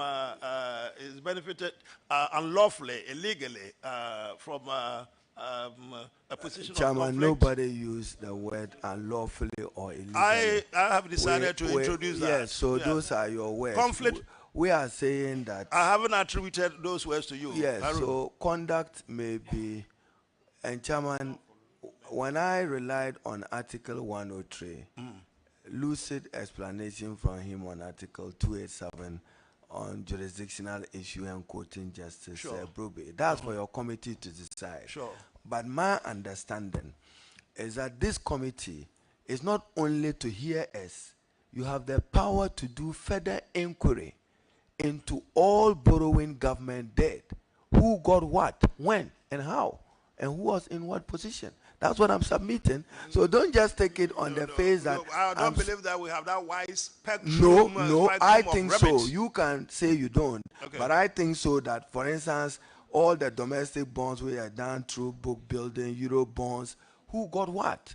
We must be interested in it, and whether in your inquiry it engendered conflict of interest or not. I'll leave it there. So thank you very much.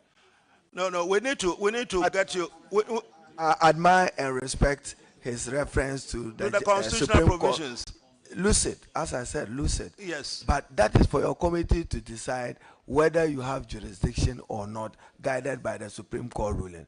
But mine is that this committee is clothed with authority and mandate to probe wider, to understand that whether in these instances of borrowing, persons in public office, directly or indirectly, benefited or not from those transactions. You say your number one ground, you call it grounds. I have a difficulty describing this as grounds, but ground, despicable conflict of interest, ensuring that he directly benefits from Ghana's economic woes.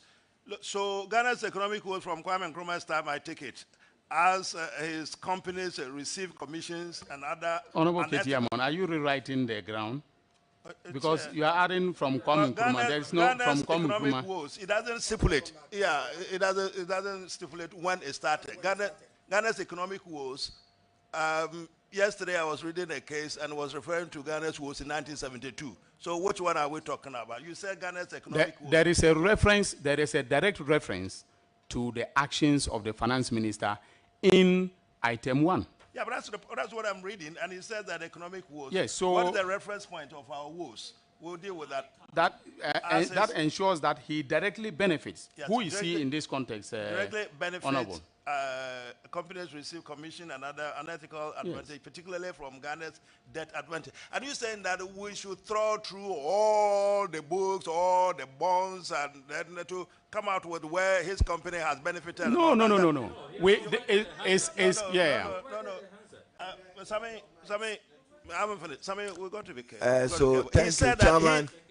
This said is that, come on, our... listen, when the chairman is talking, I think he has the liberty to complete whatever he wants to say because others are, well, yes, co-chair. Yeah, co-senior chair.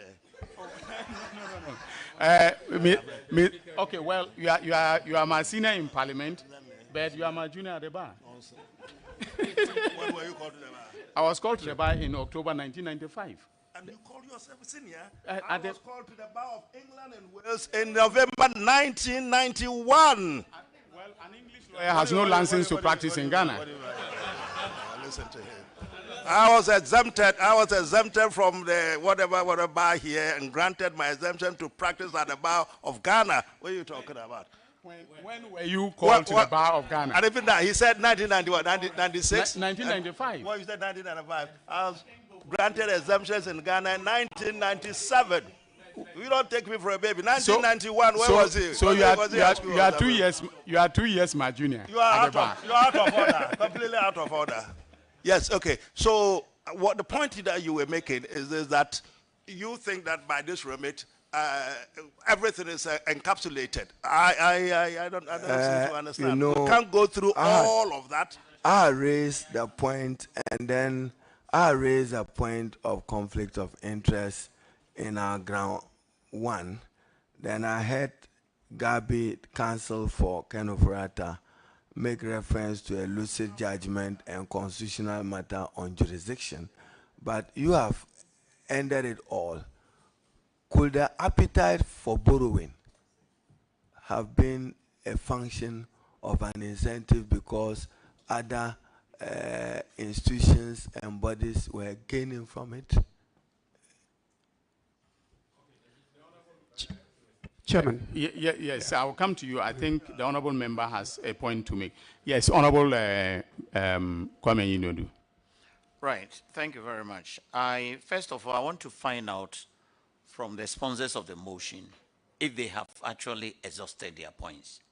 If they have, I think you asked us to hold on with our questions. Then you can now allow us to ask the questions.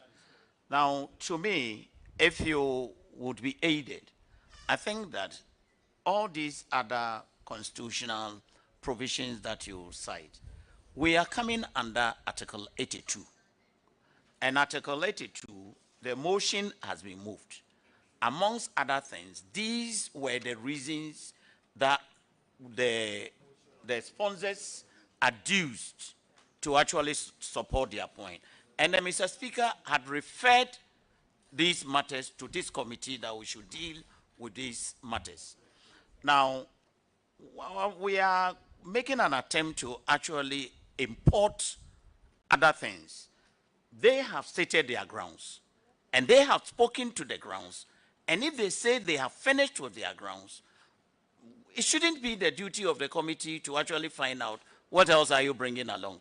If that is all they are saying to their let's get it right. The reason why this matter is debated is because council raised a constitutional argument.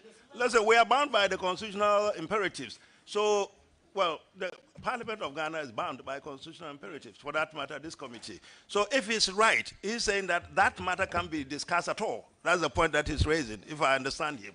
That even though it is raised here, if he's right by the objections he's raised, well, they may have raised it, but it shouldn't factor into our equation, and that way disregard that one and deal with the other matters. I suspect that is the point that you are making.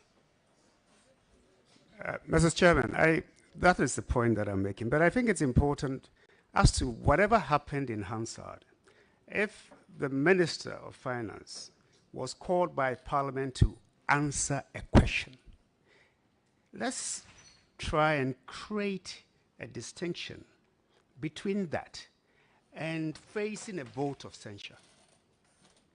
Specifically on the issue of conflict of interest. Let's try and draw a distinction. Being asked to come and answer a question in Parliament is different from facing a vote of censure on a specific charge or allegation of conflict of interest. And I believe that if we are going to look into this matter, then respectfully, this is not the right forum. And I think my point is clear. And I saw my good friend Okujato Blackwell actually nodding to it. So I'm sure. Well, I don't think that he was nodding in agreement. Agreement. Well, for the record, I wasn't nodding in agreement. But in the mention of your name? Was that to the mention of your name? I was just confirming that indeed that was a matter that we took to the Supreme Court in a conversation here. So yes, I know the case. I took the matter. You respect the case. And it was a matter that has been well established. So I was just confirming that. But Mr. Chairman, I don't think that council should now get into my head and be guessing why I'm nodding. Well, I hope there's space. Thank you. Honorable Anyefo. Co-chairs, thank you very much. I guess we are at a stage where an objection has been raised. The record is very clear that a motion has been moved on the floor of Parliament based on 7 grounds. Now, by Article 82 of the 1992 Constitution, particularly 82(4), the minister is supposed to be heard in defense during the debate. Instead of the speaker, the minister coming to the floor of Parliament to be heard, it was referred to a committee. So we are supposed to give a hearing to the minister responsible. If you give the opportunity to the minister responsible to be heard based on the grounds referred to the committee, the minister is at liberty to tell the committee that this matter, he wouldn't want to be heard on it because the committee doesn't have jurisdiction to it. And that will form part of our records. It can form part of our records, and then we report to the plenary section that yes, among the grounds referred to us is ground 1, which states clearly that despicable conflict of interest, ensuring that he directly benefits from Ghanaians' economic woes as his companies receive commissions and other unethical contractual advantage, particularly from Ghana's debt overhang. So it will form part of our record that regarding this particular issue, let me land. Well, regarding this particular issue, the minister doesn't want to be heard on this, and nobody will force the minister to be heard. No, it doesn't work like that. We heard your point, Mr. Co-Chairman. This is a matter for us, a committee, to decide. Council is raised a constitutional point. Now, constitutional for Parliament operates within the ambit of the Constitution. It's a very serious point. It is raised, buttressed by a decision of the Supreme Court. It says that this matter should not be before us. Simplicity. That is his point. Yes, so but, we have but to decide whether he is right on okay, that. I think we can we can decide that in one conflict. second.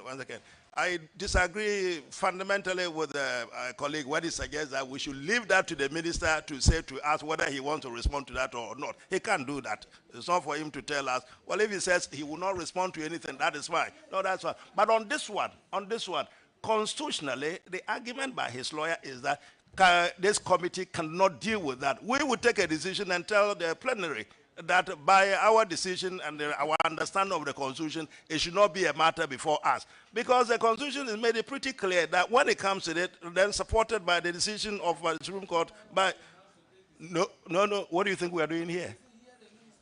No, listen, let's get something right. We are guided. You keep saying that we are a house of records and a house of whatever. Part of the records is the Constitution. Yes. The supreme law of this whole country. But so if you say you know, why do you then suggest that if it is against what we are doing, we should be doing it? Honorable Co-Chair, I think it's a matter that we as a committee will take a decision on. But I want to make it clear that under Article 82(4) of the Constitution, the minister is supposed to be heard in Parliament to be heard in his defense on unconstitutional matters. Honorable Katie Hammond, please allow me to learn. So he's supposed to be allowed to be heard during the debate. That is the language of the Constitution. Now, this committee is an extension of Parliament. And because it's an extension of Parliament, to say that the matter of conflict of interest cannot be raised here is to say that Parliament can never raise that issue on the floor. That argument would be clearly unconstitutional. In and of itself, that argument will be clearly unconstitutional, that Parliament will not be allowed to debate the issue of conflict of interest. And that is why I wanted to direct your attention to the answer provided by the minister himself. That answer related to payments that were received by his companies whilst he was, in his capacity as finance minister. And he made statements in Parliament admitting that 159 million. They have received payments, totaling 159 million. That document, which the Hansard thing, Okay. let's all have a good read at it. So that is a matter of record before Parliament, and it's a matter of record before this committee. Chairman, with respect, I mean, I hear the co-chair make the point that the finance minister, in answering the question, admitted that some funds had been paid to the company in which it had an interest. Does that, under any stretch of the imagination, amount to he admitting that that was conflict of interest? I don't think so. Well, I don't even need to use my imagination. No, but of course, that's not what the finance that is minister a said. matter of fact. Okay, no, it's not. It's a factual record before Parliament. Please, with all due respect, that is a factual record Co-chairman, before Parliament. With respect, Were the payments made to Data Bank or not? But the fact that were the payments made, honorable member, Data please. Bank receives payments. You are challenging my authority, please. They are under a conflict of interest. That's the point that I'm making. He's trying to appreciate. He's It not does challenging not your authority. mean that at all. With respect. I am myself trying to understand what Haruna referred to. Arun, this is what a question answer to a question raised by Teresa Ladi, and asking how much was paid to the minister himself in breach of his ministerial functions, or what? What does it mean? Chairman, I'm not a member of the committee. I'm only appearing before the committee. Well, you raise a matter, we're trying to deal with you, and now you are saying that you are not a member. And he has raised an objection. It's for your committee to take a decision on it. Well, we would, but try and help to the extent that you can. You've introduced some fire in here. We're trying to extinguish it, and now you are trying to opt out. You can't. Stay in there. Let's deal with it.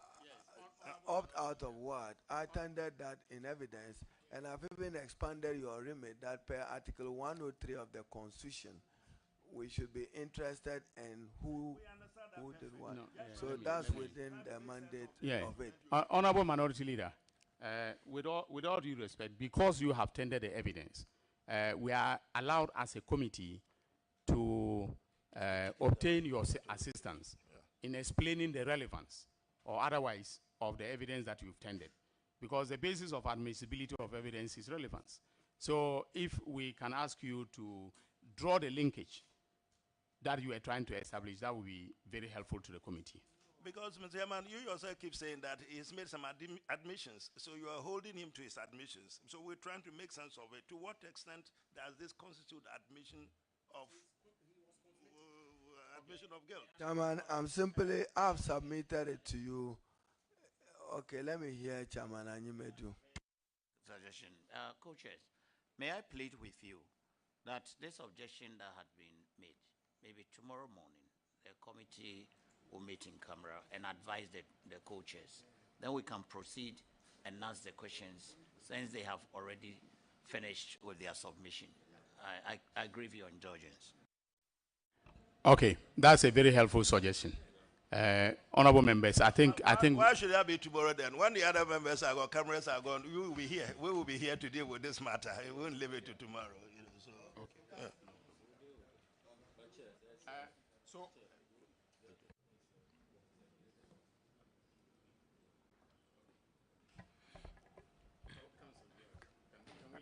Yeah. Yes. Chair, I think it's important to find out if the answers provided by the Honorable Finance Minister on the 22nd of June, which has been tendered in that Hansard, are they in any way distancing themselves? Do they have any reservation? Are they standing by it? Yes, because the question was very clear. Because we must know that's a record of the House. Yes, sir. Counsel, have you had the occasion to read what is it that is in question that we are struggling with? I have not. Would you want to take the necessary 2 minutes to read it? I can do, but I think it's important that we draw and maintain that distinction. And your point entirely. Yes. My case is a different one. I'm happy to read it. Yeah. But we should understand that he was not facing a vote of censure. I understand that. And he was not facing an allegation of conflict of interest which will lead to a decision being taken. I understand that. Whether important constitutional matter